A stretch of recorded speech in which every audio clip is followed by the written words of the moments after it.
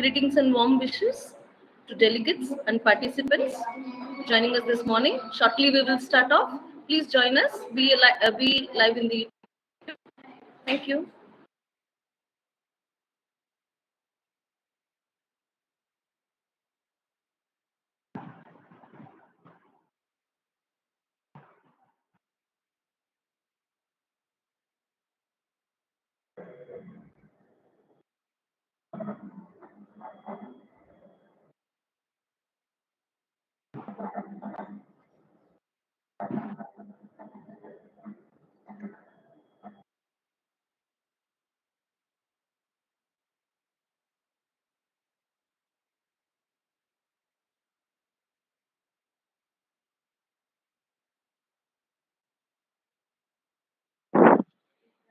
Good morning, Dr. Bharat. Good morning. Am I audible? Am I clear, sir? Audible? The voice is audible.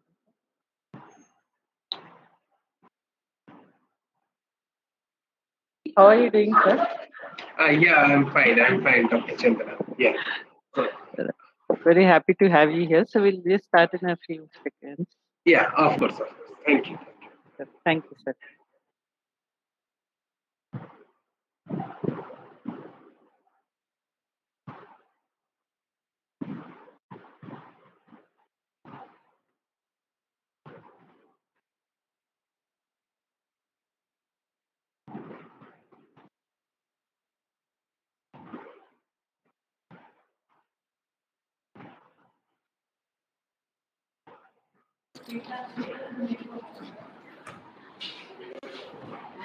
Sir, Dr. Bharat, would you have a PPT that we need to upload, or you would be sharing your screen, sir? I'll be sharing the screen. Huh? Okay, sir. So once we are done with the introduction, then we'll walk you through the process, sir. Yeah. Thank you. Greetings and warm wishes to the distinguished speaker, delegates, participants joining us this morning for knowledge acquiring, sharing, and enhancing. It is a privilege and honor to welcome you all. I, D. Radhika, Assistant Professor AC, Stanley College of Engineering and Technology for Women, welcome you all to the Day 2 keynote sessions of First International Conference on Applied Mathematics, Modeling and Simulation in Engineering, AMSE 2021, organized by Stanley College of Engineering and Technology for Women in collaboration with IOP Science. We welcome you all.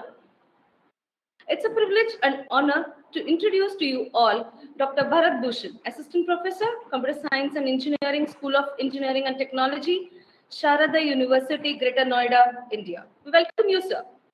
It's a privilege to introduce you all to the sir. Dr. Bharat Bhushan is an Assistant Professor of Department of CSC at School of Engineering and Technology, Greater Noida, India. He is an alumnus of Birla Institute of Technology, Misra, Ranchi, India. He received his undergraduate degree, Bachelor in Technology in Computer Science and Engineering with distinction in 2012. Received his postgraduate degree, Masters in Technology in Information Security with distinction in 2015, and doctorate degree, PhD in Computer Science and Engineering in 2021 from Birla Institute of Technology, Misra, India. He earned numerous international certifications such as CCNA, MCTS, MCITP, RHCE, and CCNP. In the last 3 years, he has published more than 80 research papers in various renowned international conferences and SCI index journals, including Wireless Networks, published by Springer, Wireless Personal Communication, Springer, Sustainable Cities and Society, Elsevier, and Emerging Transactions on Telecommunications, Willy publication. He has contributed with more than 25 book chapters in various books and has edited 11 books from the most famed publishers like Elsevier, IGI Global, and CRC Press. He has served as a reviewer and board member for several reputed international journals. In the past, he worked as an assistant professor at HMR Institute of Technology and Management, New Delhi, and network engineer in HCL Infosystems Limited, Noida. He has qualified GATE exams for successive years and gained the highest percentile of 98.48 in GATE 2013. He is also a member of numerous renowned bodies including IEEE, IAENG, CSTA, SEIEI, IAE, and UACW. We welcome you, sir, and we look forward to share huge knowledge from you and have group discussion so that we can enhance all knowledge. Thank you, sir. We welcome you. Over to you, sir, for the session. So thank you, Dr. Radhika, for this warm welcome. So can you just guide me how to share the screen out here? Sure, sir. Sure. Yeah. Sir, are you getting the fourth option there for sharing screen, sir? So in your screen, Okay, the got it. bottom. Mhm. Yeah. It's visible? Yes, sir, it's loading. 1 second, sir. Yes, sir, it's visible, sir. Perfect. So, first of all, thank you to Dr. Radhika and the organizer of this ASME conference. So, I have been associated with this conference for the past 2-3 months, and I have seen how you all have worked to make this event a very great success. So, today I'll be Sorry for interrupting. yeah. Can you just switch on your webcam if it's not a problem? Yeah, no, I'll do that.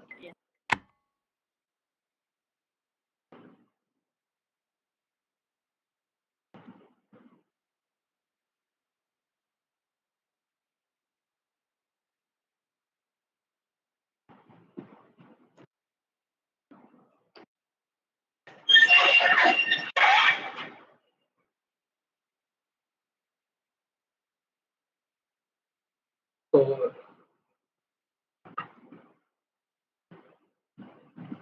yeah, it is visible. Yes, sir, it's loading. It will be visible, sir. Now you can share your screen, sir.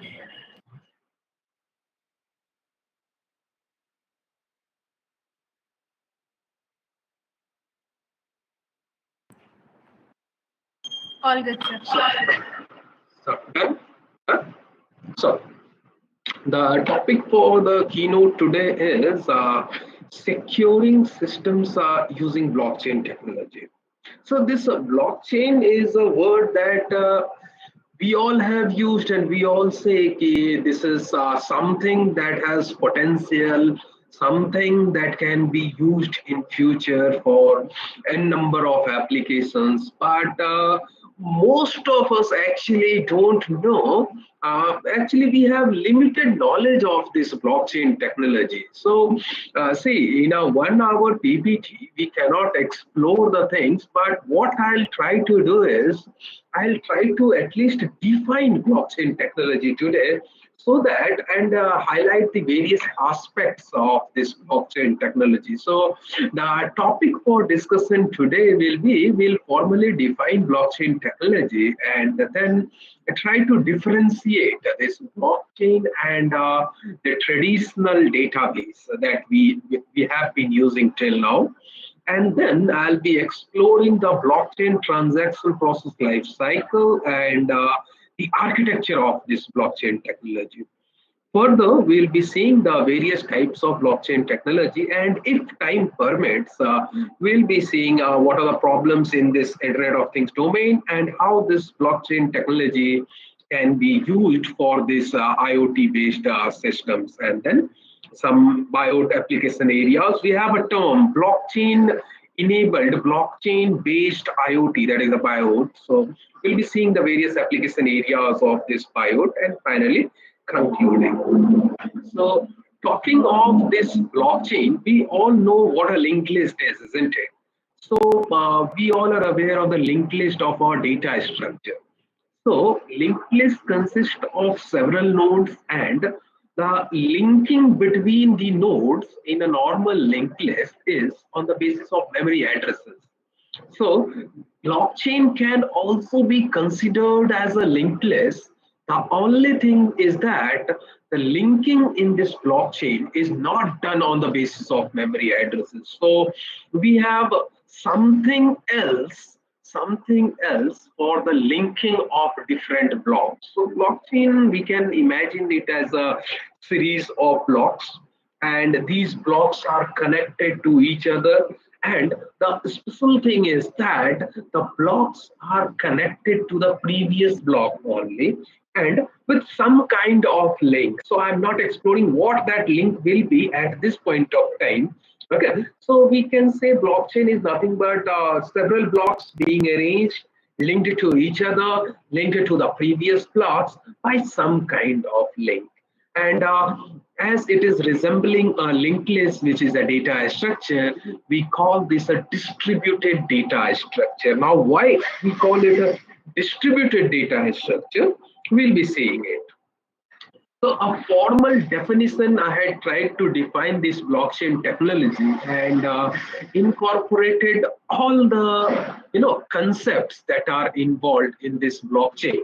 So it is a decentralized computation and information sharing platform that enables multiple authoritative domains who do not trust each other, and these domains can cooperate, coordinate, and collaborate in a rational decision making process. So this is a formal definition of blockchain, and we will be exploring each and every term in this definition. So blockchain is a decentralized computation, we said. So what do you mean by a decentralized computation? We are all aware of the centralized database, isn't it? Where we have a central coordination system, and this central coordination system, it will give order to all the peers, all the normal nodes that are connected to this central coordination system.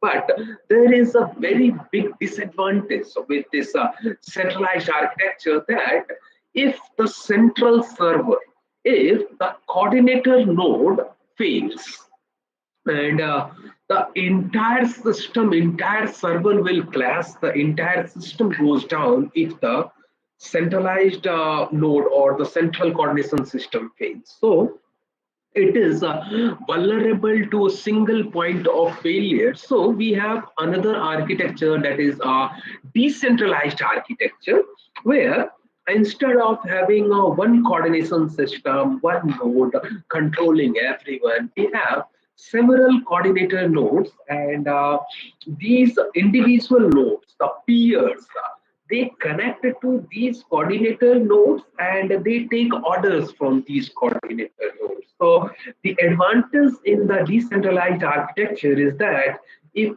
few of the coordinator nodes fail, suppose some nodes goes down, so in that case, what will happen? The individual nodes will have an option. They can join some other coordinator node, which was not case in a centralized architecture.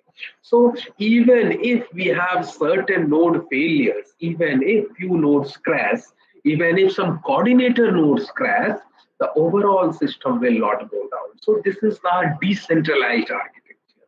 But blockchain does not use the decentralized architecture directly. What it uses, let's have a look. This is the first diagram that shows the centralized architecture, where the nodes are connected under a single authority. And the second one is the decentralized network, where we said there is no single authority. There are several coordinator nodes, and these coordinator nodes are connected with some local nodes or the peers that actually relies on these coordinator nodes for their orders. But the blockchain uses something called a distributed network. That is, you can say, an enhanced version of decentralized network, where we have several coordinator nodes. The normal nodes are connected to these coordinator nodes with a simple enhancement that all the normal nodes are also connected to different normal nodes. So every node is independent of each other, and every node is also connected to each other in the case of distributed network. So blockchain actually follows distributed network. So in this case, this is the decentralized computation or distributed computation. So blockchain is a information sharing platform. Sometimes we confuse, we say blockchain is a database, not at all. Blockchain is a platform, a decentralized platform for sharing information. So what do you mean by information sharing platform? Initially, for information sharing, the traditional way we say it is like MS Word. So there are two persons, suppose Bharat and Bharti, and they are working on a project. So Bharat will write a content in a MS Word file in a traditional way, and he will send the content to Bharti. Now, Bharti, if she wants to do some correction, if she want to do some modification, some enhancement, she will do that enhancement in the same Word file and send it back to Bharat. But the problem here is, while Bharti is doing the modification, while she is studying the document, what will Bharat do? And initially, Bharat was writing the document. At that time, what will Bharti do? So this is the problem in traditional way of data sharing, where two people, Bharat and Bharti, are not able to simultaneously edit the document. So we had an enhanced version, that is shared Google Doc. And in this shared Google Doc, what happened? It was editable by both the users. So even though Bharat and Bharti can both simultaneously edit the document, but there is one single document. In if the central server crashes, if the shared Google Doc is lost, the entire document will be lost. So even though both is able to work together, this is susceptible to single point of failure. So the next option that we can have the concept of blockchain as an ideal solution here, where Bharat will have his own copy, Bharti will have her own copy, and they can write or they can independently write their personal copy. And if Bharti is editing something, whatever Bharat or whatever Bharti is doing in their document, that will be reflected in the central cloud server. So blockchain ensures that whatever is written by both of them, the content is getting synchronized with each other, and both is able to see the most updated copy. So everyone edits their local copies, but it is the responsibility of blockchain to maintain a central copy that reflects the changes made by both these persons. So both can simultaneously read or write the document. Problem one is solved. Problem two of single point of failure. Suppose the cloud system, we lose document in the cloud server, but still Bharat and Bharti is having their own local copy. Now, this term, this local copy is very important in this blockchain technology. We'll be seeing how this local copy is very important. So the thing is, even if the central server fails, the document is still there, and also both can edit it simultaneously. So this is the information sharing platform, how the blockchain can actually help. So this now we have understood that it is an information sharing platform of decentralized or distributed nature. Now these enable multiple authoritative domains. So several authoritative domains are there. What do you mean by authoritative domains? The peers, the users. So these domains actually do not trust each other. These peers don't trust each other, but still they want to reach some rational decision making. Means they don't trust each other, but still they want to make some correct decision. So what do you mean by multiple authoritative domains, and what is a rational decision making process? let's have a look at the multiple domains. So here we have 6 nodes, for example. So every node in the network, they will be having something called a local copy. And whatever is entered in the local copy is reflected in the global database. And the global database that maintains the historical information, the global database that maintains the historical information. What historical information? What transaction have been performed? So we call it a public ledger. So the concept of public ledger is there. Give me a moment, please.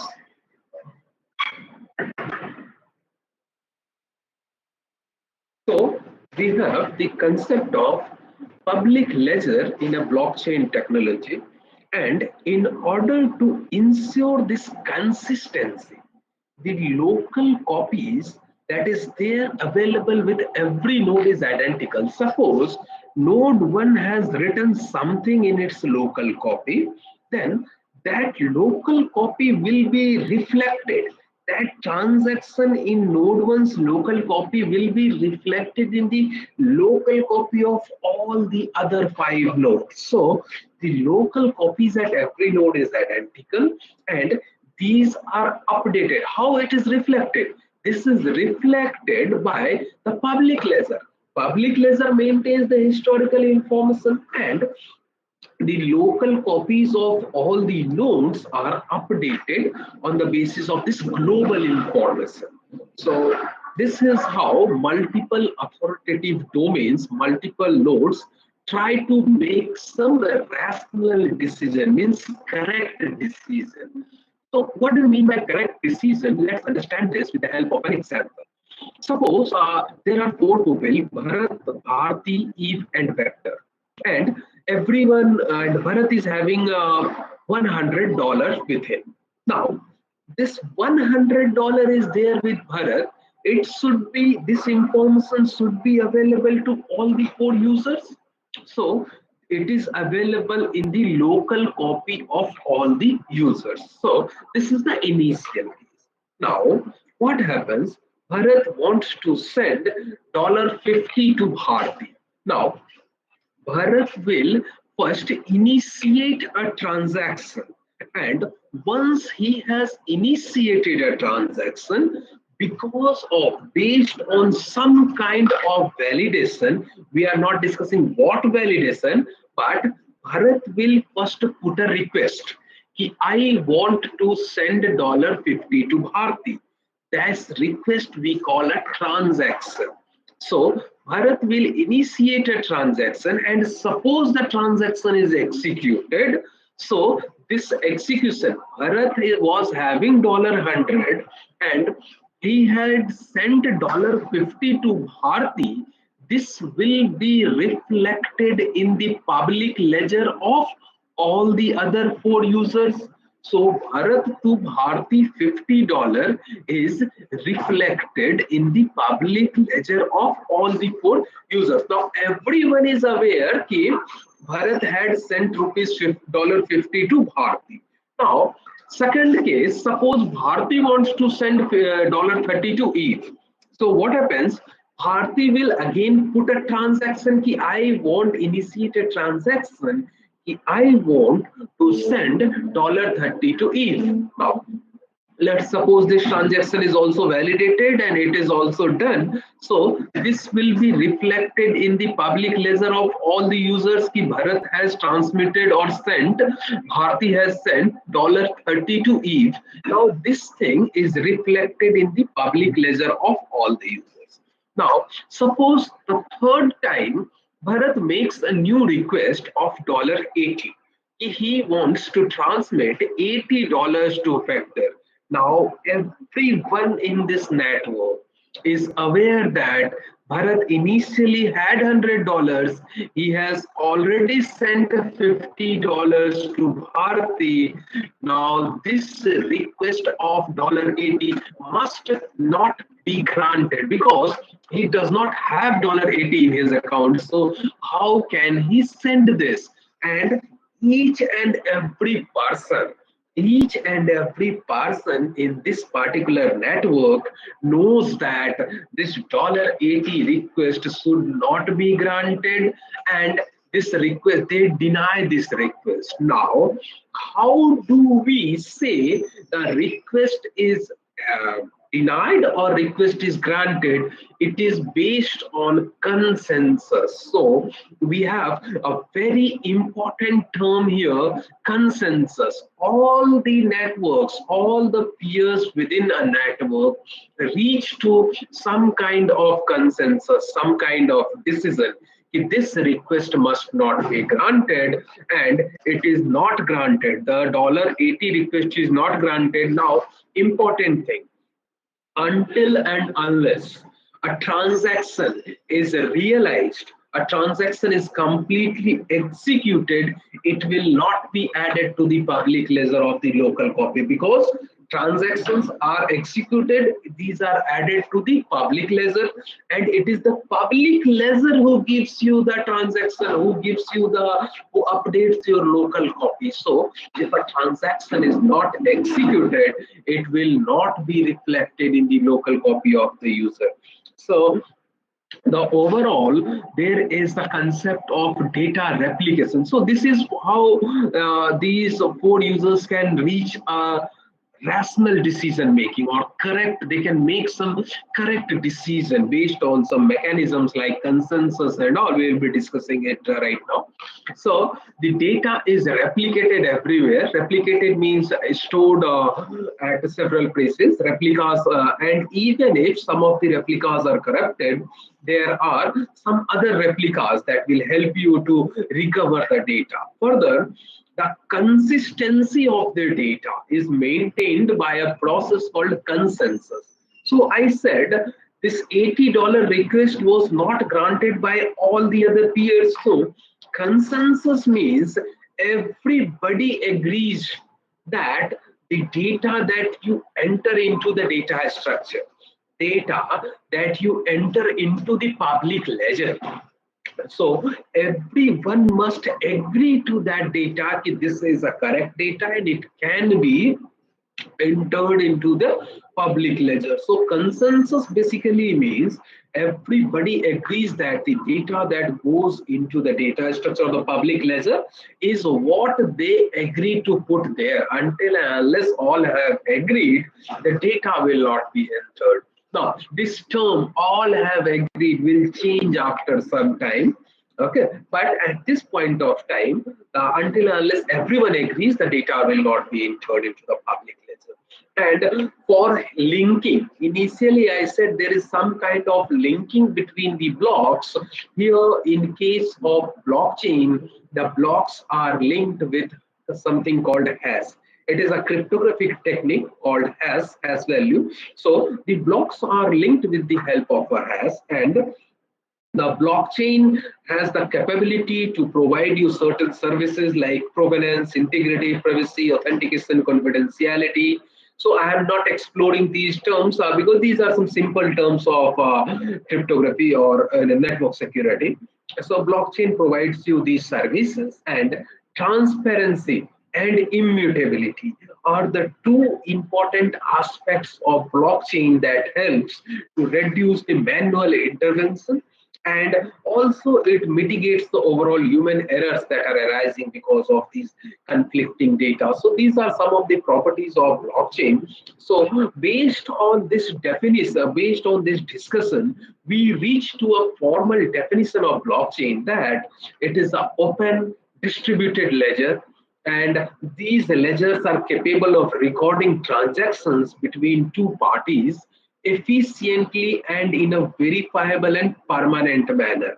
Now, why open? Because it is accessible to all. Distributed ledger, we have already seen that there is no single party controlling, every node is participating in the decision making process.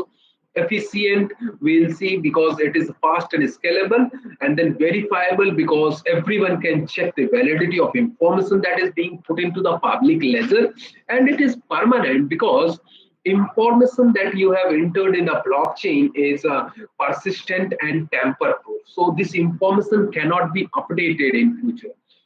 And whatever transactions have been realized, once a transaction is realized, once a transaction is executed, it cannot be rolled back. Means you cannot delete data from the public ledger. What is entered, once entered in a public ledger, that is permanent. You cannot erase anything. So that is the permanent and most important concept of blockchain technology. So how does this differ from a centralized architecture? Like in a centralized architecture, if suppose a user wants to access some data, he can send a request, can I access data X? And he will have a response from the centralized server, a general response based on his permissions, based on whatever capability the user has. But in case of blockchain network, user says, can I access the data? Now it is not one system who will check whether this user has the permission or not. It will be the combined output of all the peers, and they will send something called consensus response. That is response based on the discussion of all the peers. So instead of a response in a centralized server, we have a consensus response in the case of blockchain network. So the major difference between traditional and database and the blockchain network is traditional database uses centralized storage and blockchain uses something called decentralized storage, and it needs a database admin. The traditional database requires a database admin, whereas there is no need for an administrator in a blockchain technology.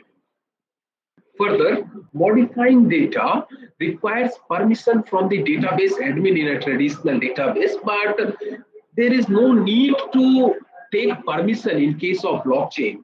The users have a copy of data, they modify the copies, but if you modify the copy in your personal copy, it will not be affecting the master copy, because until and unless everyone agrees, it will not be entered into the master copy. So blockchain is irresistible to modification of data. You modify in your local copy, it is not that everything you write in your local copy will be updated in the distributed ledger. It will be updated only when everyone agrees to it. And then the centralized database keep information up to date, whereas blockchain, as I said, it keeps the present information as well as the past information also. So the past information that has been stored before. So this is a blockchain technology that stores present as well as past information. And then centralized data.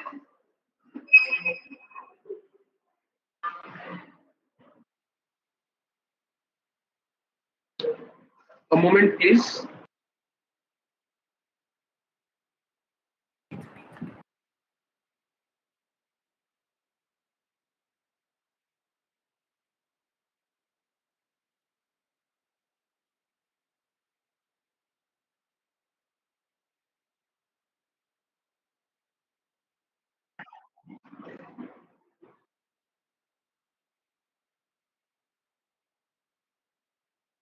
Am I visible and audible? Everything fine?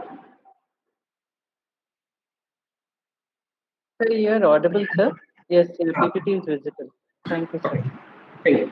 So the traditional databases are used as databases, whereas in blockchain, this if you use blockchain as a database, so the performance will slow down. So it can only be used as a transaction platform. It cannot be used as a database. So that is the problem. So we sometimes confuse that blockchain is a database. No, it is an information sharing platform, not a database. So moving on to the transaction process life cycle. So how a transaction is realized in a blockchain network. So I'll take the example of a Bitcoin. How a Bitcoin transaction is realized, which is a type of blockchain. So suppose Alice wants to send some coins to Bob. So how will he do that? He initially, in the step one, he will open his Bitcoin wallet first of all, and then he will provide the address of Bob. and the amount to be transferred, and he will click the send button. Now, clicking the send button means he has initiated a transaction. He said, I want to send some amount to Bob, and this is the address. Nothing, and what amount he has, what he is not saying anything, he is only initiating a transaction. Now, once the send button is given, the wallet will construct this transaction and he will sign it using its own private key, and this transaction is broadcasted to the network. So this transaction, every network node, every peer will pick up this transaction, will validate this transaction based on their information that is available with them, existing information that is available with them. So based on the existing blockchain, this transaction is propagated to the miners, or once this transaction is validated by everyone, it is sent to some special nodes. We call them the miner nodes. So this transaction is sent to the miner nodes then after it is validated. And what will this miner do? The responsibility of the miner is to include this transaction to the next block. See, block in a blockchain is different from the transaction. We cannot confuse that transaction is a block. No, transaction is a part of a block. The miners will take up these transactions and these will aggregate these transactions to form a block. So the miners include the transaction to the next block being mined. There is an existing block that is being mined, so miners will include that transaction there. So miners actually collect all these transactions that are validated transactions actually, and they construct a new block and perform mining. So what do you mean by mining? Mining means once the validated transactions are aggregated in the form of a block, we need to connect this block to the existing blockchain. Connecting the block, the newly mined, newly created block to the existing blockchain, this connection is done with, this linking is done with the help of a cryptographic hash computers. So this linking, this connection is done with the help of a cryptographic hash computation. And once the mining is over, means once this new block is connected to the existing blockchain, means this needs to update it where? In the public ledger. So once the mining is over, the block is included in the existing blockchain, and we have existing blockchain means the public ledger will be updated. And once the public ledger is updated, we have to propagate this public ledger. We have to send this public ledger to every peer so that these peers can update their own local copy. So once the mining is done, once the block is added, the public ledger is updated, then Bob can open his wallet and refresh. So the blockchain gets updated and the transaction is reflected at the Bob's wallet. So this is how actually a transaction is being realized. Just say this is a pictorial view of the same steps that we had seen. Initially, a transaction is requested, and after being requested, the transaction is broadcasted to the peer-to-peer network after the transaction is formed. And these nodes, these peers validate this particular transaction, whether this transaction is valid or not. Now, in the third diagram, you can see until and unless all the peers have successfully validated the given transaction, okay, it will not be added to the block. Now, once this transaction is verified, now these transactions, this transaction can be anything. You can say either it is a contract or cryptocurrency or record or any information. So once this particular small transaction is verified, there will be several transactions that might have been verified earlier and several that will be verified after some time. So these transactions, the verified transactions are combined, and these are combined to form something called a block. The newly created block is then added to the existing blockchain, and once the newly created block is added to the existing blockchain, the public ledger is updated and the transaction is completed. The same thing, the steps involved in a Bitcoin transaction is transaction initiated, broadcasted to the network, the transactions are verified and bundled them into blocks. And after this block, the race to solve a cryptographic puzzle. Now, the mining, I said, mining is adding the new block to the existing block, and this mining is performed by the miner. But there are so many peers who will be adding this blockchain, will be adding this newly created block to the blockchain, the miners. And how is it possible? They race to solve a cryptographic puzzle. We have a mathematically complex puzzle to solve. The miner who solved the puzzle first will be given the opportunity to add the block. Means the winner adds the block to the chain, and chain cannot be altered now, and every node receives a copy of the updated blockchain. So this is how a transaction is realized in a blockchain network. Talking of the architecture, you can say there are several blocks, n plus 1, n plus 2. These are some of the blocks. And I had already said the blocks are linked to the with the hash of the previous block. So block n and n plus 1 is linked with this block n is having the hash of the n minus 1, n plus 1 is having the hash of the n. So these blocks are identified by the cryptographic hash, and every block references to the hash of its previous block. And in this way, we have a chain of blocks in a blockchain. And the first block, we say it is a genesis block.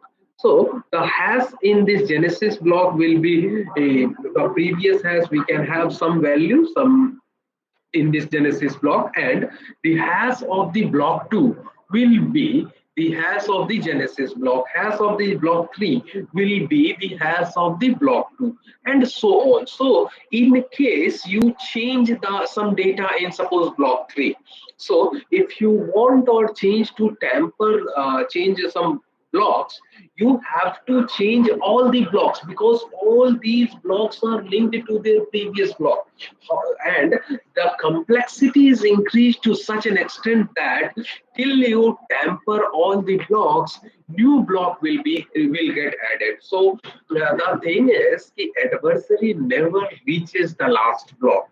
So until and unless adversary compromises, he has to compromise all the blocks, and until he is compromising all the blocks, some new block will get added. So it is merely an impossible thing to compromise the entire chain.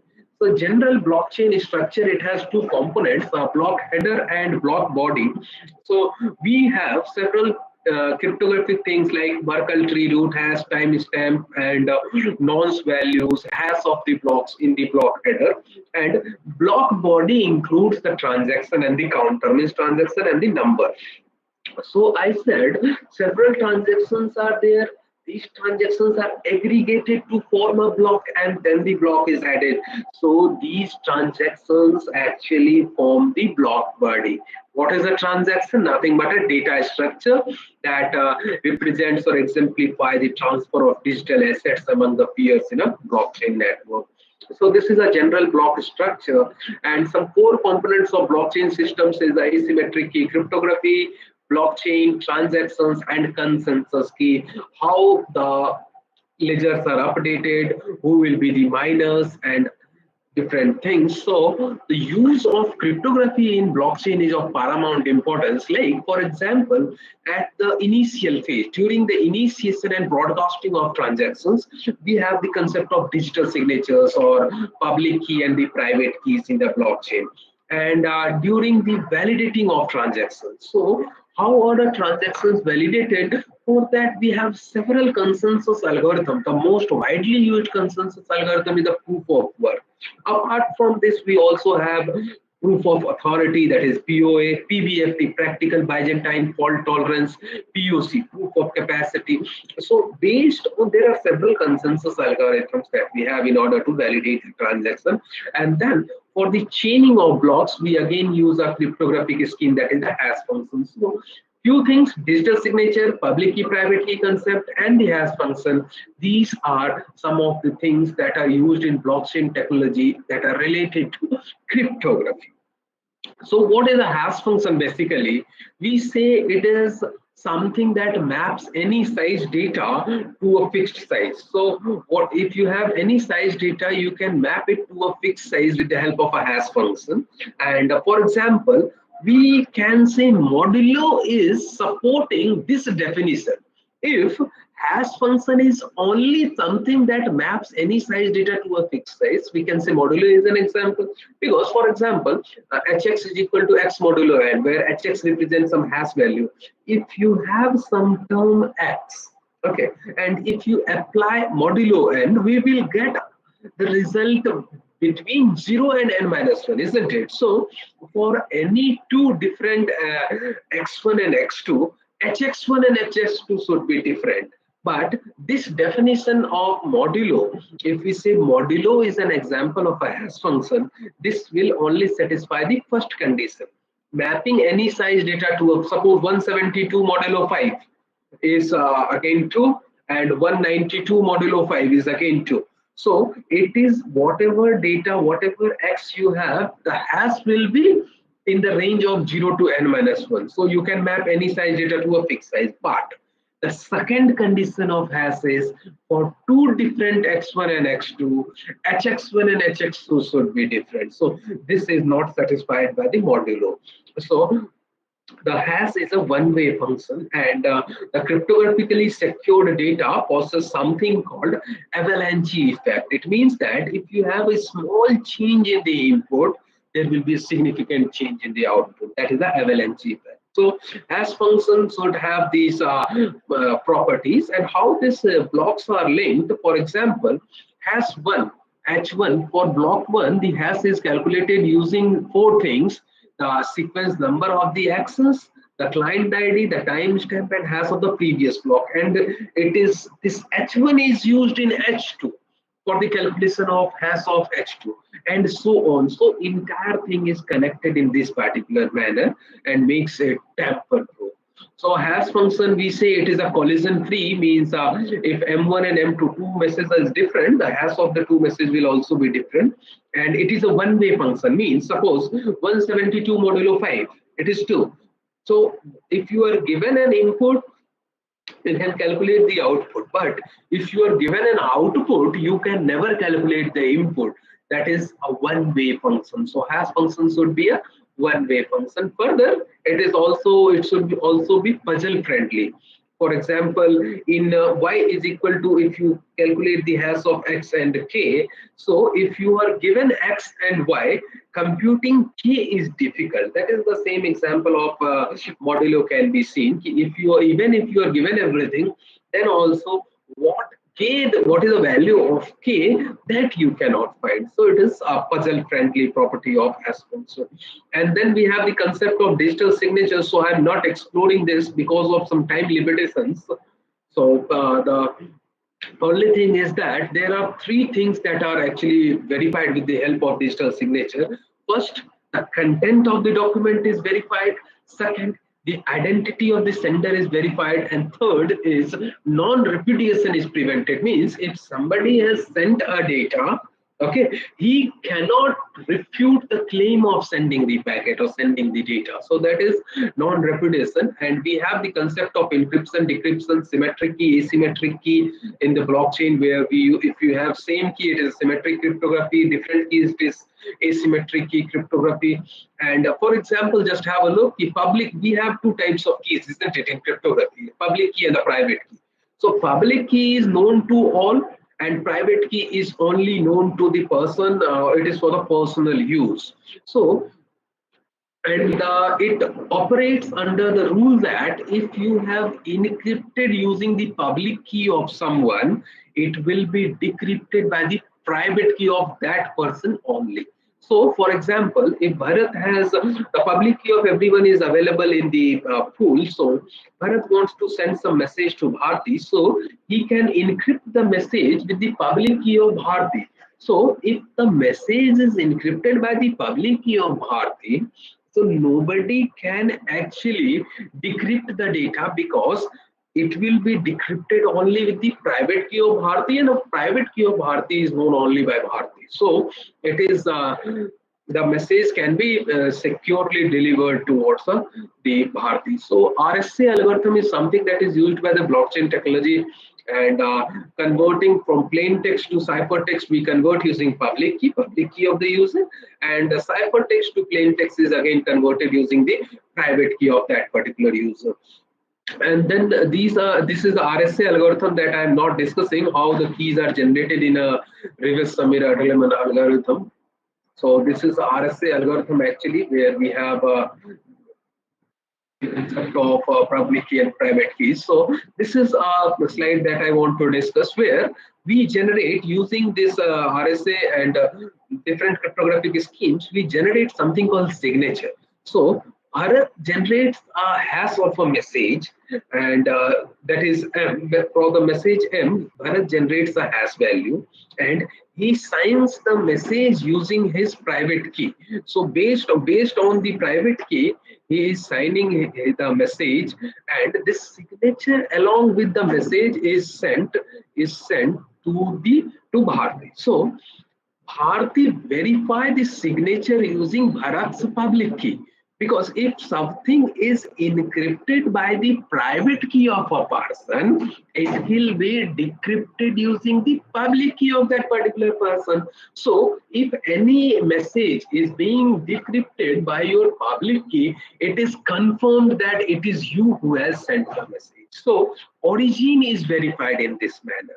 And also, Bharti computes the hash of the message received from the mem and checks if the two hash is same. It says that the two hash values are same, the content is verified. So in this way, the both content and the origin is verified with the help of cryptography in blockchain technology. Moving on to the classification of blockchain based on the permissions, we have two types, permissionless and permissioned. So in permissionless, anyone can join or quit the network. There is no need of authorization. Whereas in case of permissioned, we have prior to the participation, we have the authorization of the participants, and this actually leads to effective network governance, and there is a need for the users or the participants to reveal their requirement. And then based on the participation, blockchain can be classified into public, consortium, and private blockchain, where public we have some nodes as miners, consortium we have predefined set of nodes that controls the consensus process, and in the private the public and write permissions are centralized to a single organization, whereas anybody can read it. So the example for public is Bitcoin or Ethereum. Consortium blockchain is a hyperledger, we all know. And then we have the private blockchain, where the read permissions are public and other right is centralized to a single authority. Talking of generations, first generation was by Satoshi Nakamoto, that was limited to money transactions and enacted in a Bitcoin cryptocurrency. Second generation was focusing on assets and shares, and third generation was the smart contracts. And we all know that there is a tremendous growth of this blockchain technology in the past few years, and especially in this smart city domain, Internet of Things, healthcare domain, banking, and intelligent transportation system, supply chain management, and other things. So this is the future, and especially in case of IoT-based systems, which is very much insecure, and because of some resource constrained devices, immature standards, and resource diversity, and absence of several secure mechanisms in the case of IoT systems, blockchain technology is the need of the hour. So in several systems, centralized authorization and authentication and access modules forces the end user to trust some third party. So this blockchain actually eliminates the need for a third party, and this can offer a platform for sharing information securely in IoT and several other domains. So these are some of the papers that I had published regarding this blockchain technology. One was for blockchain for smart cities, and then blockchain for IoT, And third, if you go through the first, it will be highlighting the various aspects of smart cities and how blockchain is basically used in the smart city domain, and how this blockchain is used in Internet of Things domain. And finally, the third one is exploring the various features, threats, and privacy services offered by the blockchain, that is untangling blockchain technology. My research interest, it is wireless sensor network, security and communication, Internet of Things, blockchain, and cryptocurrencies. Thank you everyone for patiently listening to the lecture, and I'm open to any kind of questions from your end.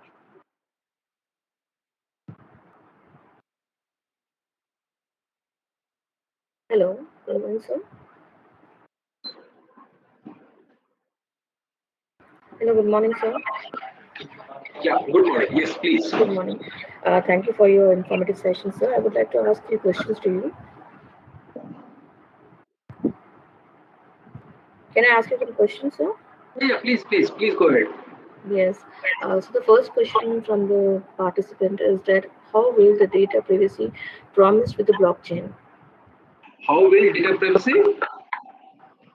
The data privacy promised with the blockchain. Promised. Yes, sir. Promised. How will be the data privacy promised with the blockchain? So yeah, data privacy is of course private. This is in the blockchain. It is actually for the data privacy only. So it is every time whenever we are adding something, whenever if you modify, like I said, this hash function. If you modify any single block, if you modify data in any of these blocks, it will first need to take a consent of everyone, and until and unless everyone agrees that data can be put into the blockchain network, so that data will not be put in the public ledger. So this is, and also if you want to, as I said, if you want to access something, so for that accessing also you need to have a consensus response, as I discussed in the, I think, initial slide. So everything is secure, and privacy will be of course maintained because of this cryptography, digital signatures. We always have this public key private key thing. So it is basically everything is about privacy. Okay, okay. Got it, sir. Thank you very much for answering. I have one more question. So the question is, what are the urgent or immediate business and industrial needs in related computing disciplines as far as the state of blockchain security is concerned? Like, So, what are the immediate business and industrial needs in computing disciplines? So currently, this blockchain is having so much potential that each and every aspect of this smart city may be healthcare domain, where we have to keep the electronic health records secure, securing the electronic health records of the patient in a healthcare domain. And you can say in intelligent transportation system, or you can say the supply chain management as well. So these are some of the areas that is still trying to, almost all the areas are still trying to, incorporate this blockchain technology, and this is the future. So basically these three things: intelligent transportation system, supply chain management, and the healthcare domain. These are the things where this blockchain can definitely be used, and in the near future these things will be incorporated. And apart from this, banking sector is something where this blockchain is a necessity. So these are some of the areas where this blockchain can be used. We all are actually exploring different areas. So these are some of the things where we can secure things, secure the transactions using blockchain technology. Yes, sir, definitely. So we have one more question from a student, MTech student, Syed Mudassir Rahman. The question is, what are the practical and operational issues related to blockchain terminology? Like, you want to know the practical and operational issues. So talking of operational issues, currently the thing is, you see, if you see like this, there have been means I have been said, ki, sir, if we use blockchain, if we use same thing everywhere, if we replicate the data at every point of time, okay, so it will lead to some storage issues. But it is not for data storage. It is a information sharing platform. So the technical, when you implement it practically, the only thing is that there are several types of attacks, isn't it? For example, denial of service attack, the you can say jamming attack, or several attacks are there in the wireless system. So in order to counter these attacks, you have to use different cryptographic schemes in tandem with this blockchain. So this is something that you can explore in the practical way, how to overcome these attacks and how to keep your data even more secure. Blockchain is not a software, it is only a simple concept that you can use. So when implementing to overcome some security vulnerabilities associated with given computing systems, so that part can be explored using blockchain. Thank you for answering, sir. So one more question is popping up here. How to control the criminal activity in blockchain? This is last question, sir. So, criminal activities in blockchain, what kind of criminal activity that is, that needs to be specified, because criminal activities can be of different type. For example, suppose if you are means eavesdropping onto the data, if you are listening onto some data being transmitted, so that is also a criminal activity.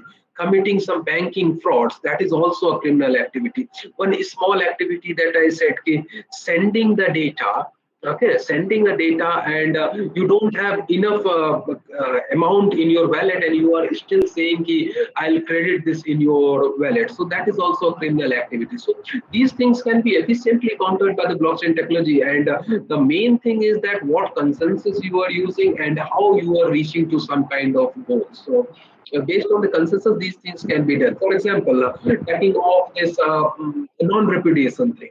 If you borrow some amount from somebody, and you say, ki, now I'm not going to return, I have not borrowed this. Or if you order something, and at the end of the day you say, you deny that I have not ordered this particular thing. So that is a concept of non-repudiation. So that's what I discussed. If you, so for example, this public key, private key thing, the simple cryptographic thing. If you encrypt something with your private key, it will be decrypted by your public key. So if something is getting decrypted by your public key, it is evident that it is you who has encrypted it, because nobody else knows your private key, and it is being decrypted by your public key. So in this way, almost all the criminal activities, we all are working on this, and hopefully this blockchain will solve lots of this adverse things in the computing system. Definitely, sir, definitely. And thank you very much for taking the session. We have learned so much about this. Thank you very much. Now, Udani ma'am, you can take over. Yes, Thank you, ma'am. sir. I request Mrs. Radhika ma'am to please continue. Thank you.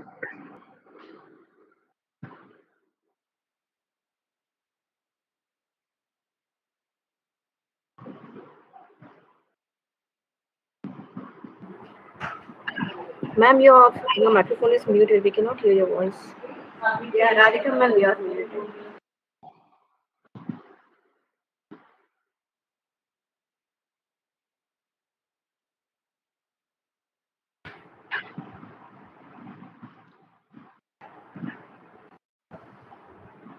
You have to unmute your mic, ma'am.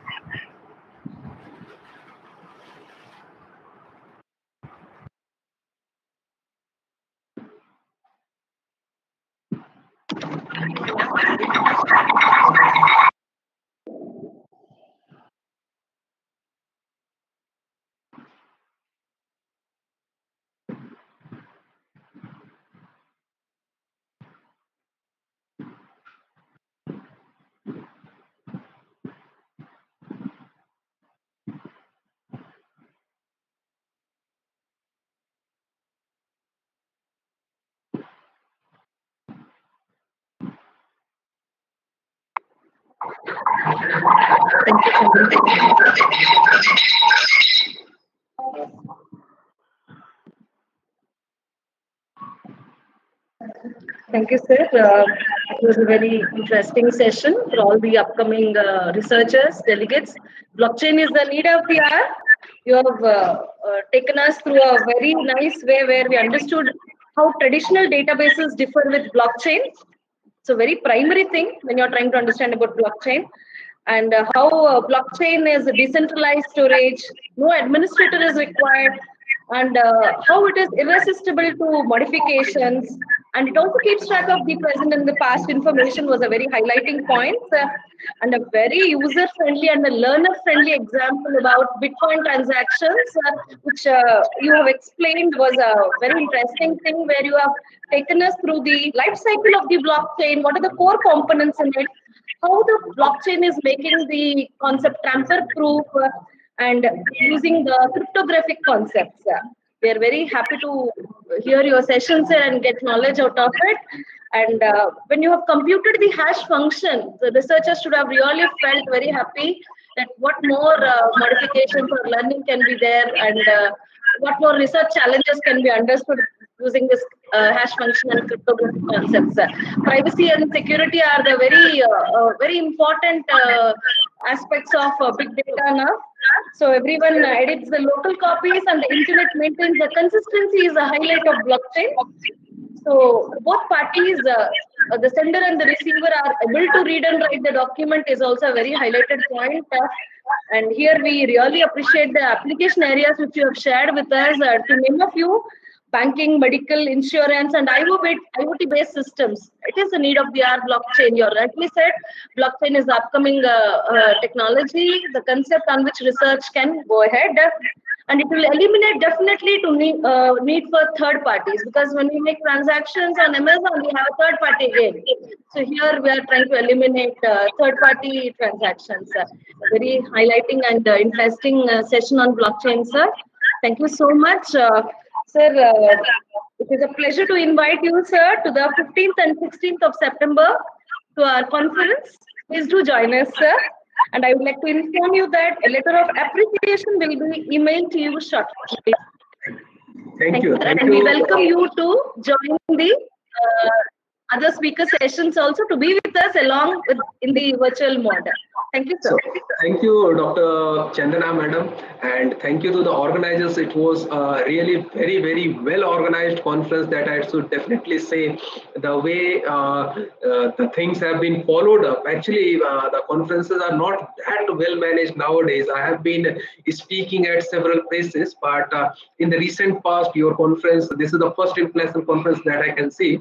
And I'm also, I've been following this, the way I have been receiving the updates of your conference and all. And especially thanks to the organizing committee for organizing such a great event. And IOP is, of course, a very good Scopus in text publication branch. So though because of some time constraints, I could not explore the cryptographic benefits and other things of blockchain technology, but I tried my best to define at least blockchain in this short period, and hope it was a good experience for all the attendees. So thank you everyone, thank you to organizers, thank you especially to the attendees for listening me for the last 1 hour.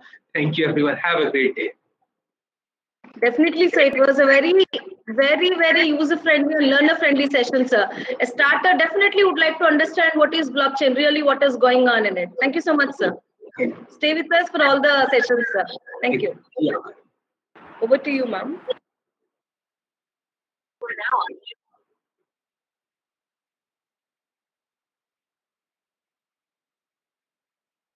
So can I leave at the moment, ma'am? It's fine. Sir, thank you for the session, sir. This is Udayini speaking. Yeah. Yes, sir. The next session will be starting in about 15 minutes, sir. If you can please join the next session also, if time permits on your side.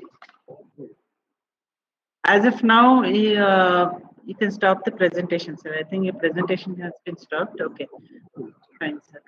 Thank you. So we are going to have an, sir.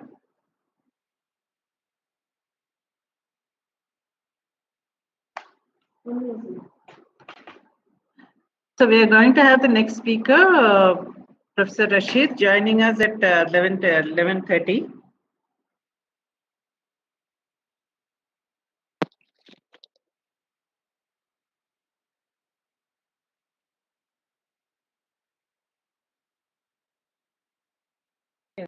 Uh, Thank you to Dr. Bharat and also to the participants for the patient listening. We'll be having the next session starting at around 11:20. So please stay tuned.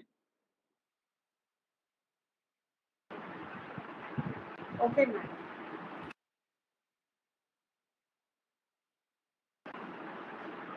We'll rejoin by 11:15.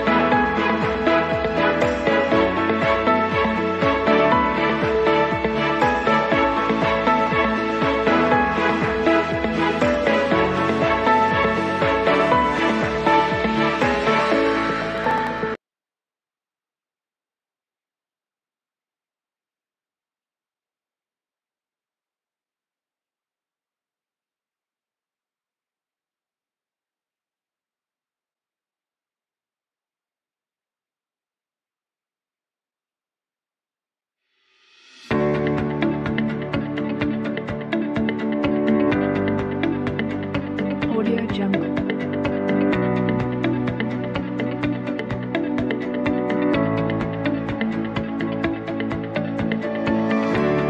Audio Jungle.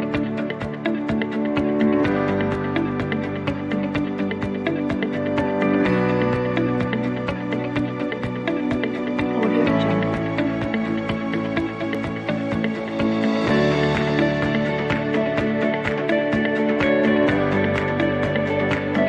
Audio Jungle.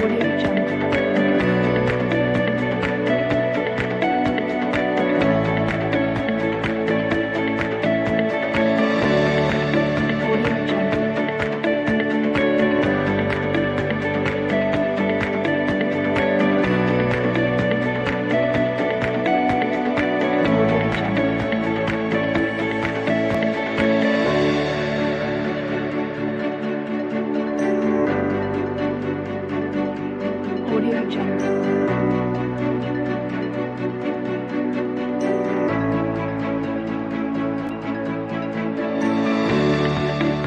Audio Jungle.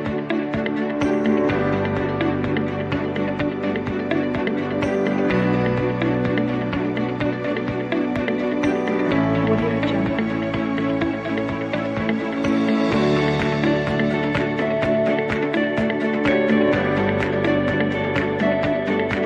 Audio Jungle.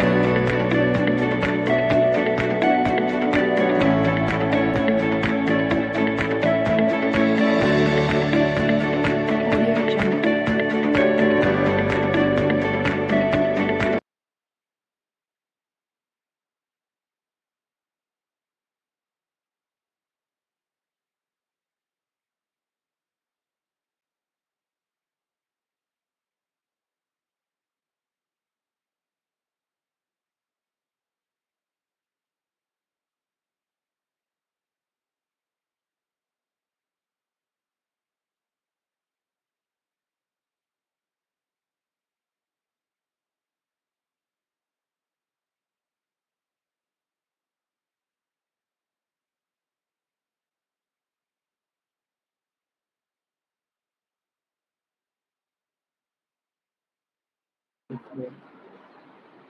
We welcome Professor Rashid. Yeah, I'm here. I'm just trying to Dear, set up. please join Yeah, us for I'm the just. session. Yeah, I'm here. I'm just trying to see how to share my screen. Can you please?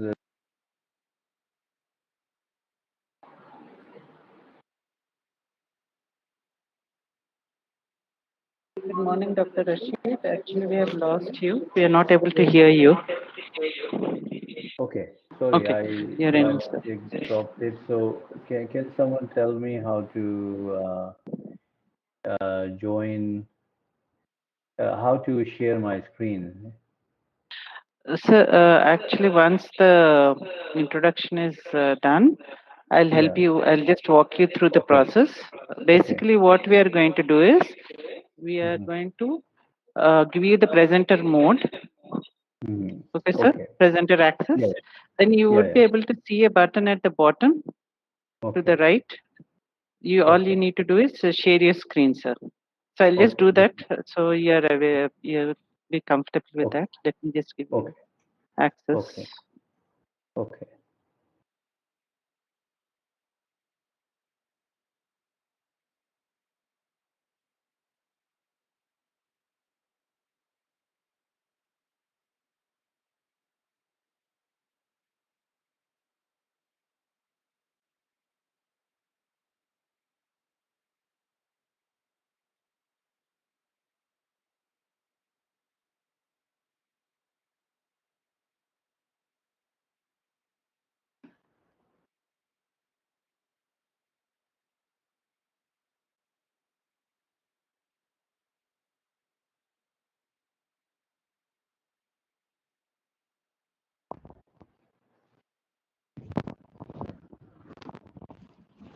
So when you the presenter, sir, you would be able to see a fourth button, Mm-hmm. Which side on bottom, the sir, right? bottom right side, sir, after the camcorder symbol, webcam symbol. Okay, cam symbol. Yeah, I can see share screen. So, Yeah, once the introduction is okay, done, you yeah, can just do a share screen, sir. You should be able to yeah, access. I did it. Yeah. Okay, okay. Okay, that's fine. Yes, sir. We are able to see your screen. Okay. So should I wait now? Yes, sir. We'll just have a quick introduction, sir, Okay. and then And how long, we can proceed. yeah, Sir? how long is the 45 minutes, right? The presentation. Yes, sir. 45 to 45. 1 hour. Yeah, 45 Okay, I minutes to can go 1 up hour, to 1 sir. hour. Okay. And questions, Yes. Yes. that is included. How long we need to leave for the questions? So we are having a live streaming in YouTube. So once you're done, then we'll be asking the participants, and the questions will be specified. And Mhm. once you are done answering, then we can close the session, sir. Yeah. Yeah. So around, you my- can expect around 1 or 10 minutes, sir. Okay. You mean that I can go above 1 hour for question as well? Okay. Yes, sir. Okay. This Yes, is sir. fine. Yeah. This is fine. I will try to finish in 45 minutes and leave 15 minutes for question, but maybe I will be a little bit longer. But let's see. Okay, okay, no problem, sir. Okay. So I wait for your signal to start. Sure, sir. Sure. Thank you, sir. Thank you. Thank you. I request Mrs. D. Radhika to start the session. Thank you, ma'am.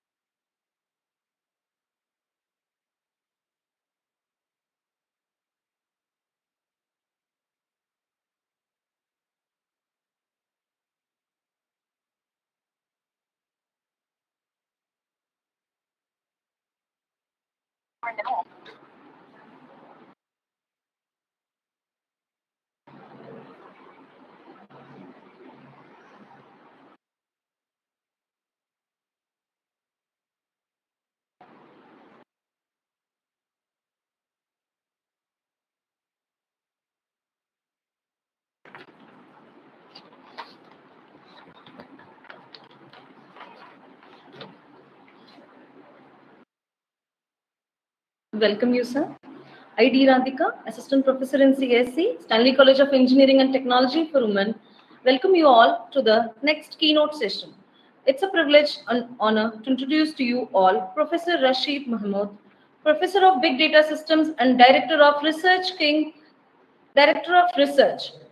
Abdul Aziz University, Jeddah, Saudi Arabia.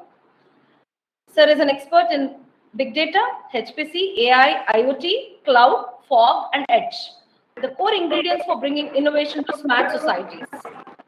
Professor Rashid Mohammed is a research professor of systems and the director of research, training, and consultancy at the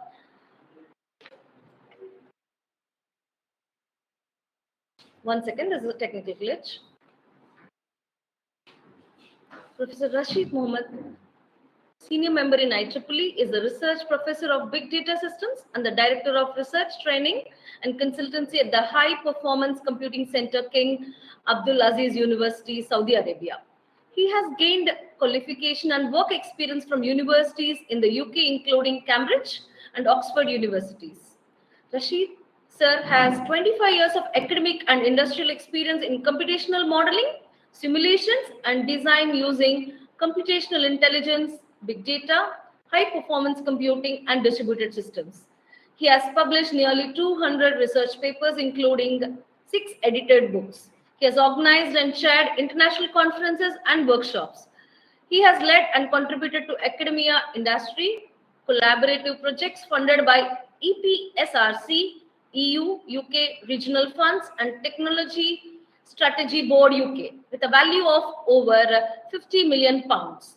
He is a founding member of the Future Cities and Community Resilience FCCR network. We wholeheartedly welcome you, sir. Thank you. Over to you, Thank sir. you. Thank you. Okay. So I will set this screen and I just want to make sure that you are able to see the PPT presentation, not the two views. So I will do it now, and if they just please confirm me. Yes, sir.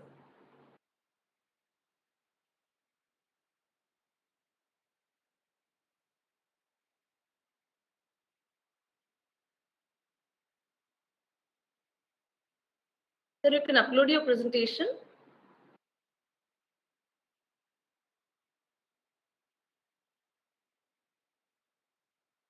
Hello.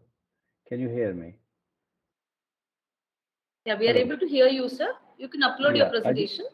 yeah, the presentation. Okay, I uploaded already. Okay, let me do it. This is fine. Okay, so can you see it now? I think it's coming. Yeah. Yeah, it's loading, sir. Yeah. It's loading. A Okay. second. So now, yeah, I just want to make sure that you see only one window, not two windows. So I will switch it. So now, do you see one window or two windows? Hello? One window, sir. One window, not Yes. two windows. Okay, this is fine. Just please make sure that, let me try to just want, okay, do you see now two windows or one window? Two windows. Two windows. Okay, now just make sure that, okay, now it should be one window, right? Yeah. Yes, sir. It's Yeah, one window. okay. Okay, now should I start? Yes, sir. You can. Okay. Okay, so this is a presentation of my talk, Big Data, HPC, AI, IoT, Clouds, Edge, and Fogs, the core ingredients for bringing innovation to smart cities and infrastructure. The presentation title seems long, but to make my point that all these technologies are converging now into smart cities and infrastructure. So, for example, cloud, fog, and edge, they are no more three different technologies. They are now considered one technology because whenever we are designing something, we have to design in a way that it is able to make use of cloud, edge, or fog. Similarly, AI is part of everything now. The intelligence is provided by AI. IoT is also part of everything because if you want to develop any application, when I say everything, of course, I understand there will be things which are not using it. But when we want to develop any infrastructure, anything these days, we want it to be able to sense the environment and act on the environment, and therefore IoT or similar infrastructure is needed. HPC and big data provide the basis for the computing for AI, compute intensive applications. So in a way, all these applications are converging. So this is why I said that these are the core ingredients for bringing innovation, and you will see that these technologies are converging. Now, what is the aim of my talk? So I would like to show how some key technologies are coming together to drive innovations in our daily life with concepts such as smart cities and societies. Um, so this is the outline that I will start with a COVID-19 study that we did some time ago. Then, because this study will help me to show what kind of things we can do, and then I will talk about some technologies and infrastructure. I will define these technologies which I mentioned in the title. And then I will talk about some applications, some research that we have been doing using these technologies to help the audience see how these technologies are being used. And then I will conclude. I have, I think, over 200 slides. So there will be some slides I will just skip after making the point or after introducing things. Okay, so let's see how it goes. Another thing is that I have made this presentation to give an overview of different research and different technologies. My intention here is not to explain any work in detail. So please bear that in mind. Now, this is a study related to COVID-19 that we did here in Saudi Arabia in our university. So I work in King Abdulaziz University, which is in Jeddah. This is, I mean, easily top 200 universities in the world, and new ranking is, I think, it's reaching near top 100. This is not the purpose for me to say what the university is, just wanted you to know about it. And so here we did some study using Twitter data, and we collected data and we tried to understand what is happening over Twitter or what is happening in Saudi Arabia using Twitter media. This kind of studies are quite common these days. Um, okay, so what you see here is that you see that there is the timeline from 14th of March to roughly end of June. I think end of May, roughly first, 2nd June, what I remember. So this is the activity, the intensity of activity. What we see here is that from 14th of March, we start seeing a peak related to COVID-19. So here's the COVID-19 start, and then we start seeing different peaks. So we see a peak related to stay home. People are told to stay home. So this is 2020 year, last year. So then we see that there are other measures. So we call them public concerns and government measures. So what measures were taken by the government and what were the concerns by the public? So stay home, people start talking about it, people start talking about prevention, and of course government was talking about prevention as well. Then there were issues related to financial incentives given by the government to people. This was done all over the world, as we know, in different countries to because people were not able to continue with their daily life, with their businesses. So naturally, government needed to feed in, and government introduced some financial incentives, and one of them was giving loan to people so that they can manage their mortgages, for example, or any other things.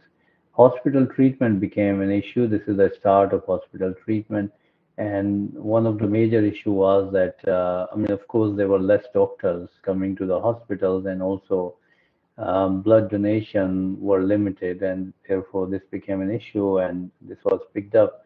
Quarantine started around this time. Maybe this is roughly 23rd of March. Mobility became an issue.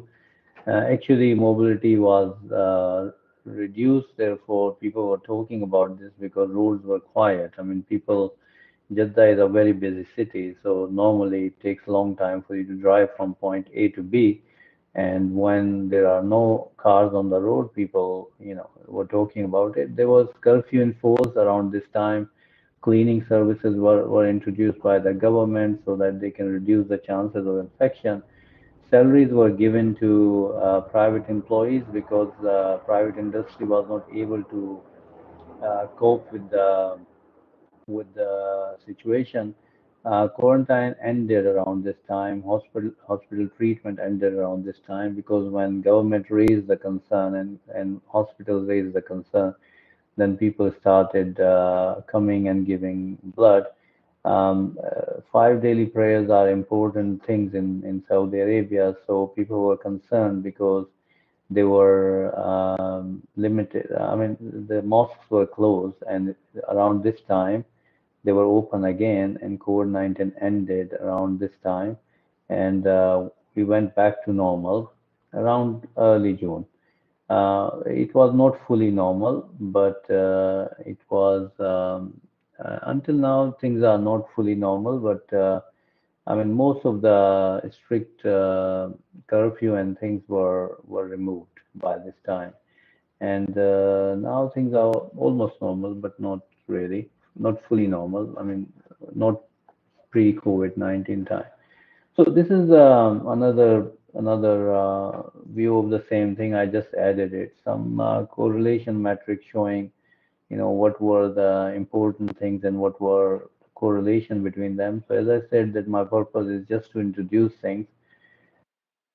This is another depiction of the activity over time, and what we have done is that we detected 15 concerns and government measures. So some of these have already been mentioned. So quarantine, 5 daily prayer, stay home loan, cleaning services, hospital treatment, prevention, price roll. So price roll was one of the financial mechanism people use to create more traffic on the network, on the internet, and try to attract people to online shopping, for example, or creating more presence. As you know, these days on social media, if you are able to create bigger presence, then you can make more money. So this kind of things were done. Mobility, salary, I mentioned this already, curfew, offers. So offers were another way because the industry was affected, consumer goods industry was affected. So they moved towards online. They increased their online activities and provided offers so that people start shopping online. And then the back to normal, we talked about this. So what we did is that these 15 things, we grouped them into multiple macro concerns. So, for example, one of the macro concerns we called was daily matters, and the concerns there were supplications, five daily prayers, and mobility. And this shows the three activities. As you can see, the color, the mobility is this color, and five daily prayers, the blue color, and the greenish color is the supplication. So this shows that what was the activity, and one of this peak was picked there, and I showed it in the earlier. So one of the thing I forgot to mention is that when I presented this graph, then we looked at this that we are able to do three things from Twitter data or any social media or other data where the timeline is involved. That is that we can find information and therefore we are able to create information structure from. We can create a knowledge with some information structure and look at things from time point of view. And the third thing is we can look at things from a spatial temporal point of view, and I will show all these three. So this is again the time base, and the next one, this is spatial temporal. So this is about curfew on 2nd of April. So the time is fixed here, but we are able to see what was the activity around Saudi Arabia, around the country. And these are different cities, and the circle shows that how much was the activity, the size of the circle, and the color shows the name of the region. So basically, this is the place where Jeddah is, and there is a holy area called Makkah, and so this is Makkah is nearby. So this is what you see here, a big activity, and because a lot of people come daily to Makkah for different prayers and Umrah, which is a visit. So therefore, you see here a big activity because they were concerned. And the other important site is Medina there. So that area is also affected. But I think that the activity here, what you see is somehow aggregated for Medina as well, because when you talk about it, somehow you talk about the major issue, and this is covered here. This is another depiction here about COVID-19 cases. So you can see that the circle sizes are different now in different areas. So this is Riyadh, the capital of the country, and you see a big activity here. Uh, and then you have the activity in these areas as well, and this activity is growing now because as the uh, um, so in terms of COVID-19 cases, from here we were able to see that where the cases are. Okay, how do we do this? This is the architecture, and what you see is that we have a data collection component, and we collect it from Twitter, we save it in MongoDB, and we have data preprocessing. We do typical things, the irrelevant characters removal, tokenizer, normalizer, stammer, and so on. And then we collect this component is able to detect measures and concerns. And how do we do that? In this particular case, we used LDA, which is a clustering method algorithm. And then we have this spatiotemporal information component um, um, where we extract the information about space and time of these tweets and events. And then we have validation and visualization component where we externally and internally validate and we visualize them. And internal validation means that we validate it through Twitter. Once we detect some events, measures, and concerns, we verify them through the Twitter data that yes, these detections were correct. And then external validation we do through media and reports and online, whatever information we can find. So, for example, when we find some event, then we look in the media that whether this information which we found actually happened or not, and if it happened in the same space which we believe, like a city, and the same time. Okay, there's some algorithms, and now the other thing is the time complexity, the computational complexity, and what you see here is that these are the number of cores. So we are I work at HPC Center, High Performance Computing Center. For those of you who don't know what HPC is, so supercomputing is a more common word for layman. Generally, the technical people know the word HPC. And how HPC works is that we parallelize the computing resources. So we divide the task into multiple chunks, and we send it to multiple cores and processors or processes or threads. And then these are executed on them in parallel, and then the results are brought back to aggregated or combined to make sense of them. So what you see here is that there are 24 cores, 48 up to 168 cores.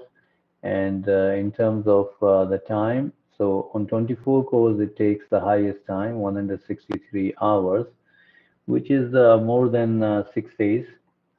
And then the minimum time is here, 144 cores, which is roughly a day, 24 hours. The minimum time is here, sorry, 168, so which is less than 24 hours.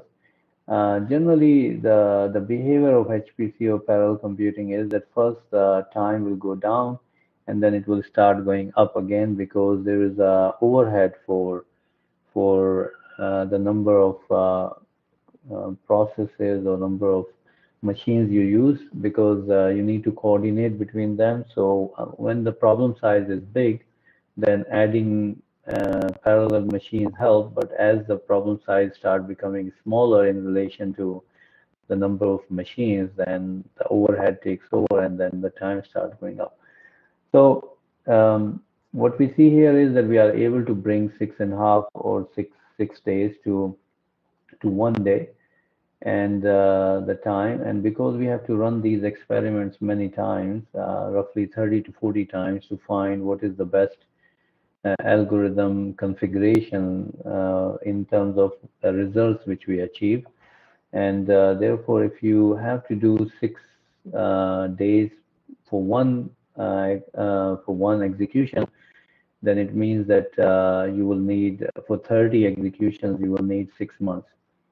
And but if you need 1 day for one execution, then for 30 executions, you will need 30 days. So you can bring the time from 6 months plus to 1 month. And then doing this thing, configuration and so on, you can discover that actually you can make some configuration changes which can give you good results for less uh, for how should I say it, that for a smaller precision, for the smaller precision of the experiments, it can still give you good results. So then we are able to see that, for example, here on 48 cores, you are able to run in 2.3 hours. So this is the way you can do. This is number of iterations of the LDA algorithm. So you can try different number of iterations and different other configurations to find out that what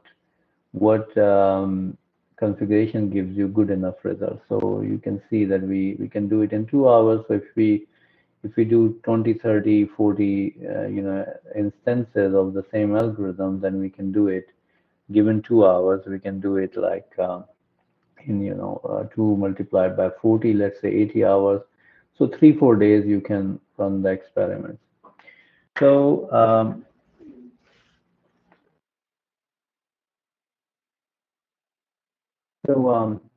so this is basically about it, that here in this data, for example, you are collecting data from Twitter. You can consider it IoT, and you are using HPC and big data. And okay, now I will go and explain some of the key terms, some of the technologies, and then I will talk about some um, research which we are doing. Now, I have to go fast on these technologies because I just realized that I have spent maybe 20 minutes. I don't know when did I start, but it's 9:26, so I need to spend another 20-25 minutes. So I will go fast now. So smart city, what is smart city? These days people know it. So a smart city can be defined as smart when this is the old definition, from Wikipedia, when investments in human and social capital. So human and social capital is very important because you cannot build a smart city, a building, a nice building, a nice city, and then you bring it, put it there, and you say, okay, now this is smart city. It cannot happen until the people who live there, they become smart. So you need to develop human and social capital. Traditional and modern infrastructure is very important, that you have a balanced integration of them in daily lives of people, fuel sustainable economic development. So economic development is very important because these days people are building some cities from scratch, but economically they are not able to be viable because the people were not there, or people were brought from outside. It was taking too much time, or people were not motivated to come there. So all these things. So this is that you need to be able to fuel sustainable economic development and a high quality of life. If the quality of life is not good, people will not come and live there, or people will move out from there. Wise management of natural resources. The natural resources are very important. People like natural things. Temporarily, they might like, big buildings, tall buildings, and all that stuff, but eventually they get bored of it. And also, natural resources relax your mind, and as we know that they are necessary for, reducing carbon dioxide for health reasons and so on. And this is the reason that, our planet is dying now. I don't know how many of you are looking at it, but environment is becoming big on government agendas, and the NGOs working in it. They are pressurizing different governments, and on this one, I would say that we have three kinds. So I will introduce here that sustainability is becoming very important, and there are three kinds of sustainability. One is social sustainability, how people live, they live coherently with cohesion or not. And if people are not good to each other, then you cannot build a smart city, because most of the time people will be arguing, fighting with each other, so they will not be building things, rather than they will be breaking it. Or maybe some people will be building and other people will be breaking them. So social sustainability is very important. Economic sustainability is important because if the economics of the city is not good, then you will not be able to sustain it. And environmental sustainability is very important because if we destroy our nature, then eventually this planet is going to die, because there are clear signs now that we have disturbed the ecosystem of the universe or of the world, and this is going to affect our survivability. I mean, of course, if the planet is not there, then we will not be there. So, and for those of you who haven't looked into it, you can look into it. Okay, then participatory action and engagement is very important, because if the government is making decisions one-sided, then these will not be successful until they look at people what they want, and whatever policies they develop, they are taking feedback from the real environment and improving it perpetually. So a smart infrastructure is infrastructure which can help to sustain smart cities and society. This is a definition from one of our work, and I will not go through it.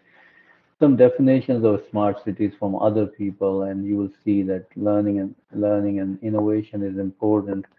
Creativity of population is important. Knowledge creation is important. Digital infrastructure is important, and knowledge management is important.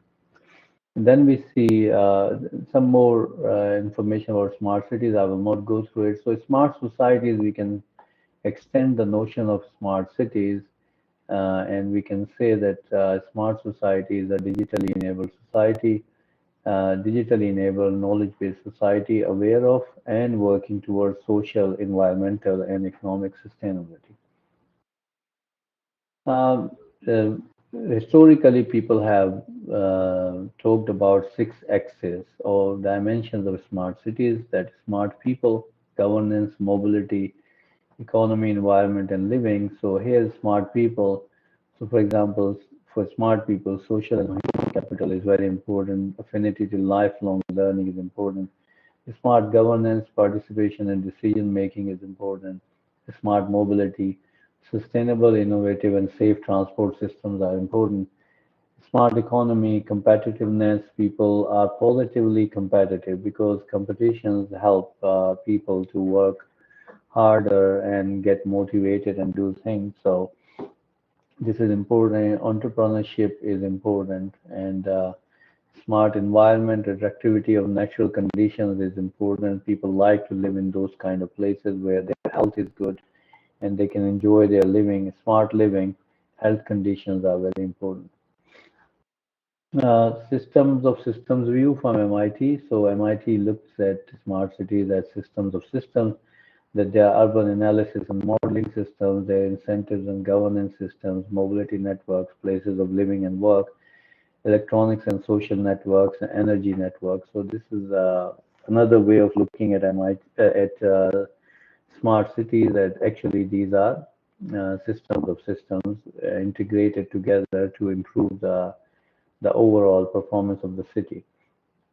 Another way of looking at smart cities is that we say that our ubiquitous converged infrastructure, and we have reached this place because of a lot of technologies, the advancement in them. We know that nanotechnology in the last 20 years or more have made a lot of progress. Things are much smaller now. Cloud computing, sensor networks, and some of the things we have talked. So this is taken from the internet, Smart Cities by William. And what we see here is that there are different systems in the city and they are working together. So, for example, air pollution, forest fire detection, smart home detection, parameter access control, magnetic levels, smart roads, smart lighting, waste management, smart parking. So all these systems are working together, and these systems, you can see that IoT is very, very important, and because you need to sense the systems and you need computing power, you need cloud edge computing, and the other technologies I mentioned. Okay, so what are the drivers for smart cities? Firstly, we have reached a stage where uh, we can develop infrastructure, smart infrastructure. It Smart cities provide an approach to inclusive and sustainable cities, and it creates it is a strategy for creating competitive environment. So that helps countries to compete internationally and cities to compete with each other and improve things and create innovation.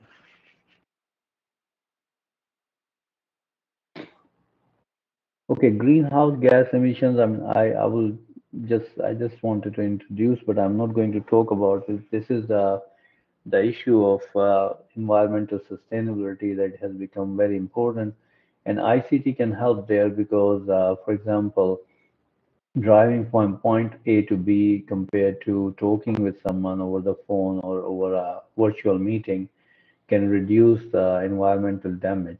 So ICT can help to reduce the environmental damage, but on the other hand, ICT itself creates environmental damage. But I mean, according to studies, ICT's damage is smaller than the damage by the physical means. But this need to be studied in more detail, and there are studies already from the past. Now, summarizing about smart cities, so we had industrial economy of society in the past.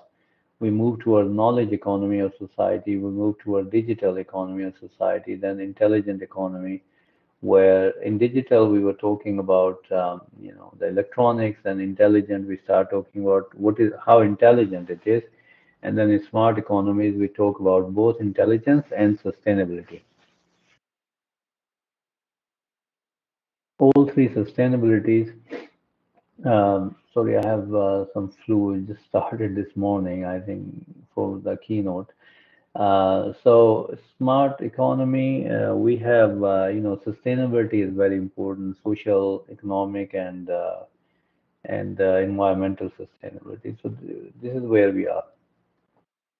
I mean, there are talks about, how sustainable this modern world is, and what will happen in the future. So therefore, I put an arrow here that things can go back. I mean, of course, this is not that I would like them to go back, but there are talks about it. People think that eventually things will not be sustainable. Now, HPC, what it is, I explained already. Why HPC is important? This is a quote by the director of Argonne National Lab, and this came in a time when US was dominating the international supercomputing or high performance computing market.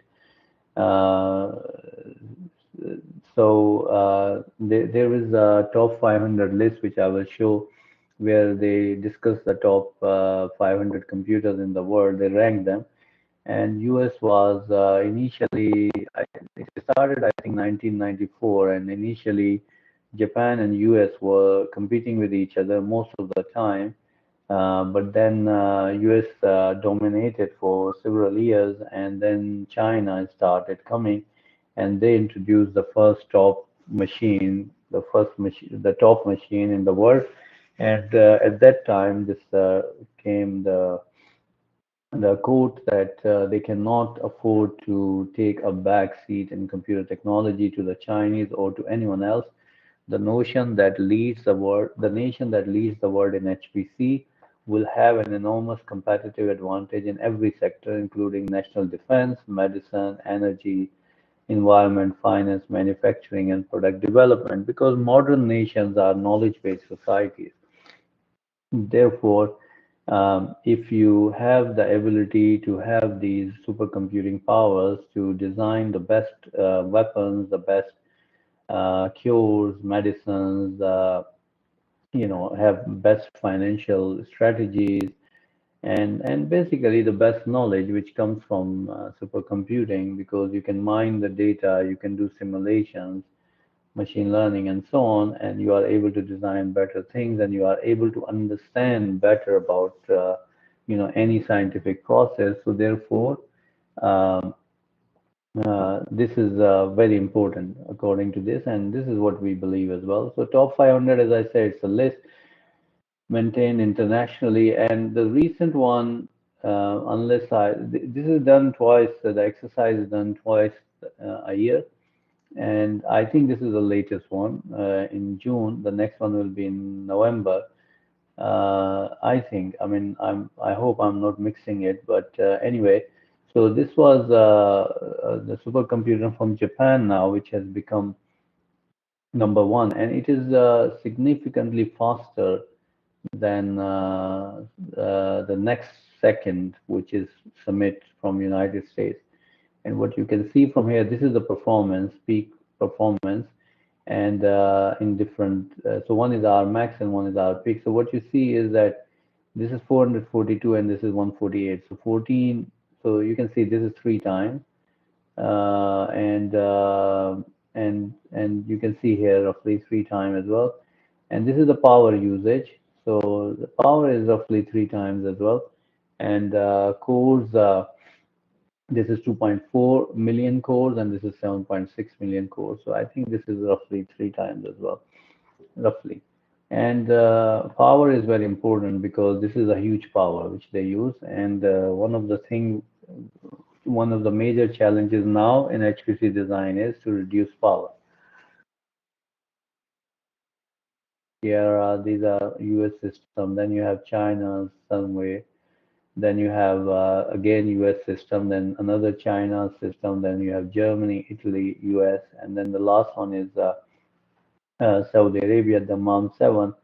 It is owned by Saudi Aramco, and this is number 10, as I said. And this is quite an accomplishment for Saudi Arabia as well to have one machine in top 10. Previously, they used to have Shaheen, which is owned by a university called KAUS in Saudi Arabia. It is in Jeddah as well. So this is basically just to show that HPC is important in Saudi Arabia, and government is committed to build this area. Some graphs about the performance shares in the world, and this is an old one, and Saudi Arabia is here, as you can see. And now the situation might have changed because I haven't looked at it and changed it. So just mentioning that you can look at these different statistics. Okay, why to invest in HPC?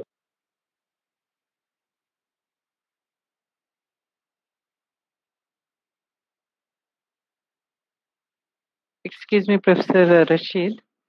Yeah, actually, we are not able to. So it's now logged out. I think he'll be logging in.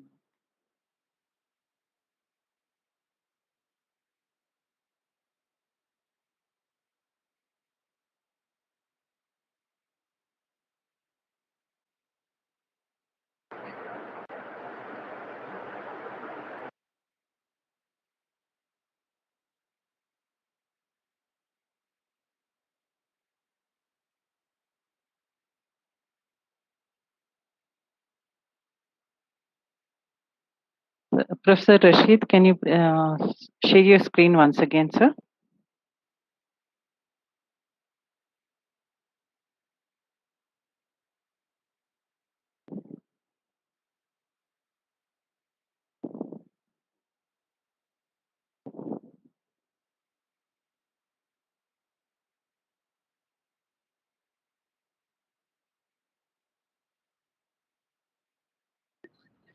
Can you hear me now?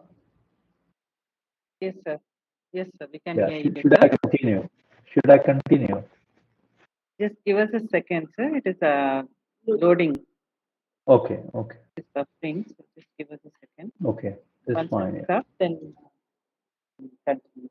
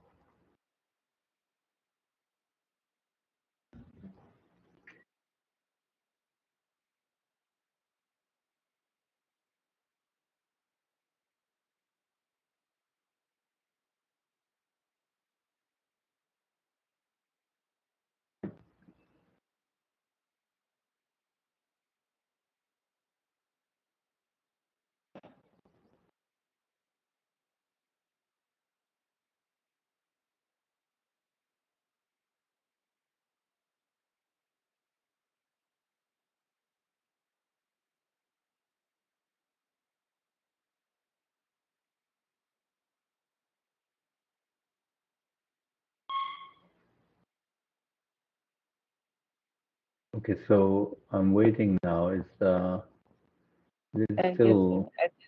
I think it's taking a little time, sir. Do you want us Okay, to that's share? fine. No problem. I'm okay. It's just I want to make sure that I'm not missing something. So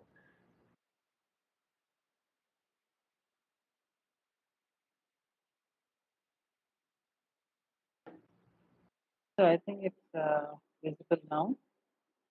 is it ready now? Yes, I can continue, right? yes. Okay. So yes, please say one more time because I don't want to continue talking if other people are not there. Should I continue? Yes, sir, you can continue. Okay. Okay.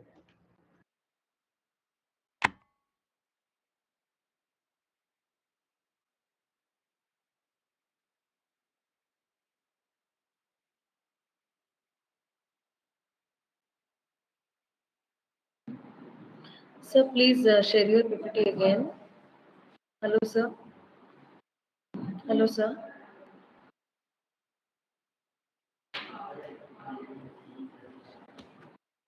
Hello, sir. Share your PPT again, sir.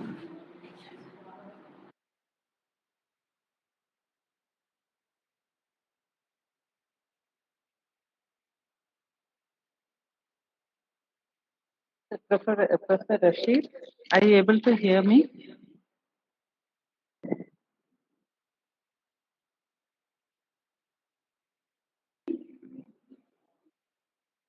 So maybe if you log out and log in again, it would help, sir. We are not able to hear you.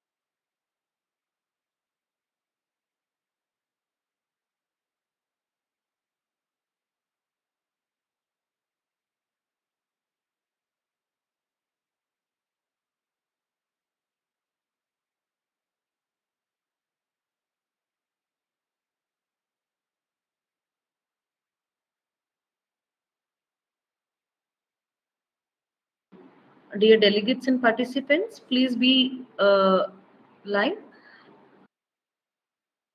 Very soon, sir will connect. There's a technical glitch. Hello.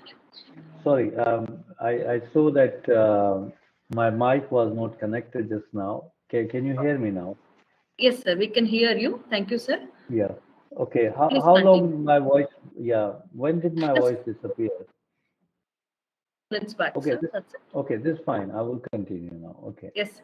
Okay. Now let me. Okay. You So you have big to share data. your screen, sir, again. Oh, okay. Okay. Um, okay. I started it. So let's see. Okay. You can see now, right? Yeah, yeah, it's loading, sir. Yeah, now Okay. it's loaded, sir. You please Okay. go on. Okay.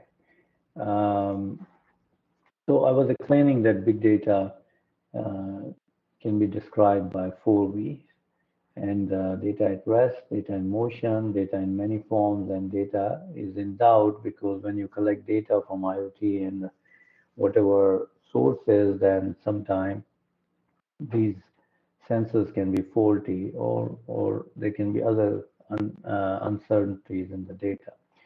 Okay, so another diagram showing, how data is coming. So this is volume, for example. What is different sizes of data coming from different sources? Velocity, for example, coming from cars. Variety coming in different formats. For example, Facebook, YouTube, Twitter, and veracity, because of the the shortcomings in the sensors and other systems. So data value chain, that individual item data value goes down and collective data item value goes up, because when you collect data, you are able to make bigger decisions based on historical data. Now I will just skip this. So HPC and big data, they are converging for some time, because HPC people, which is on the right side, they used to work with MPI and similar libraries, and they used to be more focused on simulations, modeling and simulations. And big data community used to not use high-end software, because it was a new community. They were building it up, so they were using cheap machines, like standard desktops, bringing them together with a standard network, and trying to crunch data and so on. But once they became successful, then HPC saw the benefit there in big data community, and similarly, big data people needed bigger machines and better hardware and so on. So the convergence happened, and now, I mean, the HPC people, look in machine learning, data-driven methods, and so on. And so the convergence is happening, and then computational intelligence came. There are a lot of industries where it is being used, and it start converging as well. And in IDC calls it HPDA, high performance data analysis or analytics, and which uses simulation and analytics and uses HPC resources and all kind of data to develop better solutions. Okay, then IoT came, and as we know, IoT market is uh, becoming bigger. The number of devices are becoming bigger, so this is driving the market, and of course, there is a reason for that. And then we can think about another area called connected mobility, where you know the different modes of transport are coming together, and they are communicating with each other using ICT resources. For example, we see airplanes, ships, and vehicles, trains, and for example, toll collection or passing through some toll areas or security areas without stopping. Road works, for example, cars knowing about them, all this stuff. Part of that technology is called vehicular ad hoc networks, where vehicles talk to each other rather than talking only to a base station. So this is becoming important. Now, some examples are, for example, OLI, which is IBM collaboration with another company. And this is a 3D printed car, and it is an autonomous vehicle which drives itself. And IBM Watson is used to talk to the passengers. In Dubai, they said 25% of Dubai transport by 2030 will be autonomous, and this is an autonomous car. People can take it. In Helsinki, these are autonomous vehicles. How they work, for example, this shows from NVIDIA. So there are people standing here, people crossing, people cycling, and so on. So the car is able to use different sensors. Important sensor is lidar, and some car technologies are not using lidar, and basically what you see is that it is able to understand its environment, map it, and then the the car drives itself when it sees that it is safe. This is NVIDIA's mapping technology. NVIDIA produces graphics processing unit, and these GPUs are also used for standard computing.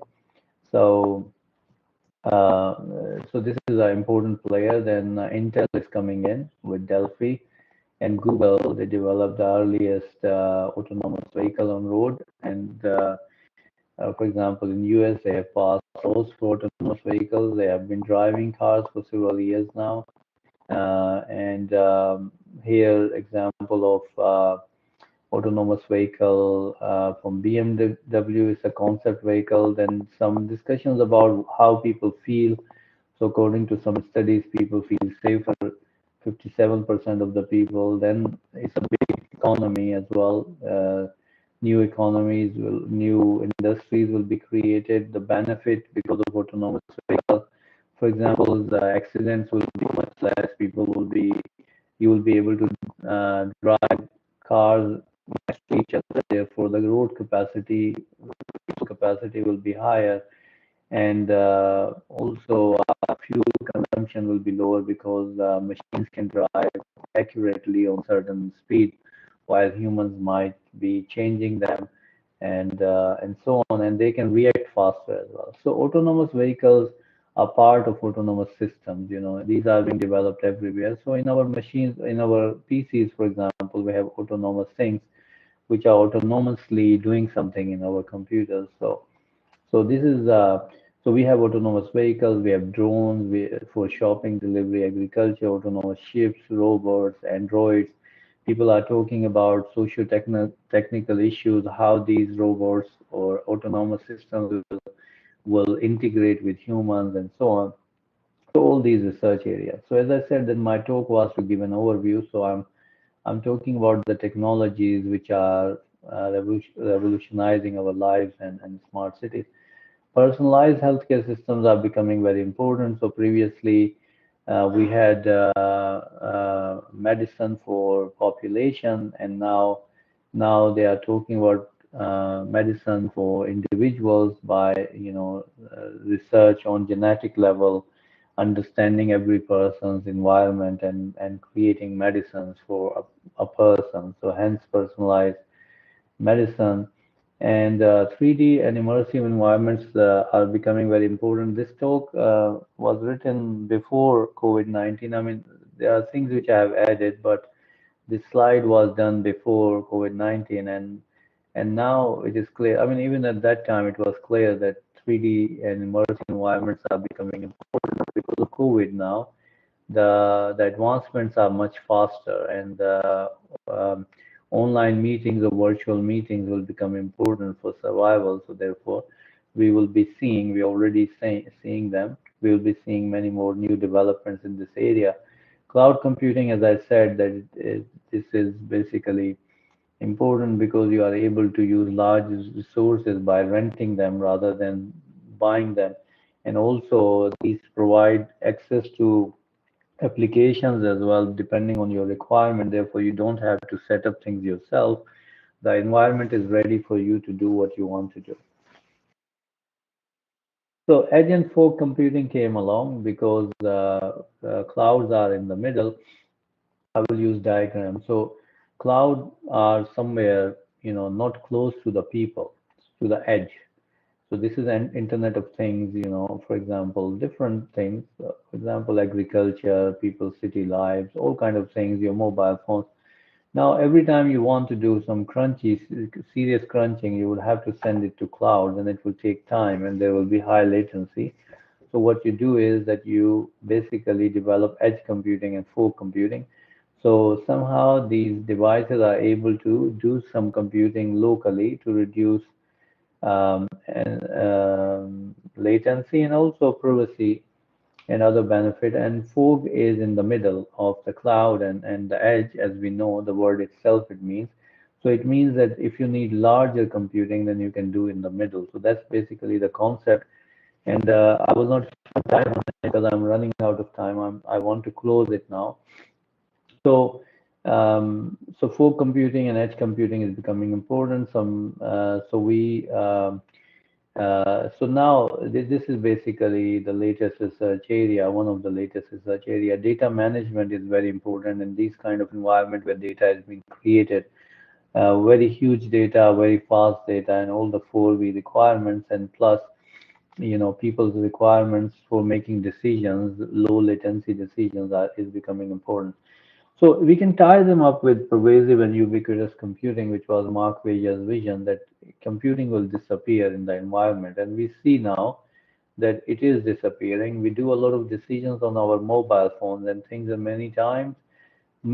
most of the time, we don't even know where the decision is being made. A lot of information is coming from other sources. We are connected through the system such that a lot of things happen and we don't know, and this is happening. So we are moving towards that vision.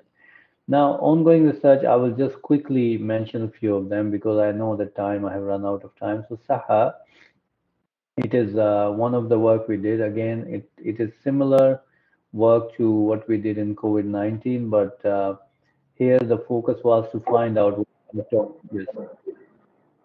yes. Is anyone saying it?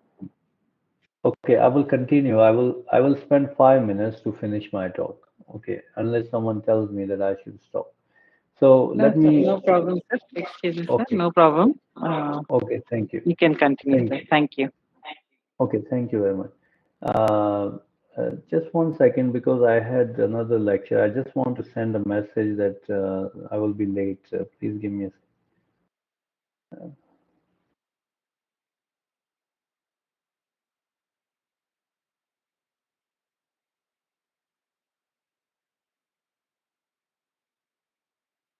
Okay, so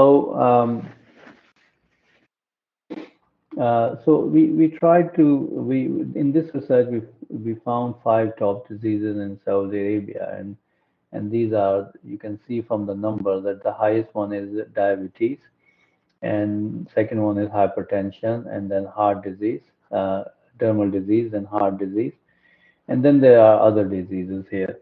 So because I don't have time, so we try to understand what was the awareness level, how was the afflicted cases versus the awareness cases, and so on. We try to also understand because the initial data was from where some of the information we found was not relevant. For example, some of the words you use, they can be used in different ways. Like diabetes, people use the word sugar, and sugar is so basically there is some noise coming from one of the mic. Okay, so I will just go through it fast. And another work we are doing here is some noise coming. Someone's mic is on.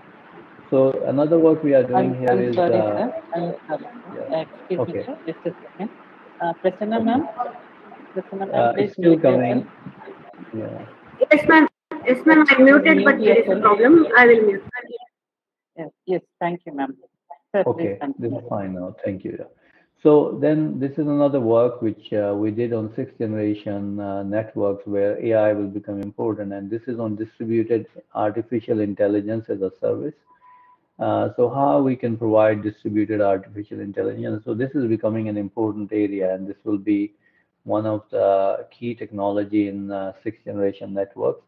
I mean, in this one, you can see that again, latency is very important, and this is the edge, different applications, fog and cloud, and how do you distribute AI to these different layers and provide intelligence to different stakeholders within the ecosystem.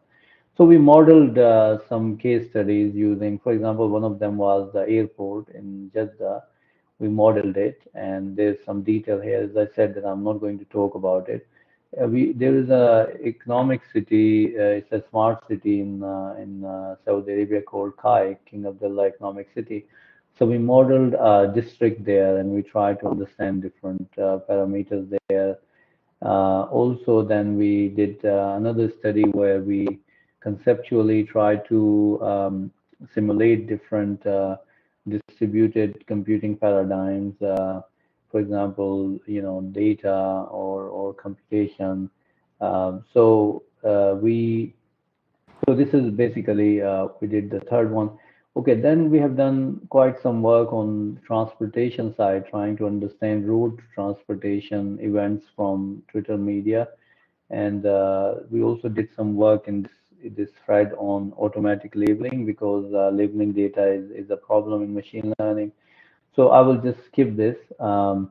Then we have done some work with Taha. So this is basically optimizing applications performance in edge fog and cloud computing, and using deep reinforcement learning. And DRL, as we know that now it has become quite important, where you are trying to do things in real time and you need intelligence in real time. So we did some work, and as I said, I'm not going to go in detail.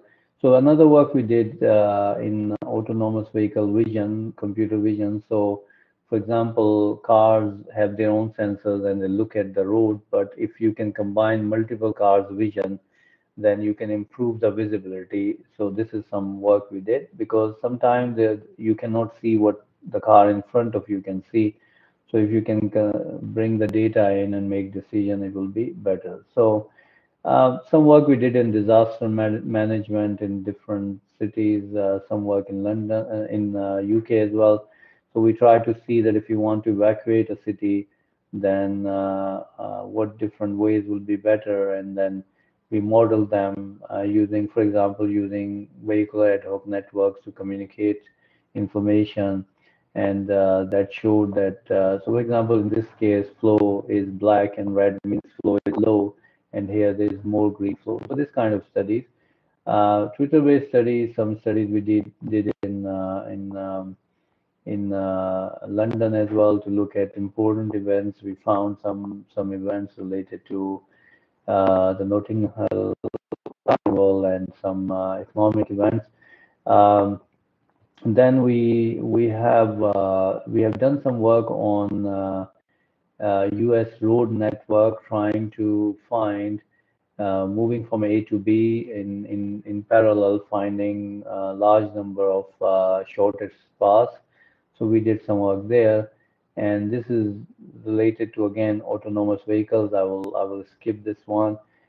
We have done quite some work on modeling data using deep learning, for example, the sensors under the road and taking that data. So there is these sensors are inductive sensors. The data is available in some countries like US. So we took data from there, try to model that data and try to combine it with emergence with accident data and to predict accidents and so on.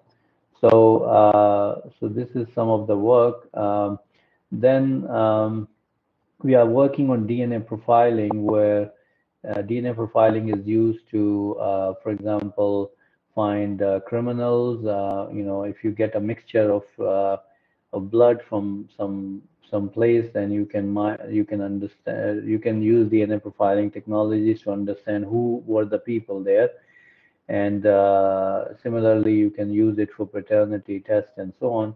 So some work we are doing there, and this uses high performance computing as well. So okay, I will skip it. Pain management system, car-free societies. Um, uh, some work we have done on UT-Learn. It's a distance learning management system, that how to develop system which can improve lifelong learning and learning on the society level.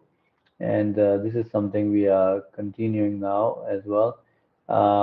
We do, so this is UB Health related to healthcare application, how to improve healthcare performance, application performance on the network. We do a lot of work on sparse linear algebra, which is a very important application because a lot of scientific applications depend on solving linear equation systems or matrix vector product, and one of them is deep learning as well. So if you can improve the performance of these lower-level algorithms, then you can improve the performance of deep learning in terms of time and space requirement. And here are some of the example areas, and basically most of the car and aerodynamics design and structural designs, they all use these things. So we have done quite some work on this, and this is our major area, one of the major area. So, and we do a lot of computing on GPUs and the many core architectures, and we try to look at performance of these different algorithms on different architectures. So this is SPMV, which I say is sparse linear algebra, and the performance in different ways. So we have been, involved in different. Here, there's another work on integrating big data and and HPC, and we propose some ideas based on design patterns. Some conferences we organized in the past, publishing books and creating impact.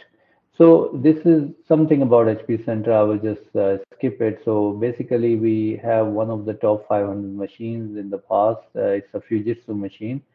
This talks about architecture and different users from different faculties, from FCIT, from environmental sciences, from science faculty, and so on. So I will leave it. So conclusion, a number of technologies are coming together, and they are driving smart cities and societies, and our lives are becoming more and more science fiction style, and actually we are moving very fast into more science fiction and virtual world, and COVID-19 has actually accelerated that, because now people are working from home, and it was not imaginable 2 years ago, and now a lot of things are happening which is very different, and I think the future is going to be different even more, and technologies will play a very important role. And because I don't have time, so I will just go end it. Acknowledgement to people, collaborators, students, references. Okay, that's all from me, and I will take questions, but I will try to limit the questions because I was supposed to finish by 10. So please, if we can do 3 questions, I'm sorry about it. I ran out of time. Um, a very good afternoon, sir. Dr. Rashid Mahmood. I, Good Arshia, afternoon. on behalf of this Stanley College of Engineering and Technology, thank you for an enlightening and edifying presentation on the big data, HPC, AI, IoT, cloud, fog, and edge, sir. It was a wonderful and informative session, sir. We appreciate having explained these enigmatic areas of supercomputing to innovate and transform our indigenous societies to smart societies. You clarified all the aspects related to IT, sir. Thank you. So that can Thank you. be, which can be integrated to improve the overall view of the society. That's a real transformation from industrial to smart society. It's a great idea. I personally would like to know more about IT, UTI. It's a lifelong learning. Maybe we can connect on LinkedIn and share information regarding that. Yeah, So, sure. okay, would you mind answering few questions here? We do have few Sure. questions posted on the YouTube. Yeah, sure. As you talked about innovation in smart societies, so the first question popped up here is what tools can be created to support and measure the required diversity? I'm posting these questions on the chat also so that you can see. Mm. So the three questions are there. The first question is what tools can be created to support and measure the required diversity? Okay, what tools can be created to support and measure the required diversity? And diversity, okay, let me read the whole question. How can we integrate socially relevant and meaningful assignments into higher education curricula while maintaining an ethical stance? How can we include vulnerable groups like elderly, illiterate, and retired? Okay, okay. I mean, now this is, okay, this is a question that how can we, So whichever question you would like to go with, sorry, sorry. it's your wish. Whichever questions you would like to answer, you can take over. It's your choice Yeah, yeah, because we are. yeah. I'm answering. Yeah, I'm answering the question. Should I continue? Yes, sir. Yesha, please continue. Yeah, yeah, yeah. So basically, equity, equality is a major issue, and this is a more political issue than technical or technological issue. Simple thing is that technology is developing because it brings economy. There's an economic case behind technology, and society relates to people's beliefs, people's goodness. And if people are good, they naturally try to be equal or they give priority to other people. So if we don't have equity or equality today in our society, then this is because who we are. I mean, I'm answering this honestly, and so the issue, the technology is led by people. Technology is controlled by people. If people are good, the technology will be good. If people are not good, they are driven by their personal benefits, personal desires, then naturally the technology will go there as well. So how can we do that? I think that we need to change ourselves. I mean, I can give you some ideas. We can do this. We can develop some infrastructures for measuring sustainability. So this is one of the work we are doing now. We are talking about measuring sustainability, and we are trying to push this work.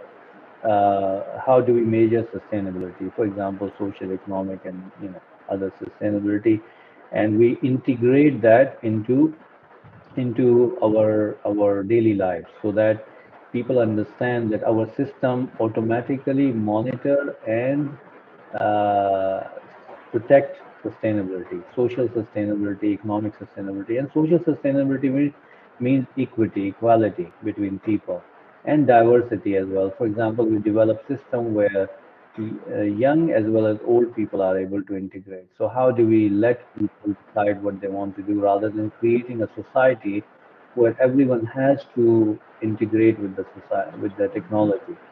So I will summarize by saying that technology is led by people, by society.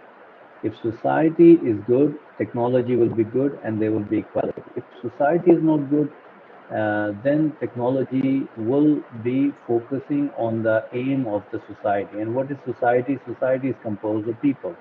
If an Right. individual is good, then the society will be good. If I am not good and I criticize other people, it is not going to become good. if I am measuring everything based on what I get from this, and I am materialistic, my main aim is to become famous, have more followers, and have more money, then this is the society, and this is what we will get. So I will stop here because of the time. Okay, Very thank well you. answered, sir. Very well answered. Thank you. Actually, yes, it's an individual who makes a society. So the individual is good, and society will also be good. Very well said. So the next question here is, how can we include the vulnerable groups like elderly, illiterate, and retired or unemployed members in the social fabric of smart societies? How can we Yeah, include okay. them? So inclusivity or inclusiveness, this is one of the research areas, and people look at it. I think partly I answered that earlier, that as I said, that we need to, if we want to have inclusive development of technologies, then we need to be inclusive. So, for example, I talk about myself, that what do I do with my parents? Do I take care of them, or I take care of my career? So typical answer nowadays is that most of the people are interested in their career. It is about me. It is about, what I get from it. It is about, my relationship, my marriage, my everything. So if we are like this and we don't look after our parents, then how would the technology will be developed which will look after the old people and other segments of the society? So, I mean, the technologies are there which can be developed, and I think that we need to develop an inclusive society where people who do not want to get involved with technology, they should still be able to live. But unfortunately, this is not happening. I mean, this is the, generally the thought process is that everyone has to learn technology, otherwise they will be left over. And that will be the case. Some people will go off the grid, and some people will remain in villages and they will go off the. I mean, nowadays, even people in cities are going off the grid. So this is going to happen, and I think this depends on us, on individual, on society, and then the technology will be there. Then we will be diverse. We will accept people who are not using technology. At this time, we think people who don't use technology, they are backward. We look down on them. But we need to understand it, that this is not the case. We need to improve our understanding that what is a greater achievement, being able to use technology, or understanding humanity and being a good human. So this is my answer. Thank you. Thank you very much, sir. And I personally look forward to connect with you on LinkedIn, maybe. Uh, Sure. Yeah. and thank you very much. I Okay. get Thank over you. to Chandana ma'am. I get over to Chandana ma'am. Yes. Yeah. Radhika ma'am, you can take over. Yes, ma'am. Thank you, ma'am. Thank you, sir. Thank you so much for Okay. sharing your immense knowledge and expertise and your Thank you. views. We are very happy you have answered our questions. Sir, I have a question in person. I'm also pursuing research in big data. Yeah. What is your comments about security and privacy when we are going for connecting so many devices? How you will comment? Right. I mean, we know that security is an issue. So, and when we develop a new technology, we have to develop security solutions. And privacy, people have to compromise on their security if they want to live in this modern world. And I'm using the word modern in quotes. Doesn't mean that modern world means necessarily good, but means that the world are moving to, people are connected, and people's data is being used more than what we can think of. So the privacy is always when you start using it, and you need to understand that. So the only way is that you leave it. Now, yes, we understand that there is a lot of research happening, and if people are honest, then they will develop technologies and they will be implemented, and people will be able to safeguard some level of privacy. But when we are using these services which rely on our real-time connectivity and our data analysis, then naturally our privacy is being, compromised, and we allowed it to happen. We need to make a decision about it. About security, as I said, that I personally believe that there will always be ways of safeguarding security, protecting security, and there will always be security breaches, just like we make the best castle and it gets broken. We make the best prison, it gets broken. We make the best house, it gets broken. Banks. So similarly, these systems will be broken. I mean, we can't stop it, but we can reduce the risk, reduce the chances of them getting broken. That's all for me. Okay. So if all the questions have finished, I would seek permission to leave because I had a talk at 10 o'clock and I'm already late 20 minutes. And this is partly because of me, because I spoke too much. Okay. Thank you, sir. Thank you. Your comments were about security and privacy was really correct. That's true, sir. Okay, thank you. Sir, we invite you to 15th and 16th to our conference. Okay. Token of appreciation will be emailed to you very shortly. And Okay. really, so many takeaways are there from your session today, sir. Thank you. We are very glad that you have shared with us the COVID data case study analysis for the upcoming researchers and the ongoing research. It is a lot of insights into it. You have clearly stated what are the architectures under which the data analysis has been done, how data collection was carried on, the measures and consents for the detecting the components, spatial temporal infrastructure components. And sir, we are very glad we are trying to understand what are the availability of ICT infrastructure for smart mobility and smart cities. Those dimensions really gave an understanding of how IoT is getting connected with big data. And really, sir, HPC, Thank how you. HPC works, it's an insight. So practically understanding HPC, how it works, was a great takeaway from your session. And Thank you. the basics, big data, Okay. 4 V's were really told in a very simplified way, very learner-friendly way. We are very thankful for that, sir.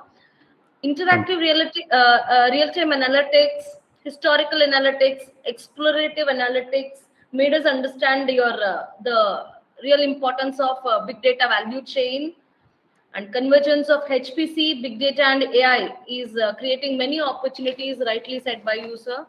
Thank you so much. Thank There was a you. lot of informative inputs from your session today, and definitely our delegates and participants will be Thank you. utilizing this knowledge.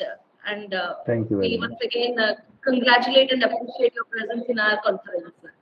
Okay, thank you very much. If you have a I few appreciate. seconds to stay, sir. Thank you, sir.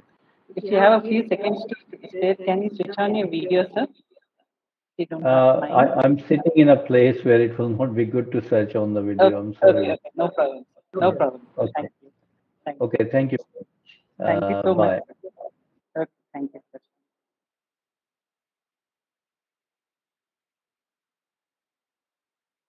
Yeah. Dear participants, delegates, we will be having the next session at 1:30. We'll be having Dr. Tanya Stanko joining us in a little while. Please stay tuned.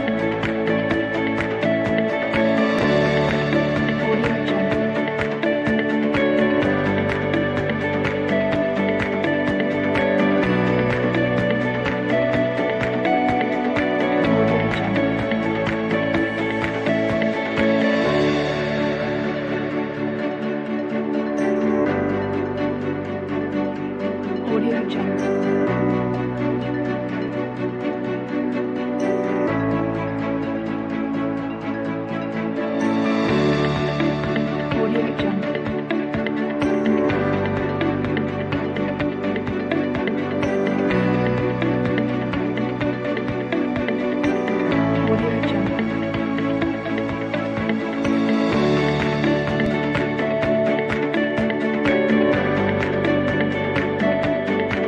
Audio Jungle.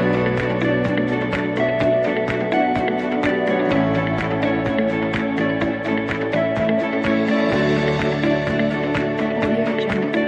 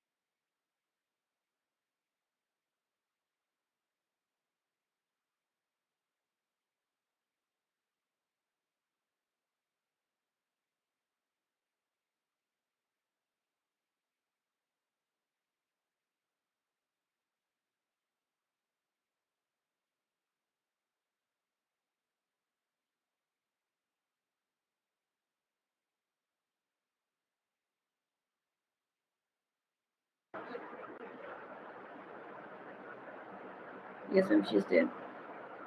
Okay.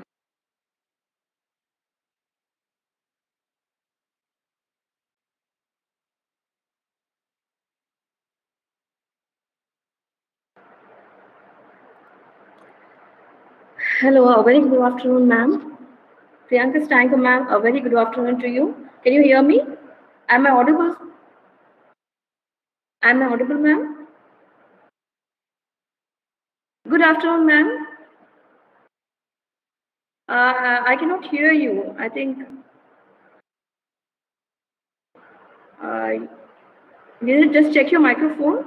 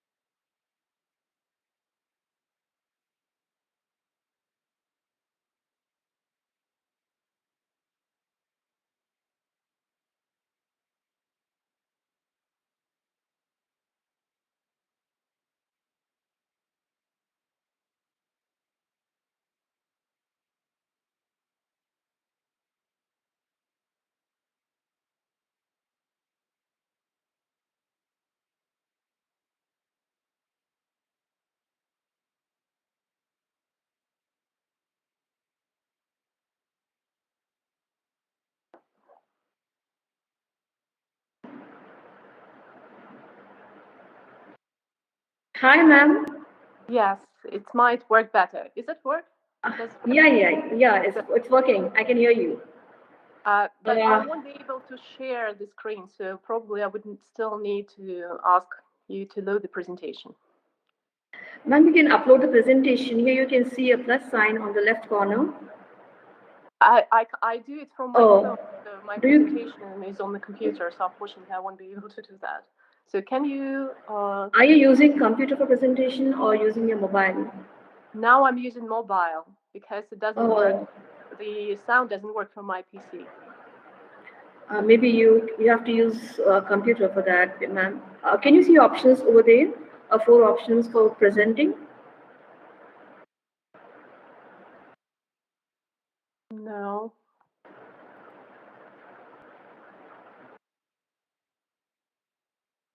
You don't see any options. Okay. I sent you the presentation a couple of days ago. Do you have it? Yes, ma'am. I have it. So maybe it Should would I be do? easier. Yes, if you would do that, Yes. it would be easier. Right, ma'am. I'm doing it.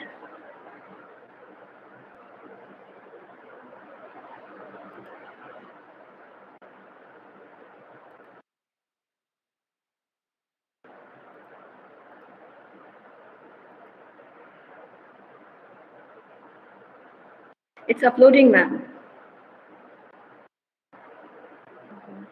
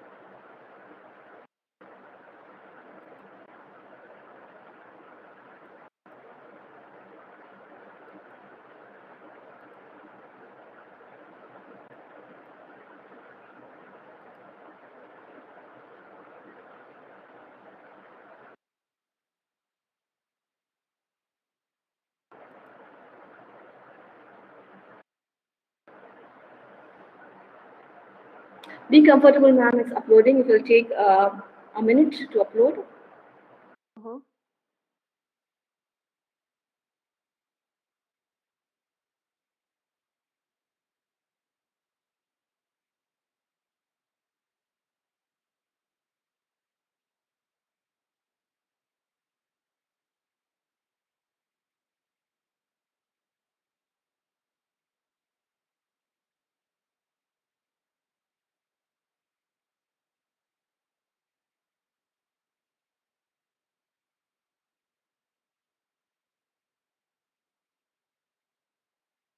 It's there, ma'am. Yes. Yes, yes, perfect. Perfect. Good afternoon, ma'am. Okay. Okay, a very warm welcome to you, ma'am. I take honor to introduce Dr. Tanya Sanko to everyone here. So I'm reading your profile. Please allow me to. Dr. Tanya Sanko is an expert in engineering education and university organizational changes. She works in academic leadership since 2012. Her experience includes launching two new greenfield universities in Russia, such as Skolkovo Institute of Science and Technology and IT University in Innopolis.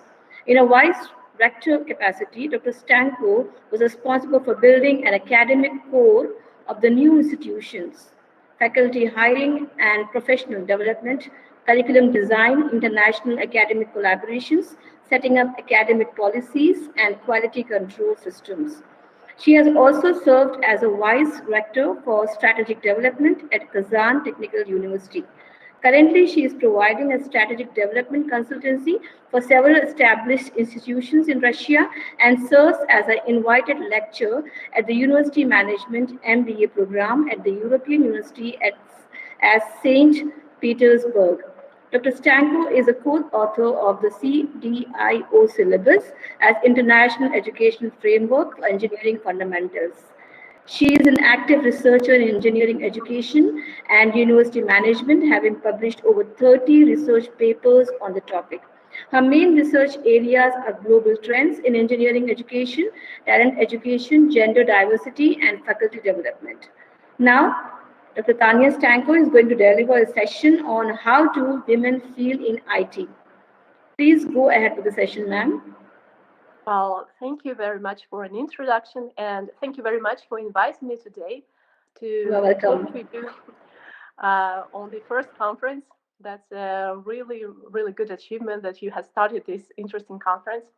Today, I would like to talk to you on how do women feel in IT. And again, my name is Tanya Stanko, and currently I'm based in St. Petersburg and affiliated with St. Petersburg State University in Russia. The next slide, please. Yeah, first, I would like to talk with you about some facts about the women in IT and in STEM in general. Next slide, please.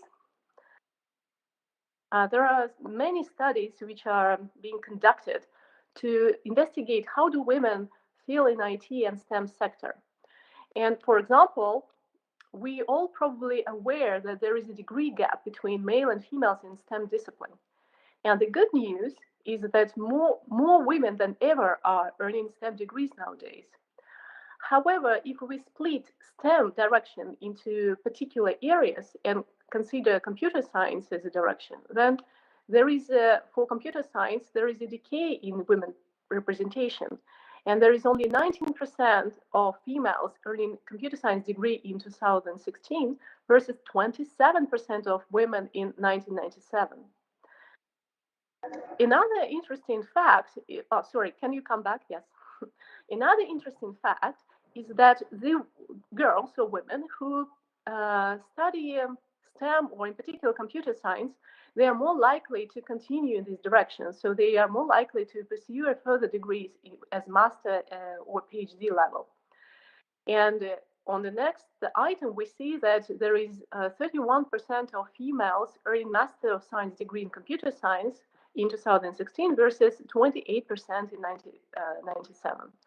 So there is a, sorry, can you still come back on the previous slide? I will tell you when to switch. So we see that there is a decay in overall enrollment of females into the computer science area, but there is a definitely growth of the females continuing in this direction. And this research has been done by the National Science Foundation. So the next slide, please. Then there is another problem. So once we have educated women into this sector, into STEM degree or computer science degree, then there is a big challenge in how to retain these females in the profession. Because as we see that only 38% of women with computer science degree work in IT field versus over half of men actually stay in the area. And when we talk about STEM overall, then there is only a quarter of females staying in the engineering versus 30% of men. So there is so-called leaky pipe. When we have a supply of women, but then they are disappear somewhere and don't stay in the profession. And it's really difficult to retain women in STEM jobs when they have graduated with a STEM degree. So it's not only the challenge to attract them to get the degree, but it's a really challenge to retain them into this profession. Next slide, please. This slide demonstrates the distribution of female occupying computer science job in the world currently. So at the moment, we have only quarter of overall computer science jobs occupied by females. And it was not always like that. For example, back in 1990, there were 32, so almost a third of computer science jobs were occupied by females. So what's going on is that we have increased the number of computer science jobs, but the share of females has dropped. Next slide, please. And we want to investigate the reasons for that. Why is this happening? Could be that, for example, due to the workplace culture gap. So there was a survey by a Pew Research Center quite recently in 2017, which says that half of the women report the gender discrimination at work. And that's really an alarming number. So half of the women in the jobs report the gender discrimination versus less than 20% of men. And it's even more the case for women with postgraduate degrees. So 62% of women with postgraduate degrees report the discrimination at work. And 74, which is like 3/4 of females report discrimination in computer science jobs. And even more that for females who work in male-dominated workplaces, it's almost 80% of them report the gender discrimination. And when females are asked whether their gender made it harder to succeed at work, then 20% of them said yes. The next slide, please. When we talk about the workplace discrimination in male-dominated workplaces and mixed workplaces, then what does it mean the male-dominated? In such setups where, well, purely based on definition, it's mainly dominated by males, they pay less attention to the gender diversity, and 43% of female will report that's an issue. And almost 80% of women working in such environments will say that they have always constantly proved themselves, so that they're worthy. And when we talk about more mixed and diverse organization, when only 15% will report the lack of attention to gender diversity, still more than half of females have to prove themselves all the time. So we see that even in better mixed places who really pay attention and try to diversify their staff, females still have a feeling that they always have to prove themselves and have to prove that they are worthy of this position. And that really tells us as managers that there is still work to do, how we can make the working environment more friendly for females. Next slide, please. Another interesting feature is the representation gap. Representation is how many women are present in board of directors, in the working meetings, and so on. And if there is a lack of females, then it makes an unconscious bias that females who are still improving their career or early stage in their career, they do not see the path where they are going to develop and where their career is going leading them to. Interesting enough that 72% of females in computer science here is just the females, they say that they experience that during the working meetings, the ratio between females and males is 2:1. So there is at least twice as many males on the working meetings than females. And almost a quarter of females report that the ratio is 5:1. So there is 5 times more males on the meetings than women. And also important to know that women in tech are 4 times more likely than men to see gender bias as obstacle to promotion. So they feel that their gender actually preventing them from doing a successful career. So next slide, please. And we cannot miss the point of COVID. So we all know that COVID was a challenge for all world. So it was not only for academia, but it was also for business, and even freelance workers had really experienced the burden of the COVID. And during the COVID, there was the survey which was conducted by the Trust Radius. 57% of women experienced more burnout than normal during the pandemic versus 36% of men. And 42% of women are taking extra responsibilities while they're working remotely. That is only a third of men.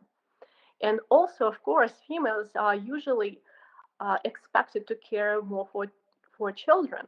And once they stay at home, they have to do both, care for children and do work. And only 20% of men were reporting taking extra responsibilities for childcare. And even more to that, so women feel they take more responsibilities. They have to take care for children, and they really feel burned out. But they still also the possibility that they are going to lose their job during the pandemic is twice as high for women than for men. So pandemic made women feel really insecure, burned out, and really stressed. And next slide, please. And of course, we also have a pay gap. And that's something which has been slowly improving through the years, but still this discrepancy is quite visible. So when we ask employees, then almost 40% of women are unsatisfied with their compensation compared to a third of men.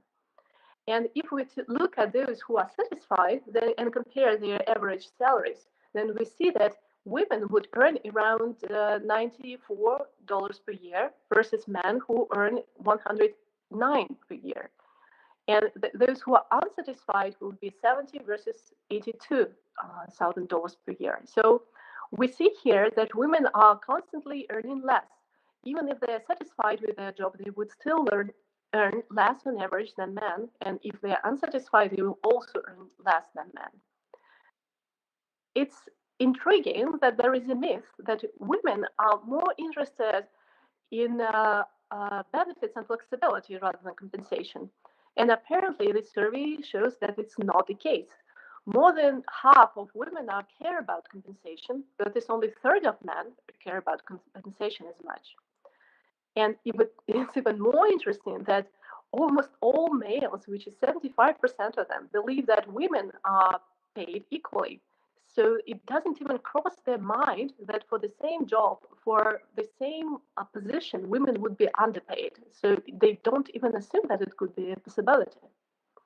So that's why probably they just take it for granted as it is. Can we move further? So that were some facts about general facts, what's happening in the world. And here I also wanted to talk to you about some recent studies which I have conducted with my colleagues. And the first graph is a graph which really captured my attention and diverted it to studying the gender diversity in IT area. It was several years ago when we conducted a survey among IT specialists. It was over 1,000 respondents. And the questionnaire was about the competences the engineers should possess after the graduation of the university. But it was interesting when we split the answers by gender and by age group, we have observed some anomaly. So you see, when you look at the representation of females by the age group, starting from 18-year-old, then it's more or less 10% and stays such very long. But we saw that there is amazingly 31% of girls who are really interested in doing IT studies before they start the university, and then they somehow disappear. So there is a leaking pipeline, something which we have discussed earlier. Next slide, please. So we decided to figure out what's going on and why those females who are really interested in IT and actually not only interested but taking extracurricular classes on programming decided not to go to university and earn the IT degree and choose some other profession. It was quite challenging to find those girls because obviously after that school they would disappear somewhere in the world, and often they would also change their email address and it would be difficult to find their contacts. But nevertheless, we have found several girls who were excelling in programming in high school and even taking extracurricular classes, but decided not to go this direction. And we asked what were the reasons. One of the main reasons reported by these females were self-perceived lack of aptitude for studying in IT. So even though they were excelling in high school, they still didn't believe that they are good enough to continue it as a career. Then many of them said they have a great interest in humanities, creative subjects, and they didn't really want to deal with numbers. Sorry. And that's also the case. Sorry, we still, no, can you come back? Yes. That's also the case. So many females actually feel that IT is something where you deal only with numbers and it's so boring and there is a lack of human interaction. And we know that IT is actually a very broad area and there are many professions accommodated in this broad field which are very human oriented. And that's something this message should be very clearly conveyed to the high school girls and in particular to their parents, as we will see later on. In Russia, if you want to continue earning degree in IT direction in the university, you also need to pass the special entrance test in IT.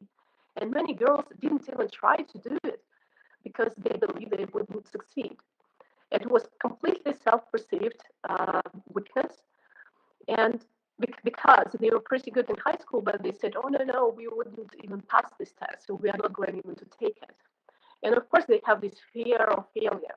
I wouldn't say that fear of failure is something which is predominantly characteristic of our females. Males also have this fear of failure. This is something in human nature. But girls often have experienced it and often express it as one of the main obstacles. Interesting that oftentimes parents will talk girls out from continuing an IT career. And we were also wondering, why is that the case? Why would they talk the girls out of doing a computer science degree while the girls obviously enjoy programming? And apparently many parents would, of course, wish the best for their children. And in Russia, often parents would like that their children will move eventually to work in Europe, for example, Western Europe, I mean.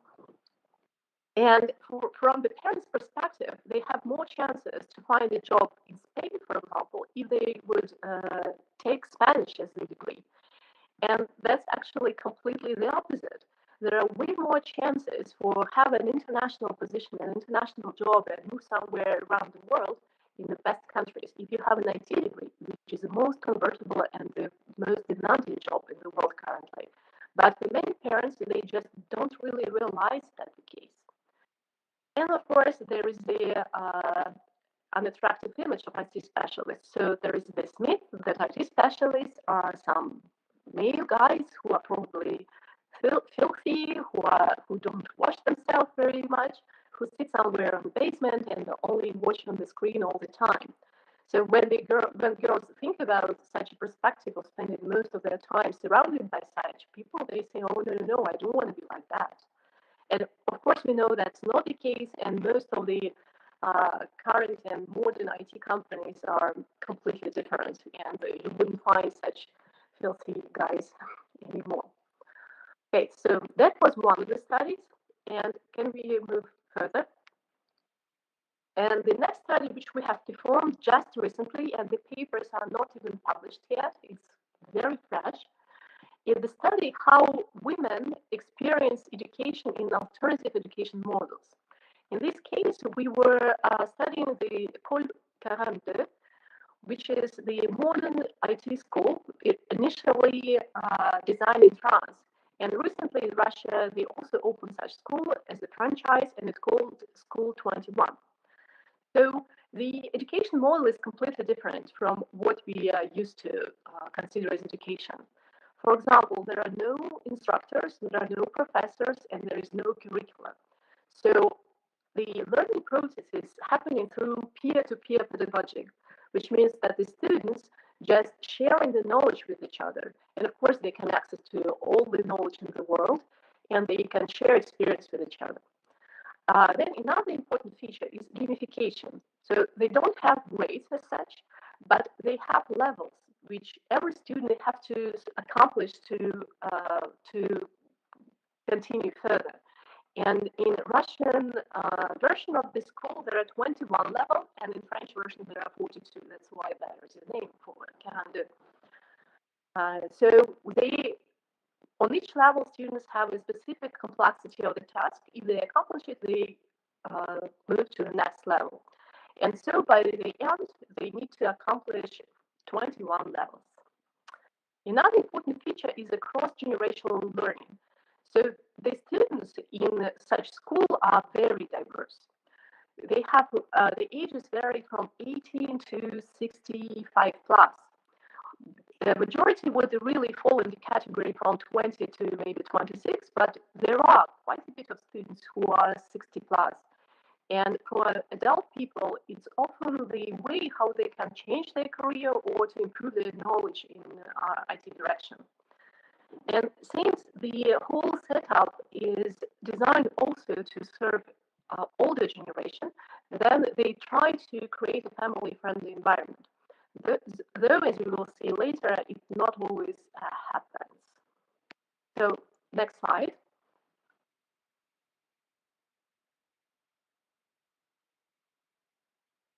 The methodology. We have looked at the enrolled batches of the students in 2020 and 21 in a Russian franchise which is called School 21, based in Moscow and Kazan. There are two locations in Russia where the school operates.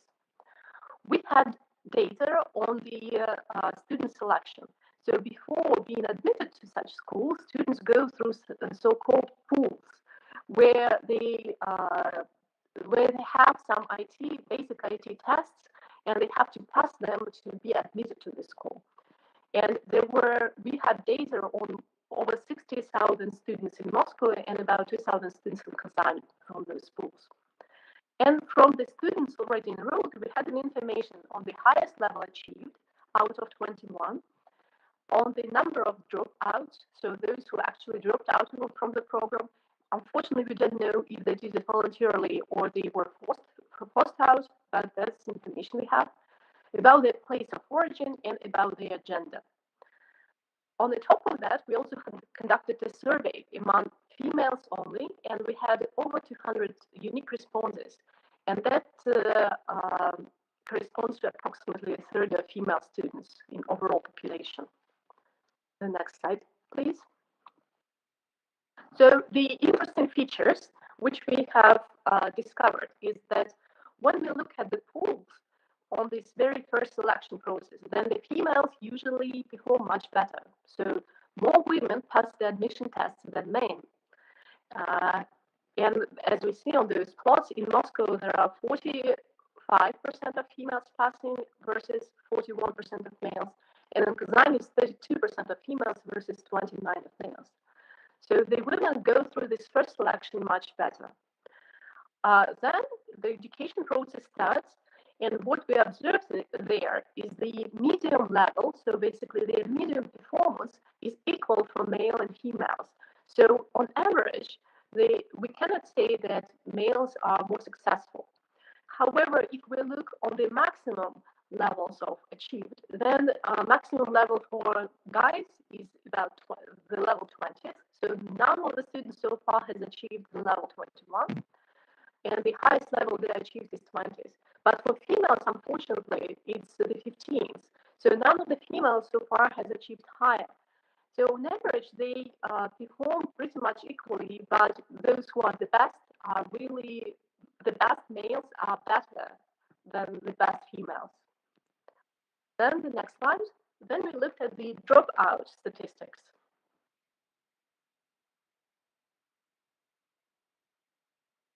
The dropout statistics, here we see 7 batches because students were admitted in different times, like on waves in those 2 locations. And in most cases, except one, which is number 6 in Moscow, females will drop out more often than males. So they would be admitted more likely to the program, but they will also drop out more likely when they start studying. And that's something which we wanted to look into Dr. closely. Tanya? Excuse me, just there's some voice here. And that's something which we wanted to. Dr. Tanya, I'm sorry to interrupt you. Ma'am, your voice is breaking up. I'm afraid I cannot hear very much. Your voice is breaking. There's a lot of disturbance. A lot of what, sorry? Disturbance, ma'am. Disturbance, yes. Is it getting better? No, ma'am. Should I call back? Okay, now it's more stable. It's now stable, ma'am. You can continue, ma'am. Okay, thank you. Thank you so much. Yeah, sorry, the connection could be really not very stable.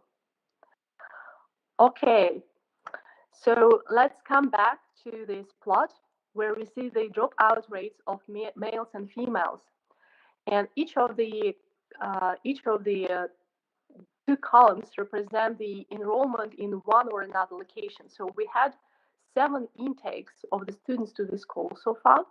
So they are being taken almost every 6 months, though they stay in the school up to 4 years. It will depend on the speed of the going through those levels, but usually it takes from 1.5 years to 4 years to complete all 21 levels.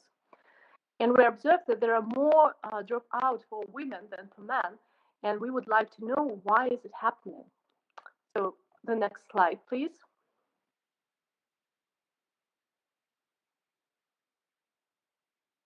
We looked at the motivation for females, and we have found very interesting features of their behavior. For example, there are more female students in the age group from 26 to 35-year-old. There is almost half of female in this age group versus only a third of males. Then we also noticed that there are no single dropout in the age group for under 18-year-old and over 36-year-old.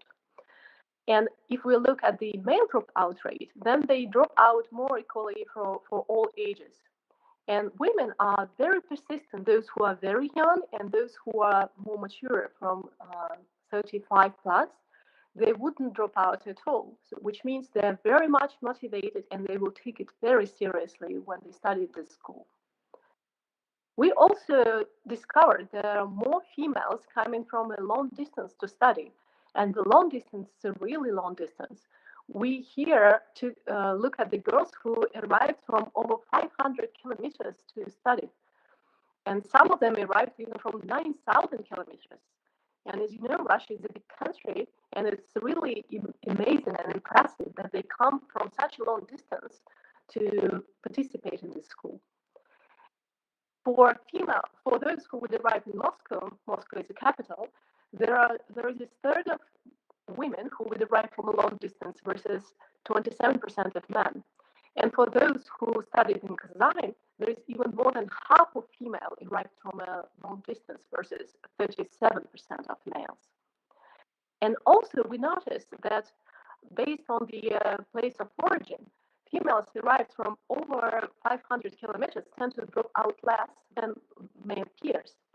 So they have motivation not only to come from such a long distance, but they also have a motivation to stay and retain, because the education is very challenging and females have been very, very persistent to do this. So the next slide. We have conducted a survey, as I mentioned before, and we asked what are the main challenges for females to study in such a program. And here I listed some of them. The main and the most challenge for those who dropped out is a loss of motivation. So they lose motivation, they drop out. And more than half of them would report it as the main reason. Then, of course, it was quite challenging for most to have an absence of full-time instructors and mentors. This peer-to-peer pedagogy is an interesting but quite unusual setup. And many, I wouldn't say that females only, but we didn't survey men. I would assume that they will respond something different, something similar. So it's not, the students are not accustomed to peer-to-peer pedagogy, and they find it as a challenge. And it's more of a challenge for those who dropped out, but it's still a challenge for those who still currently studying, which is the second column. Then, of course, students would say that strict deadlines is a challenge. And interestingly enough, students who are still studying consider it as more as a challenge than those who dropped out. So apparently, strict deadlines, which is a feature of gamification, is not such a big issue or not such a criminal issue for those who dropped out. Separation from the family. As I mentioned, many of them would come from a long distance, and it's a challenge for everyone. For those who stay and for those who already dropped out, that the separation from the family is quite a challenge, and the school have to think about it, how to make it easier for students who already have families. Then there is an interesting line, which is called lost interest in IT career. So 20% of dropped out girls reported it as an issue that they lost their interest in IT career. And interestingly enough, 1% of those who are still studying also reported loss of interest in IT career. But they still continue, which is remarkable. And accommodation issues. Again, it's something interesting, and we didn't expect to see it, that those who dropped out didn't find that the accommodation was so much of an issue, while for those who still study, they find it more challenging, but they still remain in the school. And on the next slide, I have given you some of the quotes of the females which we found in the survey. First of all, some of the quotes about the experience of gamification. And we see that some of them were happy with this experience and some of them are not very happy.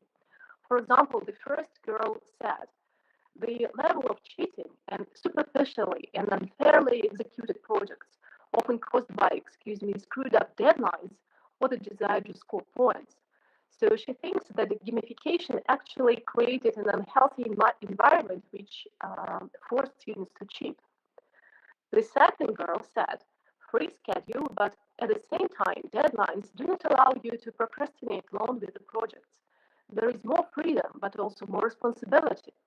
We do owe anything to anyone, and the future of our careers depends on ourselves. That's what I like the most. So this girl is very responsible, and she understands that she is responsible for her career, and she has been studying very consciously. And another girl said that each participant should determine their own deadlines. If they are motivated, they will work towards their goals at a pace that is comfortable for them. If a person is not making a progress, they are already punishing themselves by lack of progress. Positive deadlines are useless and demotivating. So the gamification feature of the program was quite demotivating for that girl. So the next slide, I have shown you some quotes from the girls about cross-generational learning. Apparently, that was a definitely success. So this cross-generational approach was perceived very well by all the girls, and I would also assume that we can extrapolate it to the male students, even though we didn't survey them. So what did they say? Plus the atmosphere, the learning environment is heterogeneous, both in terms of previous occupations and experiences, and in terms of age, gives you the opportunity to interact with completely different people, which is also quite interesting and different from the university experience, where anyone is mostly of your peers. The second girl said, you meet people of different ages with different backgrounds. You can talk to people you would not normally meet. Another girl actually expressed her fear. She believed that she is already too old to be a student. She said, "In general, I'm happy with everything. Only there is a fear that I will not be able to get a great internship because of my age and a lack of higher education in IT." And she's a 30-year-old. Next important feature we wanted to look at was a family-friendly environment. As I mentioned before, there are quite a bit of students, in particular females, who are already married and have children.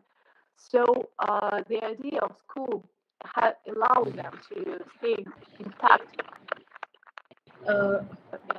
Excuse me, Yes. Dr. Tanya. Sorry to interrupt you. There's a lot of disturbance. The voice is breaking, ma'am. Kindly check. Okay, I don't hear the disturbances. Is it okay now? Arshia, ma'am. Is it better? Yes, ma'am. The voice was breaking in the beginning, but now it's okay, I think. I'm able to hear it. Okay, let's Yeah. Arshia, ma'am. Once Ma'am. you speak, ma'am. Good afternoon, Tanya. Can you hear We are me? able to hear your voice clearly, ma'am. Dr. Tanya, we Okay. request you to speak Dr. Tanya? once. Dr. Tanya? Yes, do you hear me? Can you continue? Yes. Please speak something so that we can hear. Is the voice So that we can breaking just from your understand. side? Yeah. Because a lot of participants are complaining on the YouTube that your voice is not clear to them. That's why we have an issue regarding this. Okay. Yes, ma'am. Okay, so let's continue. I Yes, hope it ma'am. will get better. I also. Yeah, thanks. So when we talk about the family-friendly environment, which is important for students who already have families, we also Now it's fine, ma'am. Please continue. We also notice that married females tend to drop out less, and that's also report to their motivation. But many of them said that the current setup of school is not really friendly for families with kids. So one of the females said, "I wish those having families were given time off to go home, a week a month, for example." It's a 34-year-old with 4 kids. Another mom said, "More human deadlines for moms. Young children are often sick and not always with sick leave, and that need to be taken into account." It's a 40-year-old mom with one child. Another mom said, "Softer deadlines for people like me. I have to both work and take care of my baby, and I'm not on the right age to sit up at night anymore." So here we see that the family-friendly environment is still not there or not sufficient enough. Can we move to another slide, please?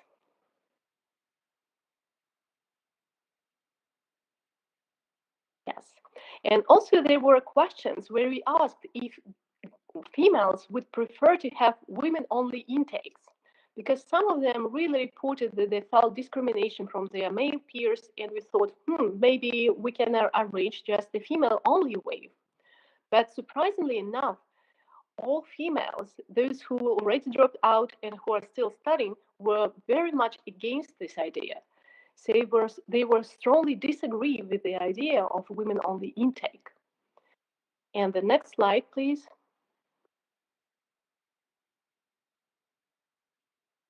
And then we also suggested, okay, maybe we can arrange some women-only internship, because many females were not real. They were afraid that they would lose good opportunities for internship in a company. And again, females were very much against such idea. So they strongly disagree with women-only internship. So what does it tell us? It tells us that females don't really want to be separated. They want to be treated equally and respectfully. They want to be treated on the same terms as their male peers and not to be discriminated, rather have some fast lines for women-only environments. And next slide. So after doing some of those research and after showing you the facts from the world in general, we can definitely say that there is room for improvement. And many things are improving in terms of gender diversity in workplaces and in universities, but it's still not enough, and there is still work to do for us to make the world more friendly and more convenient and comfortable for females to work in any area they wish, and in particular STEM and IT. Next slide.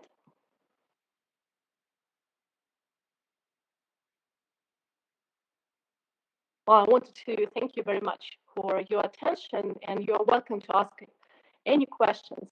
And if you will allow me, I also wanted to share a picture with you. The next slide, please, of the St. Petersburg, which is a very beautiful city.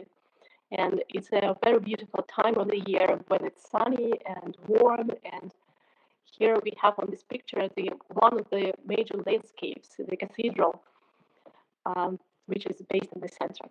So you're welcome to ask any questions, and we still have some time that I will be able to answer.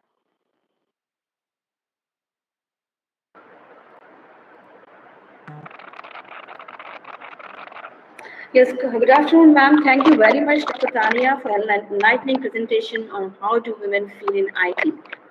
I owe you a special vote of thanks for being here and taking valuable time to communicate this wonderful, edifying topic to us today, ma'am. Thank you very much. Is there any sound disturbances or it's clear? Okay. So for the wonderful and informative session, we appreciate having explained these enigmatic areas. Somebody has told anonymously, most technologies are developed by men for men. Okay, so would you mind answering a few questions on this hot topic, though you covered most of the areas related to this issue, working women in the IT and gender diversity.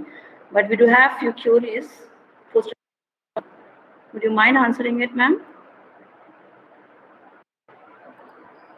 I'm happy to answer the questions if we have any.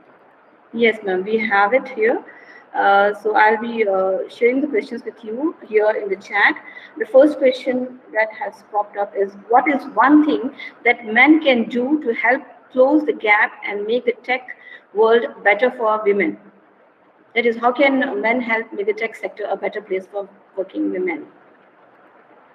I'm posting it here. Yes, I don't think there is one particular thing which can be done, but I think that not to turn blind eye to how the women are treated.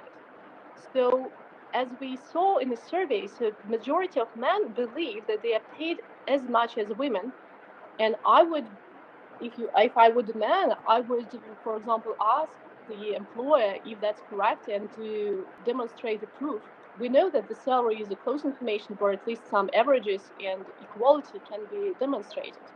So I would really ask the employee to be fair, to make women pay the same, and also be more friendly and gentle to women, because you know that they also are responsible for bringing kids and the family, and that in most cases females are more responsible for that. So male could be not turning blind eye when they see the discrimination and unfairness, and being more kind and sensitive for females in work if they are being asked, for example, to help with some work, or to help to cover up for a female colleague who has to leave early because she needs to pick up a kid, for example. I don't think that not blaming her for that. Definitely, ma'am. Also, you also shared data on student selection from Moscow and Kazan. We thoroughly enjoyed your session, ma'am, and there was a lot of things to learn from your session. So basically, the gender bias in STEM-related subjects and the lack of women has already been adequately recorded and reported so far. Hello? Yes, yes, I yes, ma'am. Yes. If tech companies want to attract and retain women, they need to do more than offer unconscious bias trainings and mentorship programs. I think so. And as you have told, leaders need to recognize the role policies and culture play in causing inequality. and they need to pursue organizational change to be able to avoid this gender bias. Yes, my next question to you, ma'am, here is what can women in the technology sector do to make it more equal? How can women play a role to make it more equal in tech sector? Yeah, I think that women have to be more vocal because there is a tendency that female kind of subconsciously take this second role all the time and take it for granted that they are not treated equally. And I think they have to be really firm and vocal about this unfairness if they find and if they feel that they are being treated unfairly, and really insist that they have to participate in the meetings if they are not being called to the meeting, and being the decision makers on equal terms. Though, of course, it's not that easy for females, in particular in male-dominated world, because they are often, if they're being vocal and persistent, would be considered as like bad behavior. They're just bad-tempered. But it's not really the case. They need to be brave, I would say. Right, exactly, ma'am. Well answered, ma'am. And in my opinion, like implementing broader recruiting strategies or specific and measurable performance evaluation criteria and transparent procedures for assigning compensation will go a long way towards reducing the gender inequality in technology, ma'am. That's what I feel. And thank you very much for your session. And ma'am, we have one more question here. What is the role of educators and parents? Like, how can we cope up with the job loss of women during a COVID-19 pandemic? Mm-hmm. There are two different questions here. First is, what is the role of educators and parents? Yeah, it's a very challenging question because the COVID test is a really stress test for most of the systems, not only for job market, but also for educational systems, because many educational methods has to be reconsidered and very dramatically changed in a very fast time. I don't think that there is still enough information how the COVID has an impact on female and male students, or at least I don't have this data. But the educators, their main job is to be flexible and open to the changes in the world and really be receptive to the students, not only female students, but also to the male students. Because for many of them, being locked in their rooms for most time of the year is a really mental challenge. And the educators need to recognize it and to really help students to go through this shock as smoothly as possible, even though the educators also experienced quite a shock by having to change from the in front of the class, in-person lectures, to online meetings, which is a completely different nature and a completely different dynamic. Yes, I'm sure that's really helpful for us. But I think we can also combat stereotypes at every level. Like, it's not just about tech toys for girls. It would be great to see more balance in every level, we can see, and expose children to non-gendered toys and literature. We can also do that, and find girls in your family and ask them if they have considered a job in ICT. So we can also do these things to educate the parents. How can we? Yeah, thank you very much, Harisha. The role model is extremely important. Here, I didn't pay my Yes. presentation very much attention to this fact, but the role model is crucial for females. So, if you would like your girls or women in your family to continue in ICT career, which is actually a really good career for female, I would strongly recommend to get them to know other successful females in this area. Not only those poster girls, let's put it this way, who are far away somewhere like Belinda Gates or something like that, but those who are really females, get them in touch with them and help them to find a mentor and somebody who would advise them in the steps in their career. Yes, ma'am. And there's an imbalance between young children who have been exposed to technology at an early age and those who have not. So there should be a balance between this. Yes. And we also have an International Girls in ICT Day. These events will also promote this. They will also be able to look after that. Okay, thank you very much, ma'am. Thank you for this Thank you. enlightening session on the women in IT. Thank you very much for this, ma'am. Thank you very much. Thank you very much for inviting me, and I hope you have the very good rest of the day and probably have some time to grab a coffee. Thank you very much, ma'am. Nice to have you here. Yes, ma'am. I'm Dr. Tanya. Good Yeah. afternoon. This is Udaini. I have been in touch with you through WhatsApp, ma'am, and today I got an opportunity to interact with you. I'm very Yes. happy about that. And I thank you so much for this session, today's session, because I think it is very relevant to the current times, where number of women in every country, they are facing a lot of biased decisions because of this economic condition. So I think this discussion was very effective, and I hope a number of people can benefit out of this discussion and rethink how things should be done. Thank you so much, ma'am. Thank you very much. It's very nice to hear. Thank you. I request RCA ma'am to please continue the session. And any other questions that we need to? No, ma'am. All the questions have address? been answered. Yes, ma'am. No questions. Ma'am, this is D. Radhika has a question she would like to ask you. So, ma'am, please proceed. Thank you. So it was good to.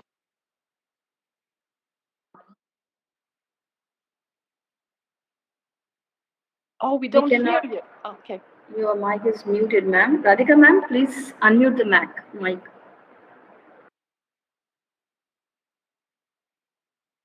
Chandrika, ma'am. Radhika, ma'am, we cannot hear you. We cannot hear you. Please unmute the mic.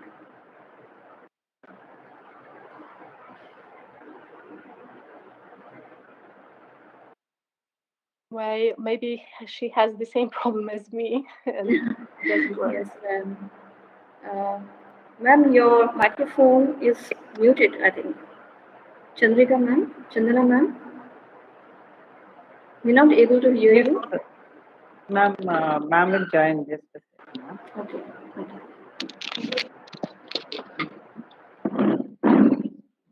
Maybe she could type the question and I will try to answer if the microphone doesn't work. Right, ma'am. Yes, ma'am. Chandana, ma'am, you can type a question over here. Good afternoon, Dr. Tanya. It was a very interesting session and a very important session and discussion. My query is not a query actually. As a woman, do you think any policy decision has to be taken in IT sector to empower women so that across countries it can flow and women responsibility and her best can be given in IT sector at the same time in the family, because most of the women do not join, most of them across the globe, most of them do not join because they have huge family responsibilities, thanks to the current world where men are also sharing the responsibilities. But still, to empower women more better, do you think any policy decision can be taken so that empowerment can happen? We would like to hear from you. Yeah, thank you. Thank you very much for your question. It's very important nowadays. I think this COVID in this aspect actually played a good role because many employees already accepted that females can work remotely, and having flexible hours would be a really good feature so you can really take care for your kids and still be productive in terms of your output. And that's something which I do at the moment. So I stay at home as the mom, and I also keep working online. And I think many women find it better than going to the office where they have to put away their kids somewhere to find somebody who would look after them. So I think that's one way to go. But in general, of course, the equality question is really deep. And probably not one policy or two or three policies can change the situation dramatically. I think that would be a sort of incremental and evolving way how the society overall, because we are still used to live in male-dominated world, how this male-dominated world will start changing its perspective into dealing with women and start understanding that females are just the same people represented in the completely equal terms in all decision-making bodies. And of course, there are some policies, and I find these policies good, where the companies are forced to have at least certain fraction of female representation in every level of the management. Even though the companies often don't use this policy in a good way, so they sometimes artificially have females in those representing bodies, but the average salary are still very much below the average for the male on the same level.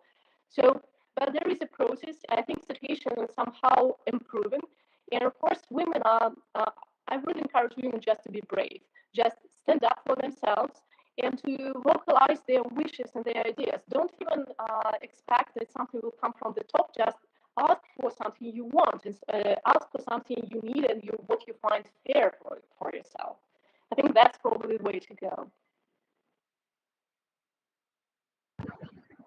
Thank you, ma'am. Thank you so much.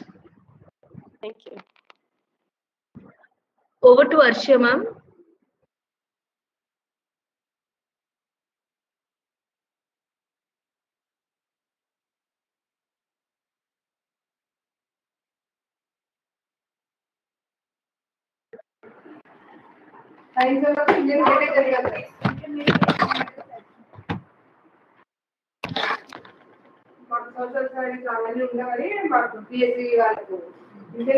Arsia ma'am, please mute yourself. Arsia ma'am, please.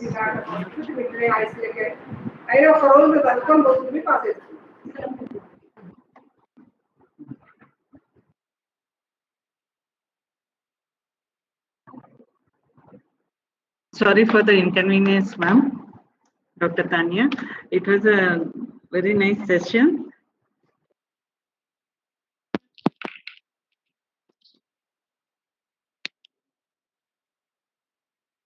I'm sorry I could not join you at 1:30. I just about. It is wonderful to listen to you, ma'am, and definitely a very informative session regarding the like how the women can actually pursue their dreams, career dreams, and how they should be very firm on insisting that they be treated equally, both on the pay at the pay and also in general in the families or in the society. Ma'am, thank you for answering our queries so patiently. And definitely we would want you to join us for the sessions that follow. And it is our pleasure to actually invite you for the 15th and the 16th of September, ma'am, for the conference. Yes. So if you could please do join us for the conference. Yeah, I will try. Yes, ma'am. I'll be sharing the details with you.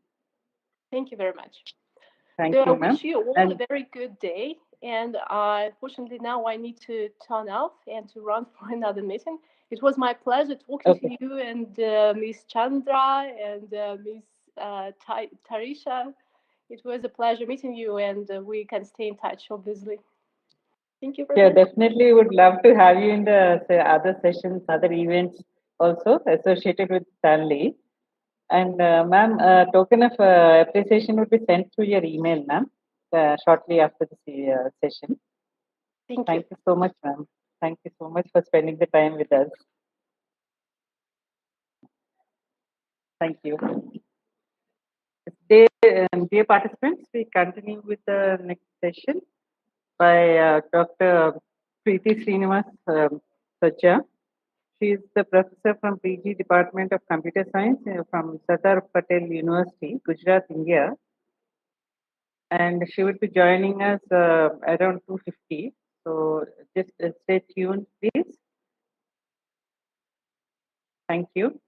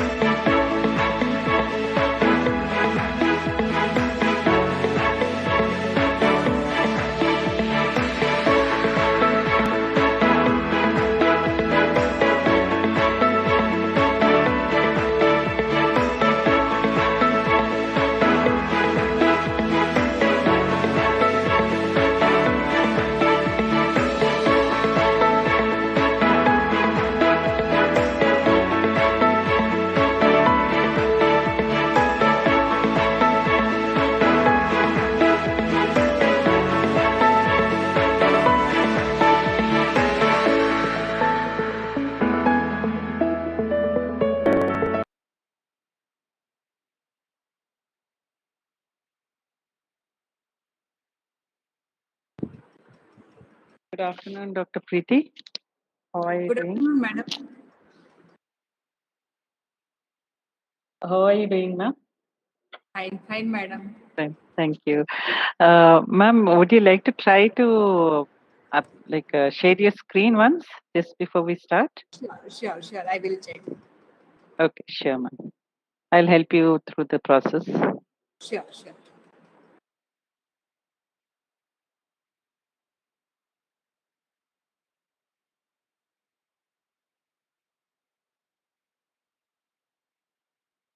Is that visible?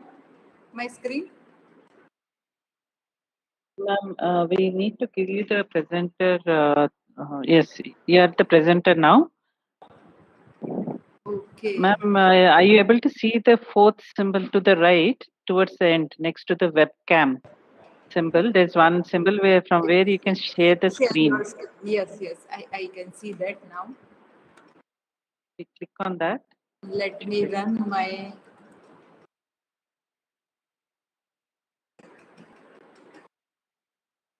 Just a minute. Huh? I will open my Sure. slide also. So we will check that also. Sure, Whether sure, ma'am. slideshow is visible or not.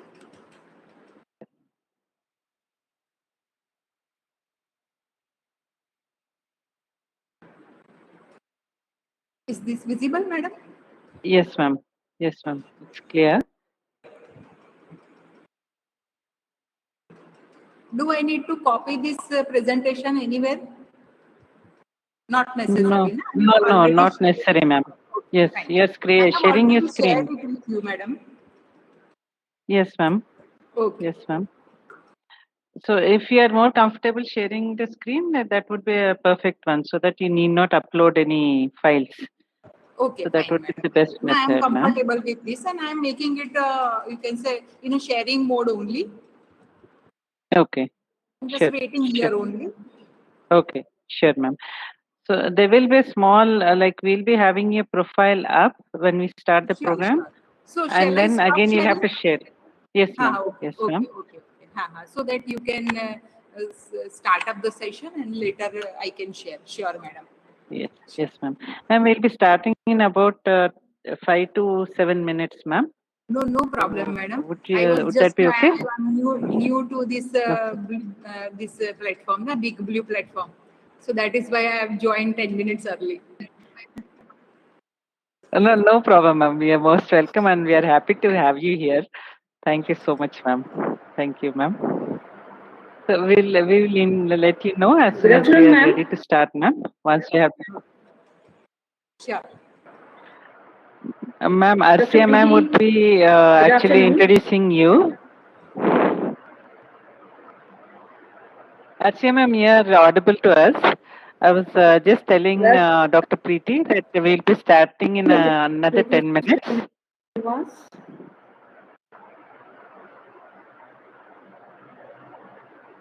Hello. Yes, madam. Archana. I am here only. No problem. You can take your own Yes. time. Okay, sure, ma'am. Thank you. Thank you so much.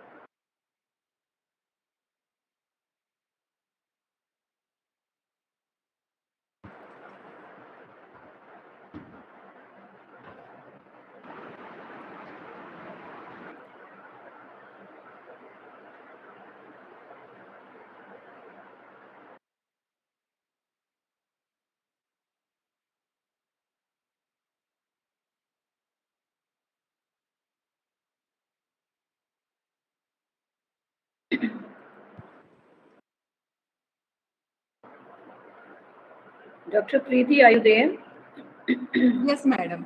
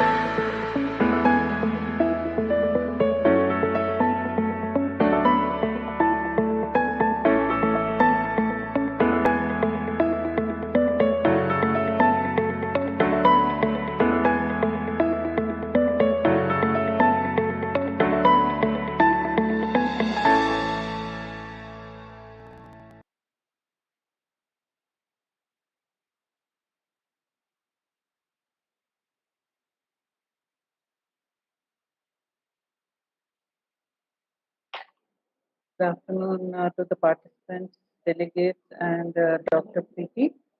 We'll be starting the session now. I request Chair Ma'am to please start with the introduction. Give us the introduction about Dr. Preeti. Thank you, ma'am.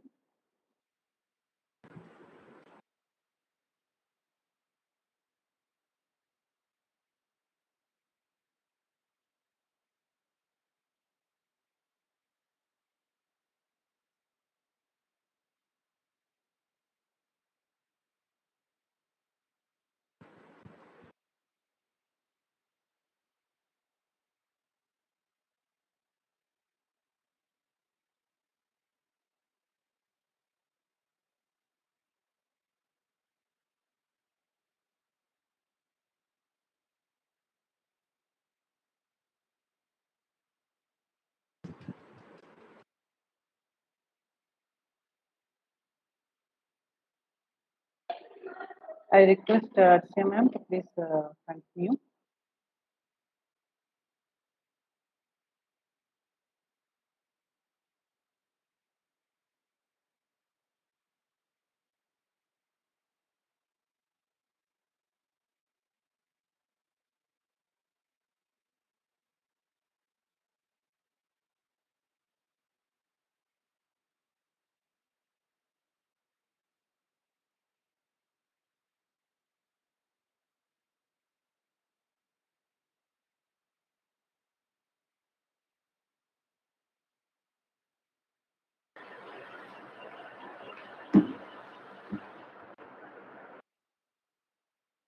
Good afternoon, ma'am. Good I'm afternoon. Rashia. So good afternoon, Preeti Srinivas, ma'am. Keynote speakers, organizers, delegates, and all the participants here. A very good afternoon to you. I take honor to introduce Dr. Preeti Srinivas to everyone here.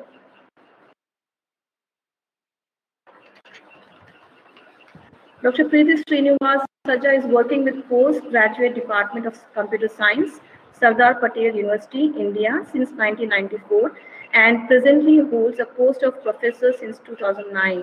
She has worked with National Dairy Development Board, NCDFI, NDDB, and Institute of Rural Management, Anand IRMA earlier. She is appointed as the director of the University Granth Nirman Board by a committee formed by Honorable Governor on the recommendation of Honorable Chief Minister. She specializes in AI, spatially, in knowledge-based systems, machine learning, and software engineering. She is author of Illustrated Computational Intelligence, Springer 2020, and Essence of System Analysis and Design, Springer 2017, published at Singapore, and co-author of Intelligent Techniques for Data Science, Springer 2016. Intelligent Technologies for Web Applications CRC 2012 and Knowledge-Based Systems JNB 2009, published at Switzerland and USA, and 4 books published in India. She has also contributed to the Gujarat Board textbooks on computer science for standard 9 to 12. She is supervising work of a few doctoral research scholars, while 8 candidates have completed their PhD research under her guidance. She was principal investigator of a major research project funded by UGC India.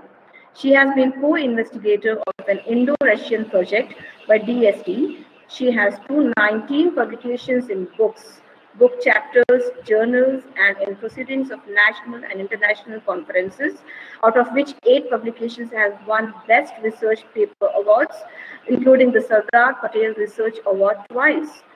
Wow, that's fabulous, ma'am. I get the honor to read your profile, and that's very impressive, ma'am. Very impressive. So Dr. Preeti Srinivas is going to deliver a session on applications of artificial intelligence and machine learning post-COVID-1. So please go ahead with the session, ma'am. Take over. Thank you very much, madam, for the kind introduction. Am I audible? Ma'am, you're not audible. Please check your microphone. No, Shall I adjust ma'am is my audible. mic? Oh, okay. Yes. Am I audible? Yes, ma'am. Dr. Preeti, Okay, you are okay. audible, ma'am. Yes, ma'am. Clear. Thank you very much for reply. Again, thank you very much for the kind introduction. respected conference chairs, committee members, authority of the Stanley College. This is my first time I'm interacting with the college, so I am not knowing any, you can say, authority personally, but I am really impressed with the way you are managing this conference. And my all dear participants, my sincere namaste to all of you. Namaste, madam. Namaste. At this outset, first I would like to convey my sincere thanks for providing me this opportunity to share my thoughts on artificial intelligence and machine learning, particularly in this post-COVID pandemic and in parallel with this industry 5.0, how lives have changed and how artificial intelligence and machine learning can help, that we would be discussing in this brief session. Dear participants, we are having 1 hour. So in this 1 hour, for 5 to 10 minutes, we will see introduction, what is artificial intelligence, traditional method for 2 to 3 minutes, and then we will see the machine learning method. What are the limitations of the traditional artificial intelligence, such as expert system or a knowledge-based system? And then we will go for a machine learning systems. We will see first what are the observation and need for this post-pandemic era in a different type of business like healthcare, entertainment, education, different type of, when say laborers are not available, how you will do production. There are some business which we cannot do online. So how intelligent technologies in conjunction with the other technologies such as IoT, how it would be helpful in different business, this observation we will share. I have personally developed some applications during last 1 or 2 years, such as disease diagnosis based on the CT scan images, and for non, you can say, symptom patient, asymptomatic patients, how we can handle these type of applications we will share. Give me a moment so that I can share my presentation and we will discuss some topic. I am sharing my screen and we are going to the presentation. Hope it is visible to everybody. The post-COVID-19 applications of artificial intelligence and machine learning. Hope it is visible, madam. Sir? Yes, ma'am. It is visible, Okay, thank ma'am. you very much. You can go ahead. For Thank this, you. thank you. For this, I am using PowerPoint presentation. This is the slideshow I have made in PowerPoint. And this is my title slide. My introduction is already given, so I am skipping this slide. And this is the way, these are the topics we are going to discuss in this 1 hour. This, and normally I am following this type of structured approach. So if we have a limited time, we can give justice to all the topics. Let us start with the, you can say, definition of artificial intelligence. Artificial intelligence is defined like this. It is a study of computers, and we want to make computers to do things where we are better, where we are more effective. Consider lot many YouTube videos are available, lot many books and journals and audio books available, and lot many other resources available, but still we require teacher. Still we require expert, because human beings are more effective in some, you can say, in target audience, in most of the domain rather. Whatever business we are doing, if we do that business with little added intelligence, that business would be more effective. But one thing is that why we should depend on somebody's definition. I should say that artificial intelligence is a loosely defined, you can say, domain, and we have still an opportunity to have our own definition. So let us make our own definition, and this is the first stage where we can contribute something from our side to artificial intelligence. So I have to just understand that, or I can put it in this way, that natural intelligence, all the characteristics I can identify, and some of the characteristics, if I would like to, I could impart into the machine, then machine will become intelligent. So these are the phrases. You can select any the phrase and you can make your own definition of artificial intelligence. Why we should depend on some scientists, some practitioners' definition of artificial intelligence. So this is the one takeaway at the end of lecture. Now you are able to define artificial intelligence in your own way. Since we do not have much time, so we are not going into this detail, but in a one line we can say that, say we are considering ourselves as an intelligent and effective people. Okay, according to Yuval Harari, Homo sapiens book. Okay, the evolution of the history of mankind. He has written book on that, and he said that Okay, earlier, those who were having lot of, you can say, animals, cows, buffaloes, and etc., they used to consider themselves as a rich. Then those who are having a buildings and properties and money, they can be considered themselves as a rich. But nowadays, who is having lot many data? We are in a big data era. Okay, lot many data, and the ability to process all this data through thinking, through decision making. Okay? If we can convert all this data into meaningful information, knowledge, and wisdom, then we consider ourselves an intelligent person. So we are there because we are able to think, or we are able to think, therefore we are here. So in a one line, we can say that if a machine can simulate human thought process, machine will become artificial intelligence. Or if machine can go for a say right side, second phrase, if machine can follow non-algorithmic type of approach of problem solving, the machine will become intelligent. I will give you a simple example. Suppose you are riding bicycle and somebody asks you, a small kid asks you that, madam, how are you riding bicycles? How you are having a balance on this bicycle? How you are riding this bike? Is there any step-by-step algorithm for swimming and riding bicycle and teaching and problem solving and even bargaining? Say you want to purchase roadside t-shirt and your mother says that, hey, beta, dear son, if you are asked for 500 rupees, you cut it into half and ask for 200 rupees or 300 rupees. So for bargaining, for negotiation, some heuristics are available, but there is no fixed algorithm available for decision making and problem solving. If that type of non-algorithmic way, if we can impart into computer, then our computer or any machine can become artificial intelligent one. So heuristic methods, rule of thumb rather, that we can use non-algorithmic method, we can use knowledge using symbols. We all have heard about, all these Indian and Asian people have heard about the pranam mantra Om. It is believed that the whole cosmos has evolved from this pranam mantra. Okay? So this is a knowledge, you can say, represented with the help of symbol. Characteristics, all the characteristics rather we associate with intelligence. If some of these characteristics we can impart into our computer, in our machine, then it will become intelligent one. So this is the, you can say, these are the characteristics of natural intelligence, and a few we are imparting into the machine. So this is our first contribution towards the artificial intelligence, that we can have our own definition of artificial intelligence. This is our first topic. Now we are going to the second, you can say, slide, second concept. What type of solution artificial intelligence offers?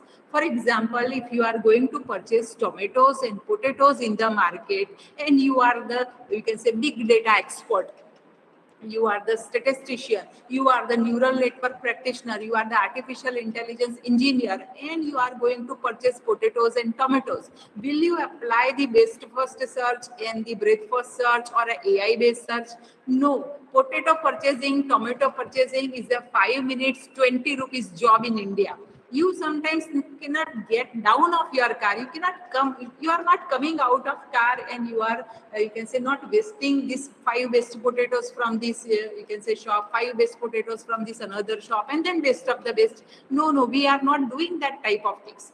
People are telling, you can say, that they are laughing like that. To change a bulb, you did not have to be Einstein. So all the solutions provided by this artificial intelligence, they are not the best solutions. Sometimes in the solutions phase, even solution is there, artificial intelligent program or a searching algorithm may not come up with that best result or the result at all. Sometimes we make mistakes, but the you can say idea is to learn from the mistake. So acceptable solution in an acceptable time. Purchasing a potato, selection of a mobile, selection of a life partner, joining in a course. All these are time dependent type of job, and we don't require best or worst, you can say, solutions which takes infinite time practically. That means it takes 2 years, 3 years, etc. Consider the best movie to pass the time. It is a Sunday afternoon, and because of this COVID pandemic, you cannot go to theater. And you would like to identify, you would like to search a good movie and pass 2 to 3 hours. At that time, you will not go for the best movie in your life. Okay, whatever acceptable and good movies, that because movies are coming and going here, time is important. So you, whatever first movie which you are satisfied, happy with, okay, that movie you can select, and that movie, with that movie you can enjoy. So AI solutions are always acceptable solutions in acceptable time. We are not going for the best solution or rather worst solution, both the best or worst. That means I should say extreme solution. This extreme solution always take practically impossible time, practically infinite time. Practically it is not feasible. So we are going for, you can say, acceptable, good quality of the solution, so that we can continue with our work. Okay, where AI can be helpful, we are having 3 category of the task suggested by Reach and Knight.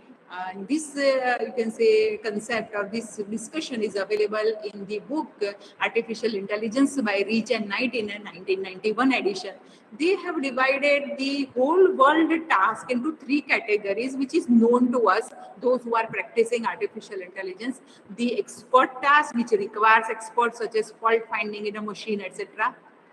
Then formal task, where rules of the problem in a domain are defined very formally, like chess games and mathematics, etc. And then there are mundane tasks, very trivial tasks for human being and very difficult for a machine, because most of these tasks are non-algorithmic type of task and heuristic based type of task. So formal tasks are the easiest task for the machine. Expert tasks are intermediate tasks at the difficulty level, and the mundane tasks such as natural language, translation, perception, common sense reasoning. People are telling that common sense is always not common.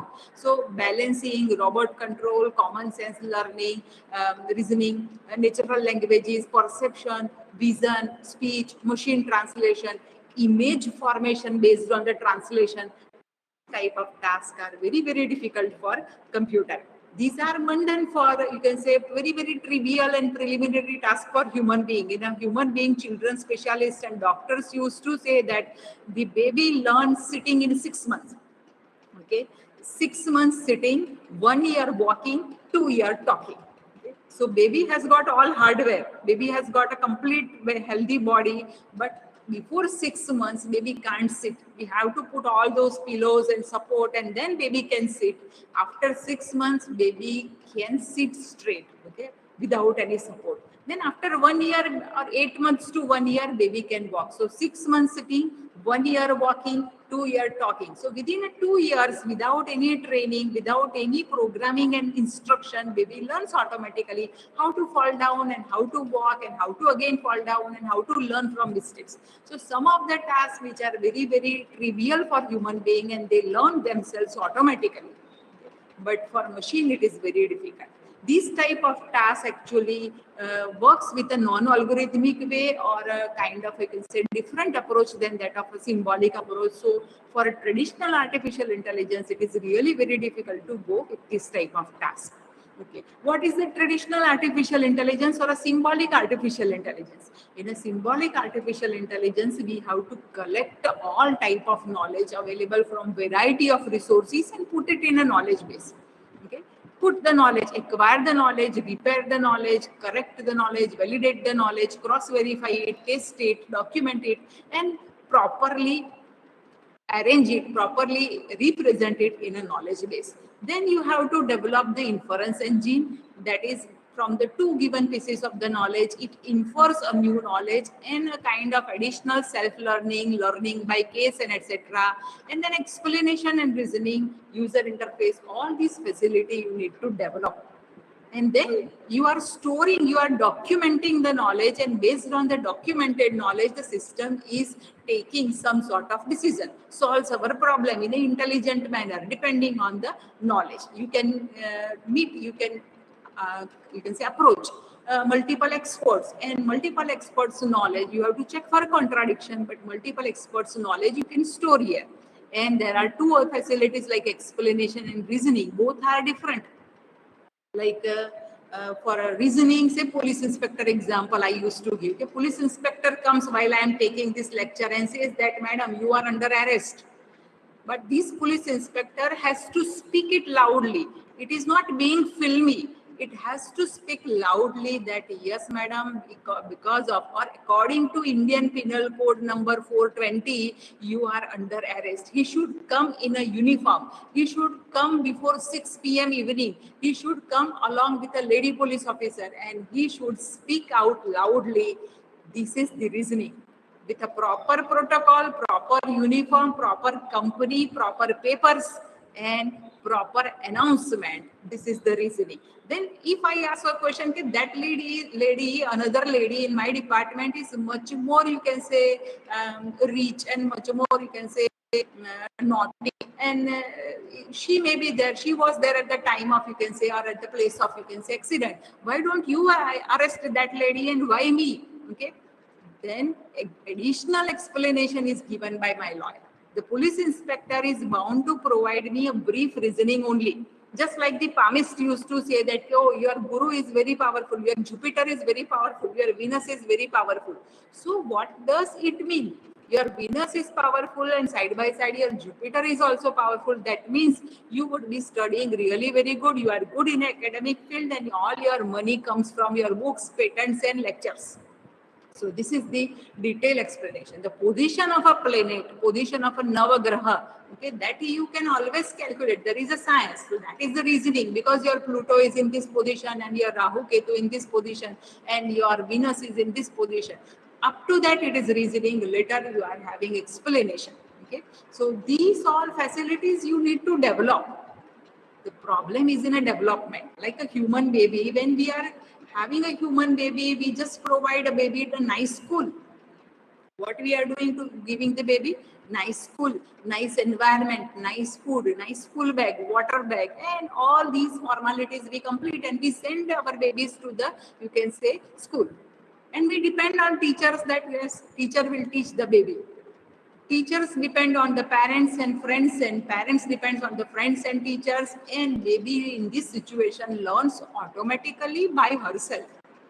The human baby do not take any decision based on the step-by-step instruction, or to what extent we can protect our baby, and we can step instructions. We can, you can say up to, you can say 5 years, 10 years, 15 years, we can give advices to our baby. Later, baby themselves, babies, they do not like our advice. They do not like constant, you can say our eye on them, constant observation on them, constant monitoring on them. So they have to learn. They should have freedom of doing mistakes and learn from the mistakes. So as human babies are learning from the, you can say, surrounding environment, why shouldn't we create a simple system that learns automatically from environment? We just provide a nice environment. We just provide a nice architecture and a basic framework we provide, and then we put this framework, we train this network, we train this model, we train this classifier in such a way that by giving, you can say, thousands of data, thousands of cases. So when actual problem comes, the baby has already learned that how to solve the problem. Why to store knowledge? Why to collect knowledge? First of all, collection of a knowledge acquisition. We do not have enough and sufficient method for collection of the knowledge. So there are many limitations on this approach. First of all, nature of the knowledge. To which different item in a computerized, you can say, term, computer technical term, to which different items we can say this is knowledge and this is information. It's very hard to characterize this information or differentiate between the data and then information and then knowledge and then wisdom and then pure intelligence. Okay? So pure intelligence in Sanskrit, it is called prajna. And wisdom, it is called vivek in Hindi or Sanskrit. And knowledge, that means you know so many things, but when to speak and when not to speak. Okay, that is the wisdom. So it is very difficult to characterize or differentiate at the higher level. Data, information, knowledge, up to that it is easy rather. But after knowledge, what is wisdom and how it is different from, you can say, knowledge, how it is different from the pure intelligence, that is really very difficult to characterize. Knowledge, to make a move on a chessboard, for example, you should have a lot or complete knowledge of all the rules about the chess, all the, you can say, positions, and sometimes future possible stages also. If I make this type of move, the opponent will make another type of move, and etc. So to make a simple move on a chessboard, you have to have a voluminous and a dynamic type of knowledge.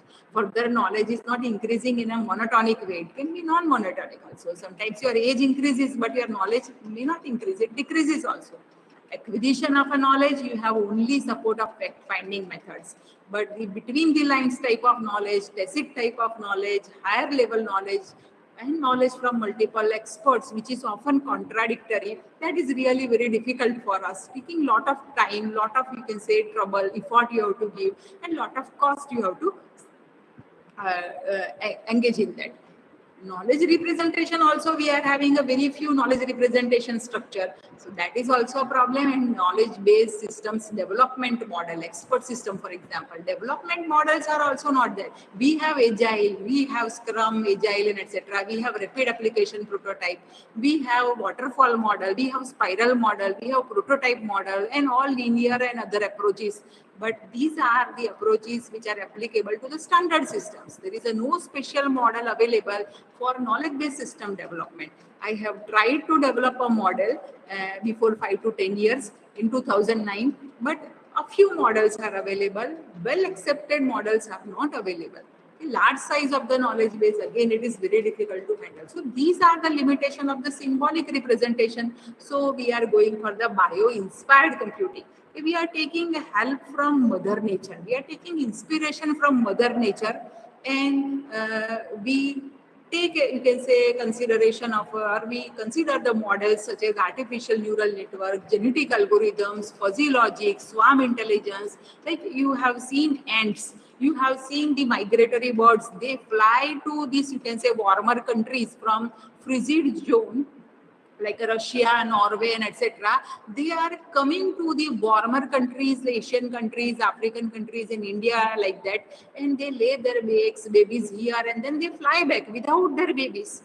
After some times, where babies are big enough to fly, old enough to fly, the babies would find the way to their native countries themselves. So that is a, you can say birds algorithm. Okay, birds fly. How birds are finding their way, migratory birds. So taking inspiration from ants, the honeybees, cuckoos, wasps, and birds, etc. we can consider, and we can take advantage. We can consider all those characteristics of this problem solving, and we say that, okay, why shouldn't we, like ants are finding way, why shouldn't we have these type of data packets finding their destination in a network, in an operating system, or in a network routing? Why shouldn't we take help of this swarm intelligence? So, whatever the domain is, but we can solve the problem with a little more bio-inspired way. And in nowadays, when we are having a lot of computerization everywhere, you just go to a mall for a pizza, and you are paying there for, you can say, 9-inch pizza,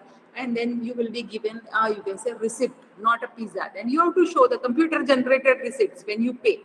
After making a payment and having this receipt or bill, you have to go to another counter, produce that bill, and then you can take the delivery of the pizza. So just purchasing a pizza, you are generating a lot of data. Consider these type of conferences and our regular lectures and day-to-day interaction and emails and other blogs and social media platform. Lot many data we are generating, but we are not implementing or utilizing all this data in an intelligent manner.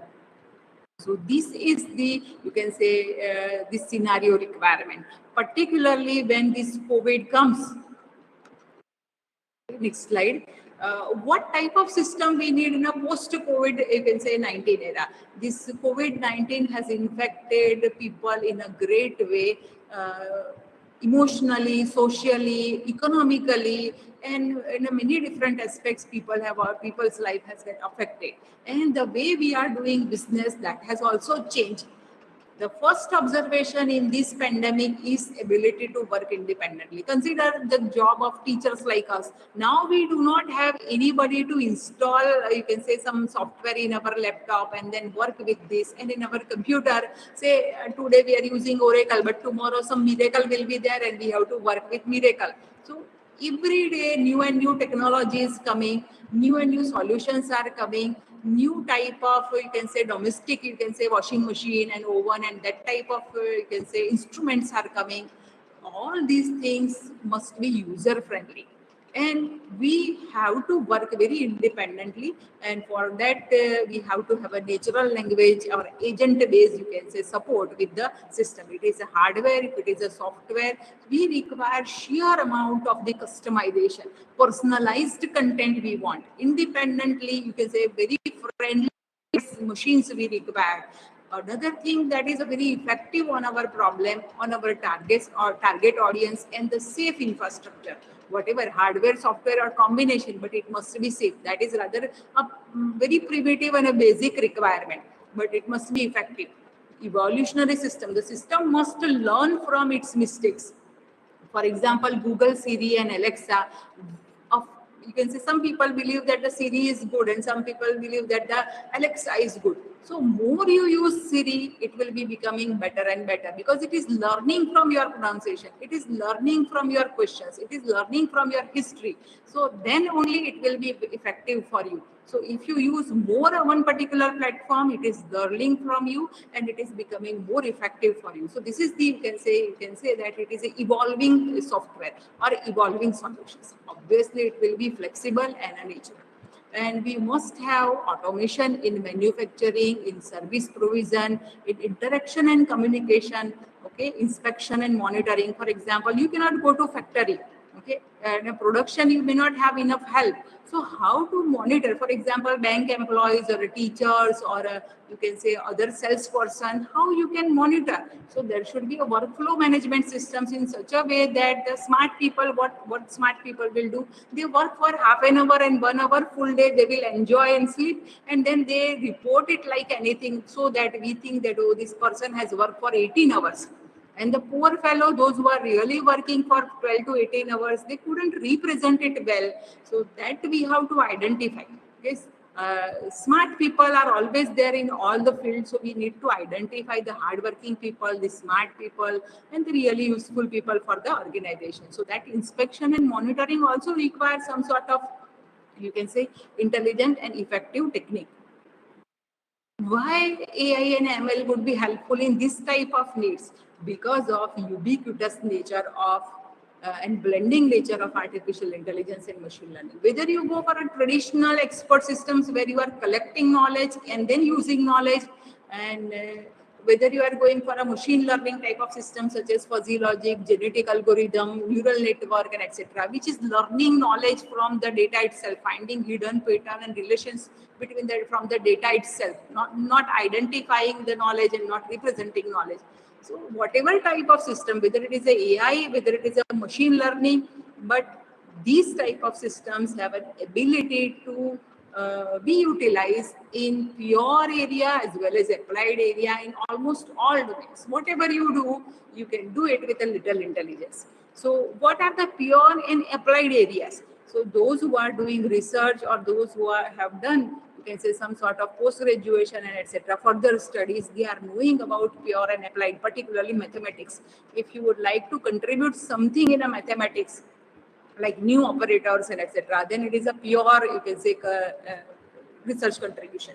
Or in a computer science, if you would really like to find out a new data structure or a new type of sorting algorithm or a new type of a file management or a new type of operating system, then it will be a pure area.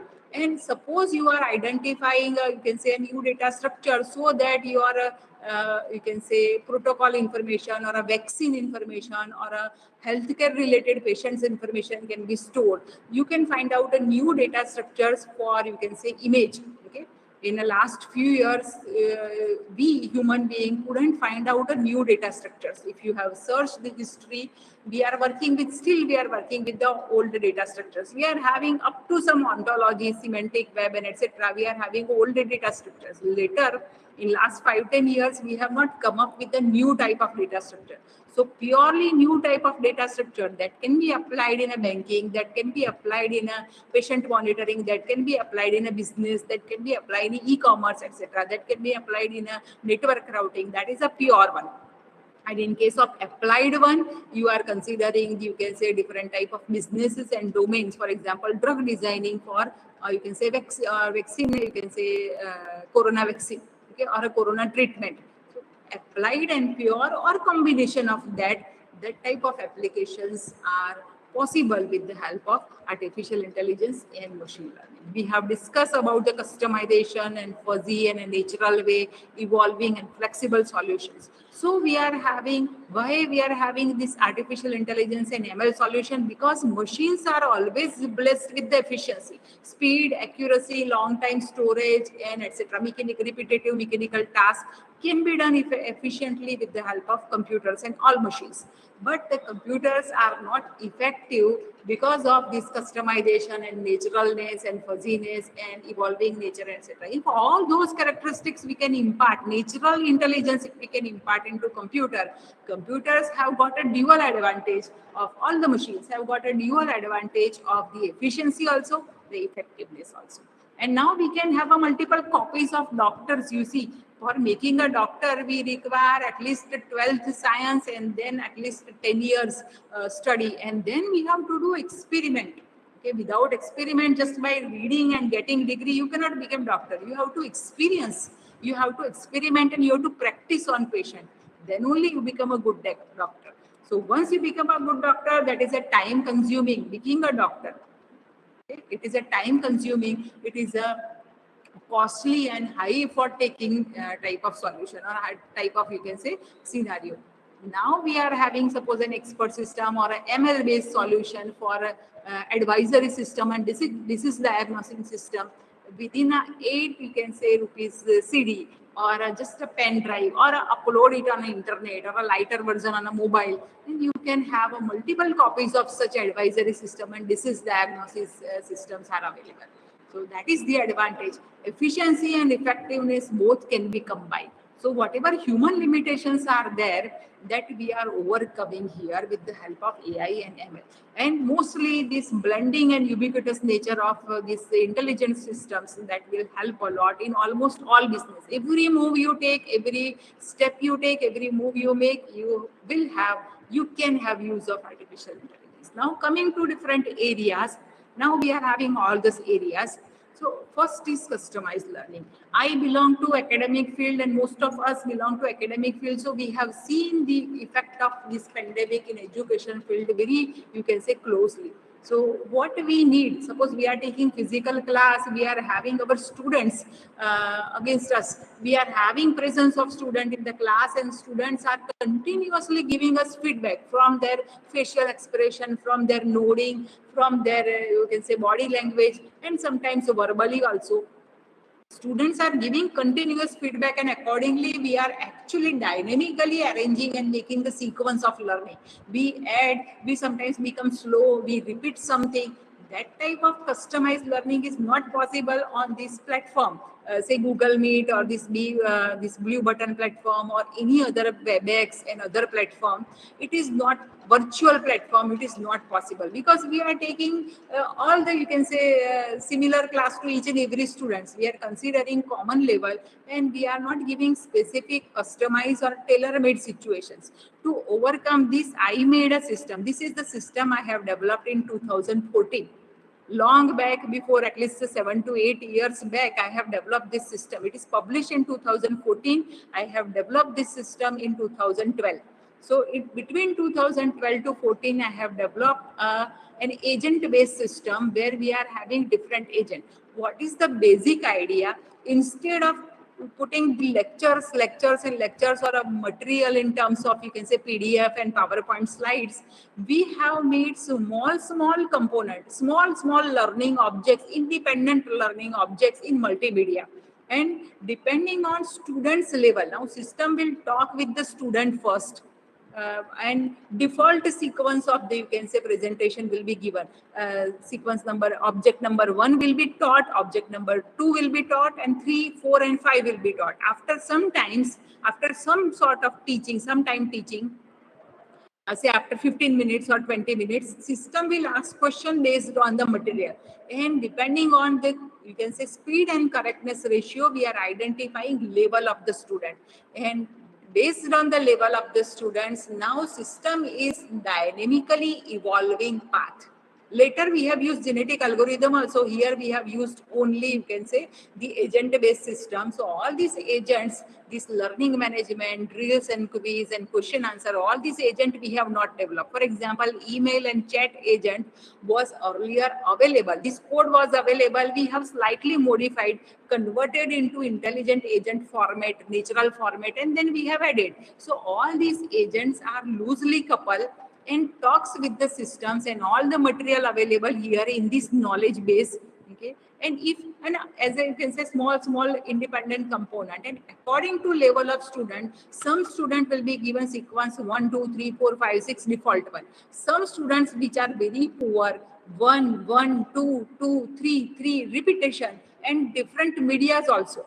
Okay, so some student will be given more examples, some student will be given multimedia and lecture and video tutorial, some students will be given simple PDF, that way, and small topic, okay, independent topic. In multiple media we have considered, and dynamically we are deciding that to which student which material to be presented. And if student asks some question which is not available here in this knowledge base, then it is going to the internet. So there will be an agent. Unfortunately, we couldn't develop the agent for knowledge discovery. Later we tried, but at that time we couldn't develop for a knowledge discovery agent. Okay? So this knowledge discovery option was there. So this is the way how we can have a customized learning based on this intelligent system. So how teacher is teaching in a class, we can have virtual, another idea, virtual and augmented reality we consider. The second idea we have discussed first, that is the consideration of a learner's level using artificial intelligence, and accordingly we are dynamically sequencing of the material from the database or a knowledge base. So different components in multiple media we are storing, and according to need we are doing late binding of this material. Other idea is examination. MCQs and other type of objective questions can be assessed easily, can be checked easily. But what about, you can say, this subjective questions and long questions? So those type of questions can be checked with the help of, you can say, artificial intelligence tool or a technique or not. Different type of chatbots to help students while facing difficulty, while doing programming in a lab, and etc. Then another idea is that Netflix is using this recommendation system. YouTube, Amazon Prime, and Netflix is using collaborative filtering. We, instead of movies recommendation, we can have a course recommendation and other type of things. Or other, like a Google and this blue button and etc. We can have our new platform for a discussion. New AI-based course and syllabus also we can introduce. So these are the different, you can say, things we can do, different ideas in the education field. In case of healthcare, see, this is the system I have developed last year during COVID. I have taken a CT scan images, and then instead of extraction of these features manually, the convolutional neural network is used, and this convolutional neural network extracts the feature of the CT scan image in an automatic manner, and it is going to the flattened neural network. So obviously at the last layer of the convolutional neural network is a flattened neural network. But in that flattened neural network, for example, 256 features, from this figure, from this image, if 256 features are identified, additional 9 fuzzy features I am adding about the symptoms like fever and body pain and breathlessness, joint pain or diarrhea, etc., and the cough, cold, and etc. All these features, they are fuzzy, and these things we are adding. And mostly convolutional neural network is used for binary classification, but here we have used it as a ternary classification. And whatever output has come, that also will be fine-tuned with the help of a fuzzy system. So this is a hybrid evolutionary fuzzy system, a hybrid fuzzy system, neuro-fuzzy system for COVID identification from the CT scan images. Then we can have a digital tattoos. Okay, perfected tattoo finding is one thing, and another thing is for health monitoring. We can have tattoo. Tattoo is not for a decoration or for aesthetic, you can say, or for a cosmetic purpose. We are not talking about tattoos. For that also, we are having artificial intelligence advisory system. Okay, according to your age, according to your face, according to your style, and etc. This tattoo would be good for you. okay, according to your skin type, okay, big tattoo, small tattoo, or the position, etc. They can identify. That is another thing. We are talking about the tattoo which can do health monitoring also, and you can turn your skin into the user interface. Skin as a graphical user interface or any type of interface you can consider. So for your phone, for your, you can say any other job, instead of using, you can say any other interface, now you are utilizing your skin. So that days will come, it will become a popular, and now you are having a tattoo with a chip, okay, and then with a small operation you can insert this, you can say chip, and then on that you are having different tattoo.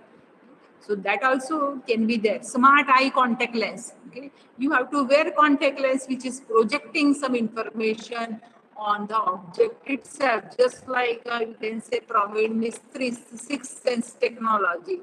Or otherwise, there is a, instead of, say, forget about voice typing.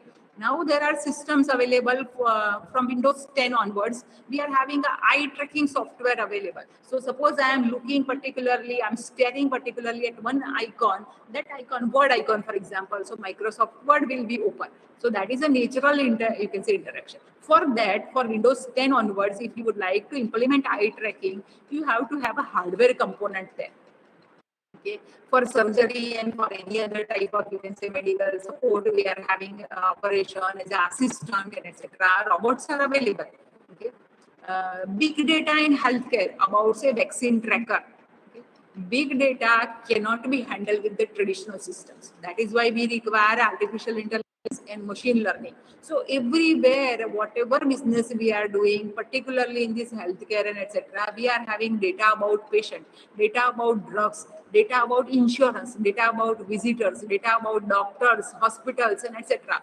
And nowadays we are having a corporate hospitals, and this type of vaccine and etc., the, you can say, nationwide or worldwide, you can say, movement is there. So how many, you can say, has taken this vaccine, and how we track people, those who have not got vaccine yet, how many people have taken first dose and etc.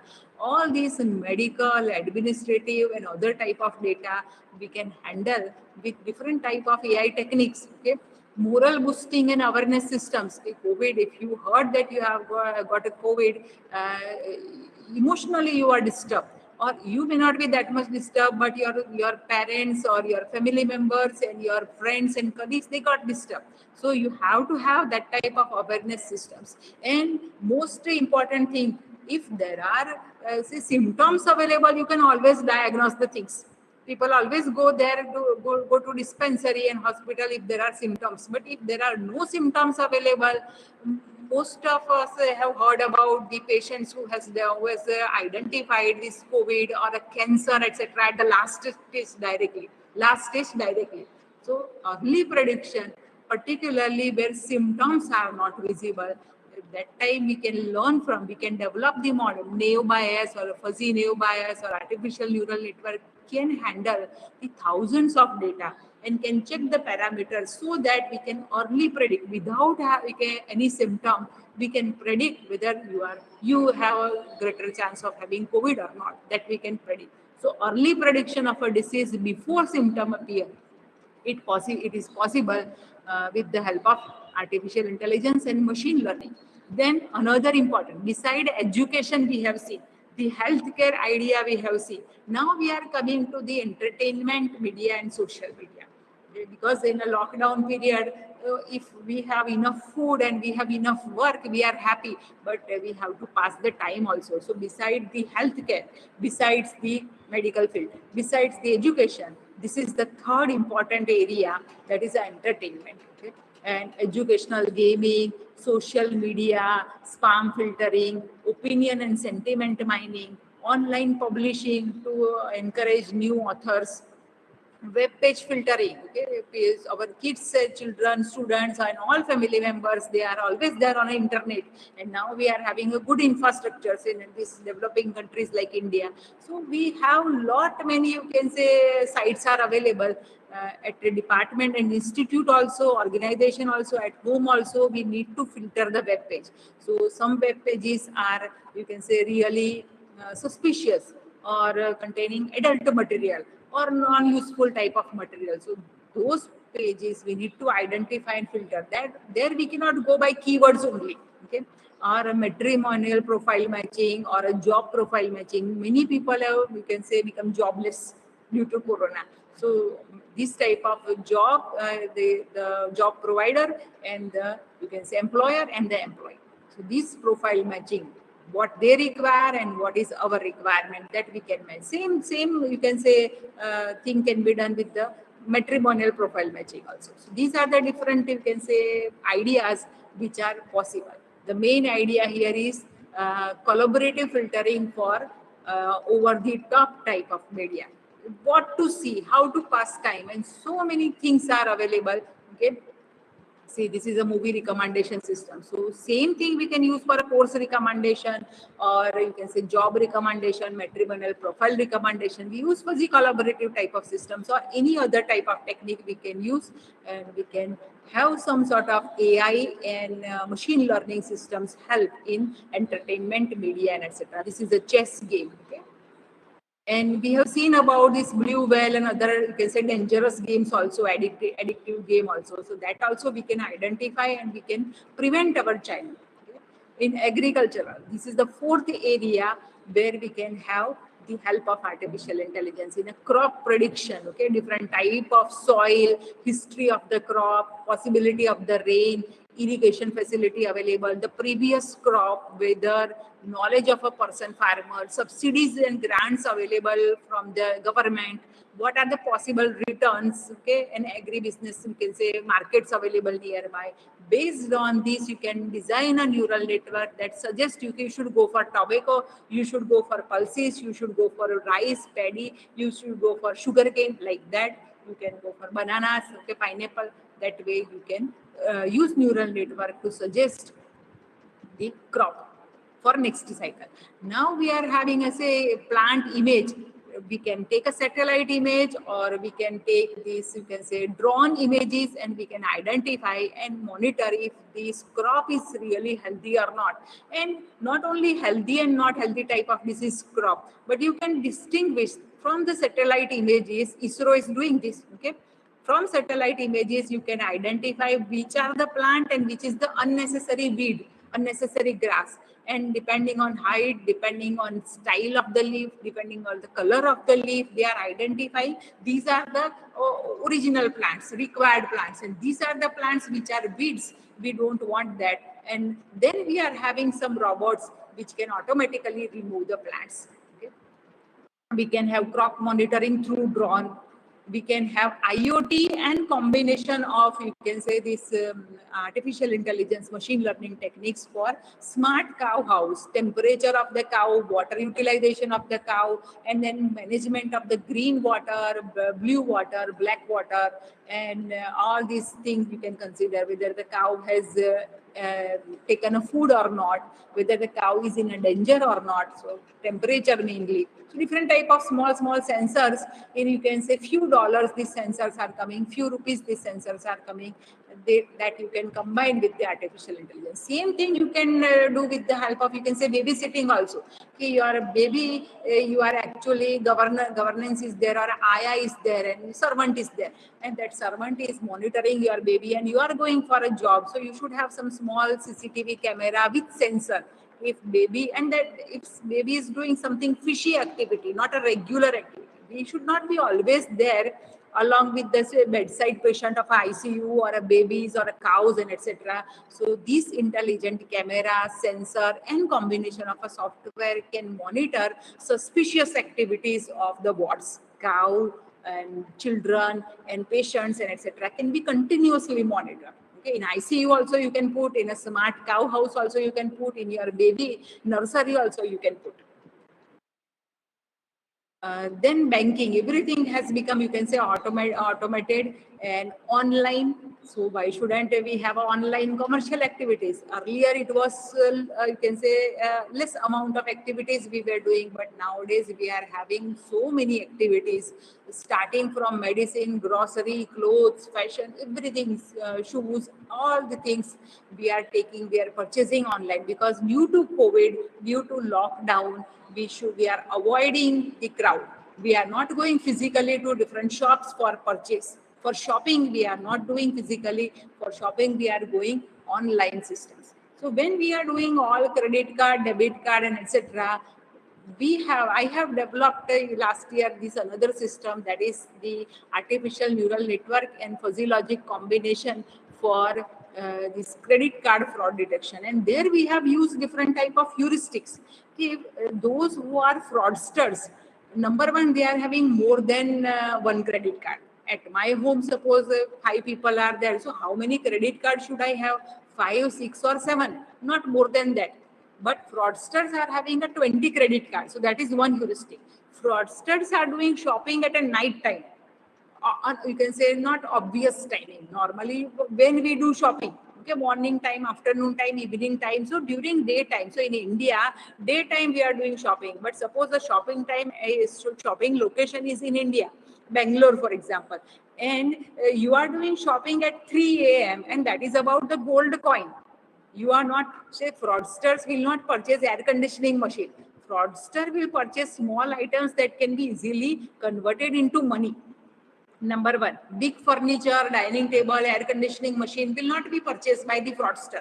Number of credit cards will be there. They always work on odd hours and their location may be different than that of different, you can say, registered location. And from multiple location from the same card, okay, through some technology, they can manage this from multiple location from the same card. They are doing immediate 5-6 operations and big you can say transactions they are doing.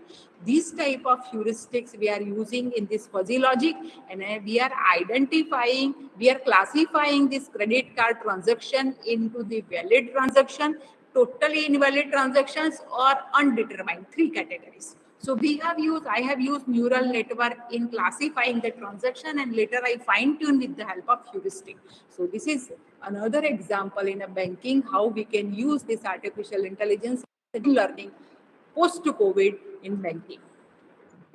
AI-powered search, chatbots, secure mobile banking, risk management, share market investment, portfolio management, etc. we can do in a banking area. So education we have seen, healthcare we have seen, entertainment we have seen, agriculture we have seen, banking we have seen, then e-business, secure e-commerce model on a cloud and fog computing. Traditional technique may not help you in having security, but as I have told you about a variety of heuristic, here also we can find out some heuristic, and we can say that yes, when automation is not available, security is not available, make in India type of things, say we can go for, or we can go for a product innovative things, new product design and etc. That we can go for.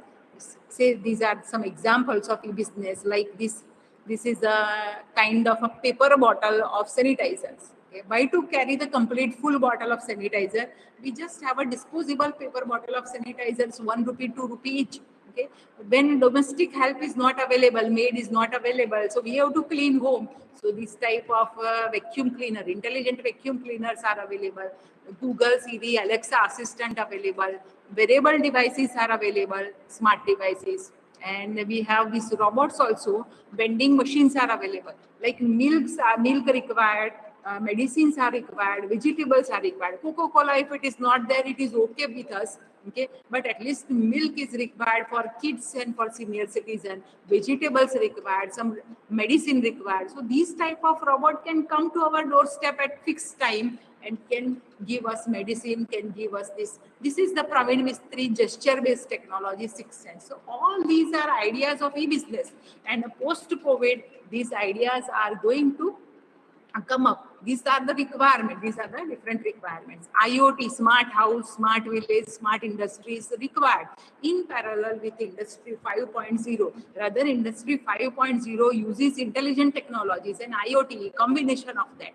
So we require those type of solutions, generating codes to keep you can say users' morals high, the shopping companion, because nobody is there to shop with you, and physically also you are not going. Entertainment, movies, coloring images. You can have your grandparents and parents' marriage photograph, take them and color it. It is available deepai.org. Upload your image and then you can see the colorful image. They would bless you like anything, like take your grandparents' photograph of marriage and color it. Okay? Robots, okay? Sixth sense technology. Within 2-3 minutes, I will stop. Self-driving vehicles, firefighters, night vision, AI glasses. Okay. Shopping cart. Suppose in this shopping cart you are putting lot of chocolates, cheese, and etc. The shopping cart does not only calculate the bill and weight, total amount and weight, but it also suggests you in your mobile. It also suggests you okay, you are watching your weight, you are dieting, and you should eat lot of fruits and vegetables. Don't take chocolates, ice creams, and you can say nuts or you can say cheese. Okay, so that type of shopping cart. In a production also, when labor is not available, you can go for these robots. Self-carrying, you can say a vehicle at the airport, you don't require a porter, you don't require help of people, then you can have this type of machines available. Okay. For home assistants, voice assistants are available, intelligent assistants, Siri, Cortana, Google Assistants, Alexa. For doing homework of, you can say, kids to learn how to speak English, and for expense management, we are having different assistants available. Data science, okay, I have told you that prediction, analytical things, visualization on disease and etc. We have deep learning neural network, and everywhere we are generating data, but we are not utilizing this data. So big data, analytics, visualization, etc. can be done with the help of AI. I have written a book along with a Norwegian scientist, that is Intelligent Technique for Data Science, published by Springer, has got multiple projects in this. Okay. Then making web intelligent. Our day starts with Google, internet. If internet is not there, internet and web are different things, but we can use it as, we are normally using it as a synonym. So World Wide Web, the web page filtering, I am giving an idea, but now we can talk in a natural way to our Google, or by Google, we can have any type of natural search engine in our, you can say, voice-based search or a regional language-based search. We can customize search engine we can go for. So how to make web intelligent? This is my another book, again written with the Norwegian author. That is Intelligent Technologies for Web. Focus crawler, intelligent crawler, making web intelligent, fuzzy operation, operator of this web, etc. written here. Web page filtering, etc. Projects are there. Okay. And there are more than 200 research ideas and projects are given in this book, okay, which is published last year, okay, particularly in post-pandemic era, what you can do in variety of domains. So fuzzy logic, genetic algorithm, and neural network, and their hybridization, all machine learning and computational intelligence projects. More than 200 to 300 solved projects, small examples and big research projects are there. And this is my last slide for you. Please take care when you are still alive. Wear mask, stay 6 feet apart, wash your hand frequently, and get tested if you are having a doubt. Okay, so please follow this, you can say, procedures. Please wear mask. This is my website. If you would like to contact me in future, here under my contact, okay, you can find out about my books and about my chapters and the publications. These are the main references I have used. Okay. And here I would like to stop, and now session is open for any query if you have.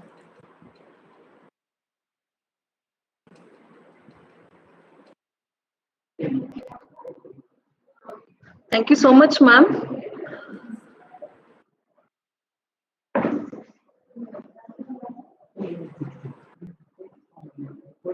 A moment, ma'am.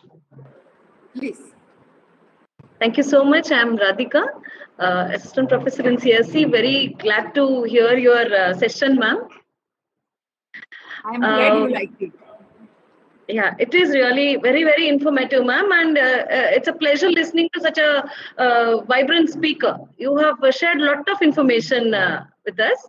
I have a small, I want to know your comment, ma'am. Actually, when researchers and academicians speak, government definitely will take certain decisions. That's my opinion.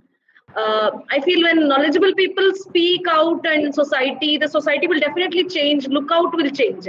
So in this aspect, I have a small. I want to know your opinion, ma'am.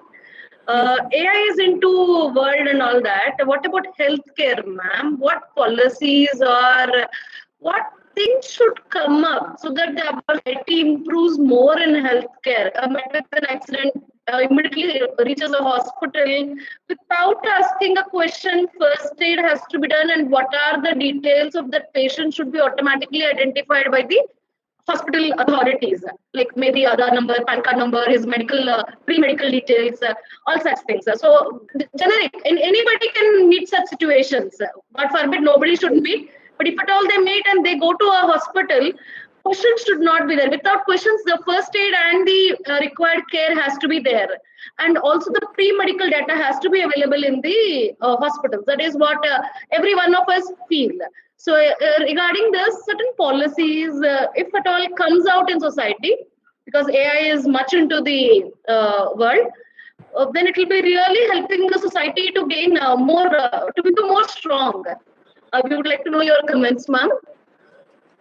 Yes, madam. That is really very good question, and this is the need of the, you can say, era or need of the time. What I would like to say that whatever solution we are giving, that will be a hybrid evolutionary type of systems. Not only AI, but side by side we are having some sort of IoT type of thing also. And you can say combination of technologies we are going to use. I would like to mention that the government is also going to introduce a unique health card. So that unique health card may be having some sort of a chip and etc. So identification of a person is easy, number one. And number two, we can have the drone and other monitoring camera and etc. Like in a smart cities in Gujarat, we are having a Surat city where we are having all the cameras. So even if you are not driving a car and not wearing belt also, automatically memo comes at home. And this is happening because my uncle used to live in Surat and my friend has developed all these things. So this type of continuous monitoring is required, number one, and the person should be having all the valid data in this unique health monitoring card. And then whatever happens, automatically it will be informed with the help of combination of technology. With one AI or machine learning may not help that. We have to have different type of sensors, we have to have drones, IoT and that type of things, and side by side we are having different type of, you can say, kiosks or a small centers available on the highway itself. Like we are having a petrol pump and gas stations at a few kilometers, we are having a washroom and you can say gas stations available, medical support available. That way we have to develop infrastructure first. So that should be a combination of, you can say, three items. Number one, government policy. Number two, the techniques. And number three, the physical infrastructure. And then we require to, you can say, motivate people. So this is the idea, and I think government has started doing all these things in terms of smart city, number one, and number two, the unique health card. So I hope our next generation, our kids would be having benefit of this. Yes, ma'am, you're right. At least our next generation should see this convergence of technologies and the benefits and outcome of it, so that the society is more into a very protective area. Thank you so much for answering my question, ma'am. It was actually wanted to know your opinion and comments. Academicians like you and all of us make a big contribution to society, ma'am. Thank you, ma'am. I give the session to Chandra.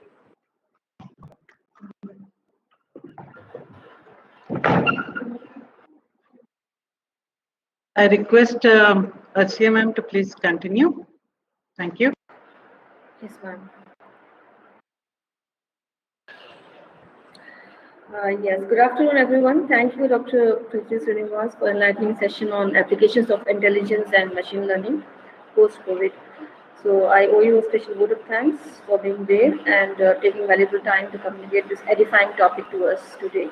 Thank you so much for sharing immense knowledge and expertise and views. It was a wonderful session, ma'am, and thanks for making this event a great, grand event.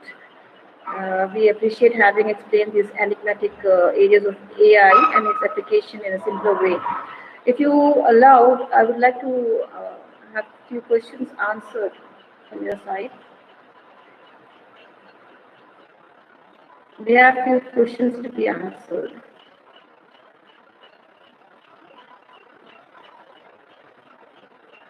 Hello, can you hear me, Preeti ma'am? Yes, sir. Can you repeat question? Do you have any question? Yes, we have the questions here. So I'll be pasting it in the chat box also.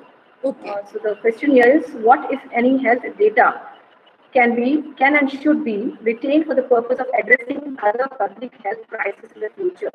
And posting the questions here, it will be visible to you. Can You you can type also, it in the chat box? yes ma'am, it's there, so you can read the question What from here. measurable parameters should trigger the application's development in future and should trigger the assessment? Give me a moment. Any health data.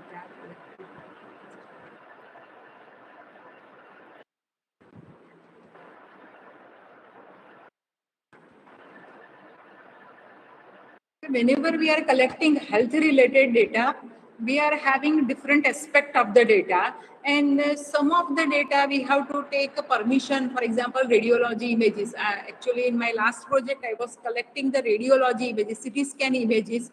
All those CT scan images without patient permission, I cannot take. So that was one problem I faced with this. Another thing is that online standard data sets are not available for practice. So there may be some clinical setup type of limitations. There may be permission of the patients. And then there are different aspects of the data related to healthcare. Number one, the formula, and you can say about the vaccine and the course of treatment, how to make drug. Otherwise, suppose this formula is open, everybody can see the video and make at their factory. So that copyright act and everything will be there.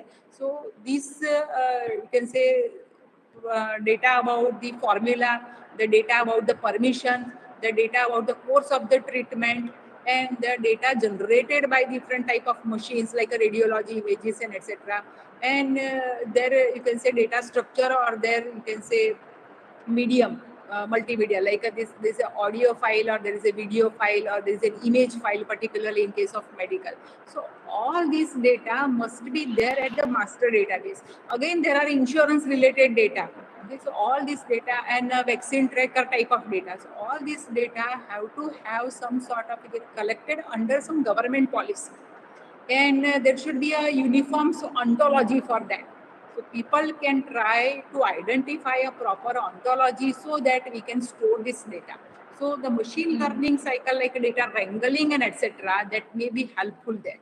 But we require some new data structure or a new ontology for that. That is one possibility. If people do research and find out a proper ontology, so this data can be collected.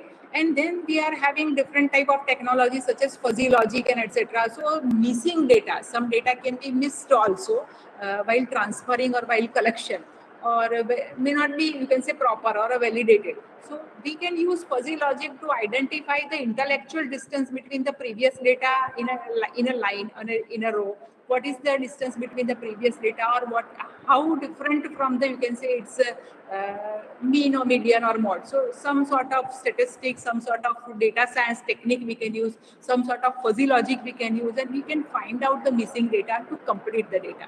And then we can use analytics. So number one requirement is different interfaces, as I have answered in previous question. We require different evolutionary hybrid systems to collect the data. Data collection is also a problem, and that is also in an automatic way. Second problem is collection or extraction of a feature and then diagnosis. Third thing is that make this history data in a proper format and save it for a future trip. Okay? Seminar is going on. So this should be done.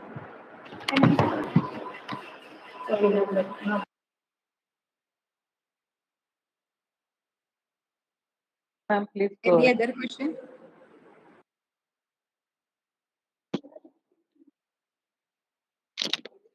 Ma'am, there's one more question. Yeah, it is there in chat box. Now I can see that. Yes. Did the implementation of the application serve the purpose for which they were implemented? what impact positive or negative, and did their use have on the established goal? Are you talking about, if you are talking about my own, you can say, application, yes, I have implemented it with a sample size of 108 COVID CT scan images, and particularly that agent-based systems which I have shown you as a, you can say, graphical abstract I have shown you. That system was purely working, and we have actually used knowledge grid. We have developed a small knowledge grid our own, and we make system use on, implement on that. And the system was working. Later, we have transferred that system to our intranet instead of knowledge grid. But that multi-agent system for identifying, you can say, level of student is working. So if you are talking about my applications, which I have shown you about the healthcare, number one, COVID, and number two, this, you can say, web page filtering, e-commerce fraud detection, and the three applications I have developed in last 2 years. So all these three applications are working on a standard data set, and we have compared it also. But practically we couldn't put it in a use, like in a hospital and etc. We couldn't make it use. But all this design seems on paper seems really very good. Besides my three applications, I have mentioned many other applications, and they are in use. Okay, these type of applications are in use. People have published papers there, and I have mentioned some of these, you can say, resources in the reference. Okay, I have already shared my publication, and because of this, actually, we can have some hope that yes, in a next generation or in a next decade rather, this evolution has started. So in a next, you can say, generation systems, we are having some intelligent evolutionary systems that will be practically useful. Any other question? Yes, ma'am. The next question is, did the implementation of the applications serve the purpose for which they were implemented? Like Yes, I have just answered that. Just now, this question was answered, no? Yes, ma'am. Actually, I was out for some time. Actually, okay, the next, okay, ma'am. What measurable parameters should trigger the application's deployment in the future? When it comes to evaluation of this artificial intelligence or a machine learning systems, we have to have some sort of standard metrics. The pity is that, or the irony is that, we do not have any type of effectiveness measuring standard metrics. How I can say that this teacher, for example, if we are comparing human intelligence, so how we can say that this teacher is more effective on this class or more productive in a class, and that teacher is not productive in the class. So there are no standard measures available or parameters available to measure the effectiveness and utility of the systems. So there again, we can have some, you can say, possibility or application that people would like to invent or do research, like a software quality. How quality of a software can be measured. Similarly, how efficiency can be measured easily.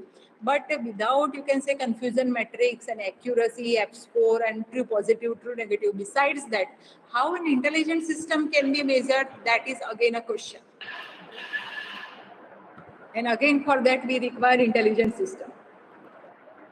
Definitely, yes, ma'am. Okay, so these were the questions which are to be asked. Any more questions, ma'am? Chandana, ma'am, do we have any questions to be answered? No, ma'am. I think we are done. And ma'am, in case others ask, some of them normally send us individual questions. So questions personally. So can I forward them to you? Can I share the email ID with you? You can share it here in the public. I will answer them. Okay, sure, ma'am. I will pass them on to you so Feel that free we to can. contact me. Sure. All the participants. First of all, thank you very much to the Stanley College Authority, Chandana Madam, Arshia Madam, Radhika Madam. She has asked also some questions. And all the participants, thank you very much for patient listening. And feel free to contact me for this any question or any doubt you have. Yes, ma'am. Definitely will be contacting you.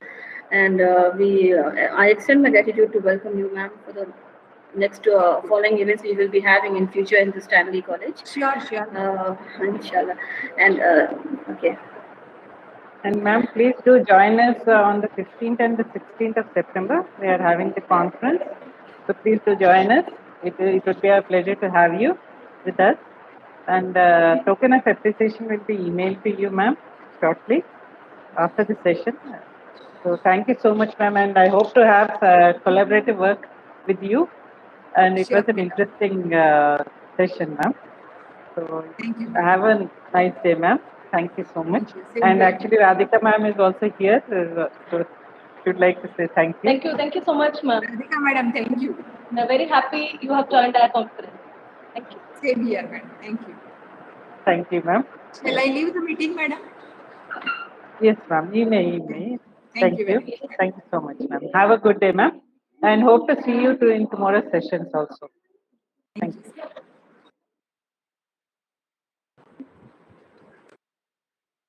Yes, dear participants and delegates, thank you for the patient listening. And we had a very productive and interesting day today with a number of sessions. And I hope all of you have gathered some knowledge regarding the recent trends.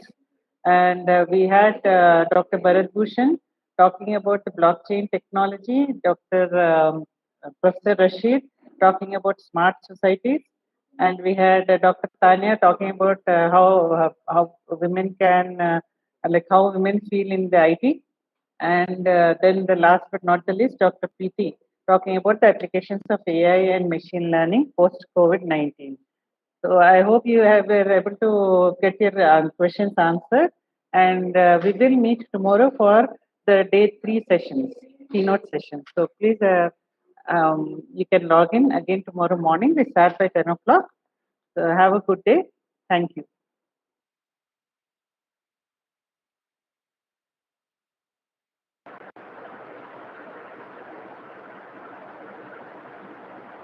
Ma'am, can we end the meeting here?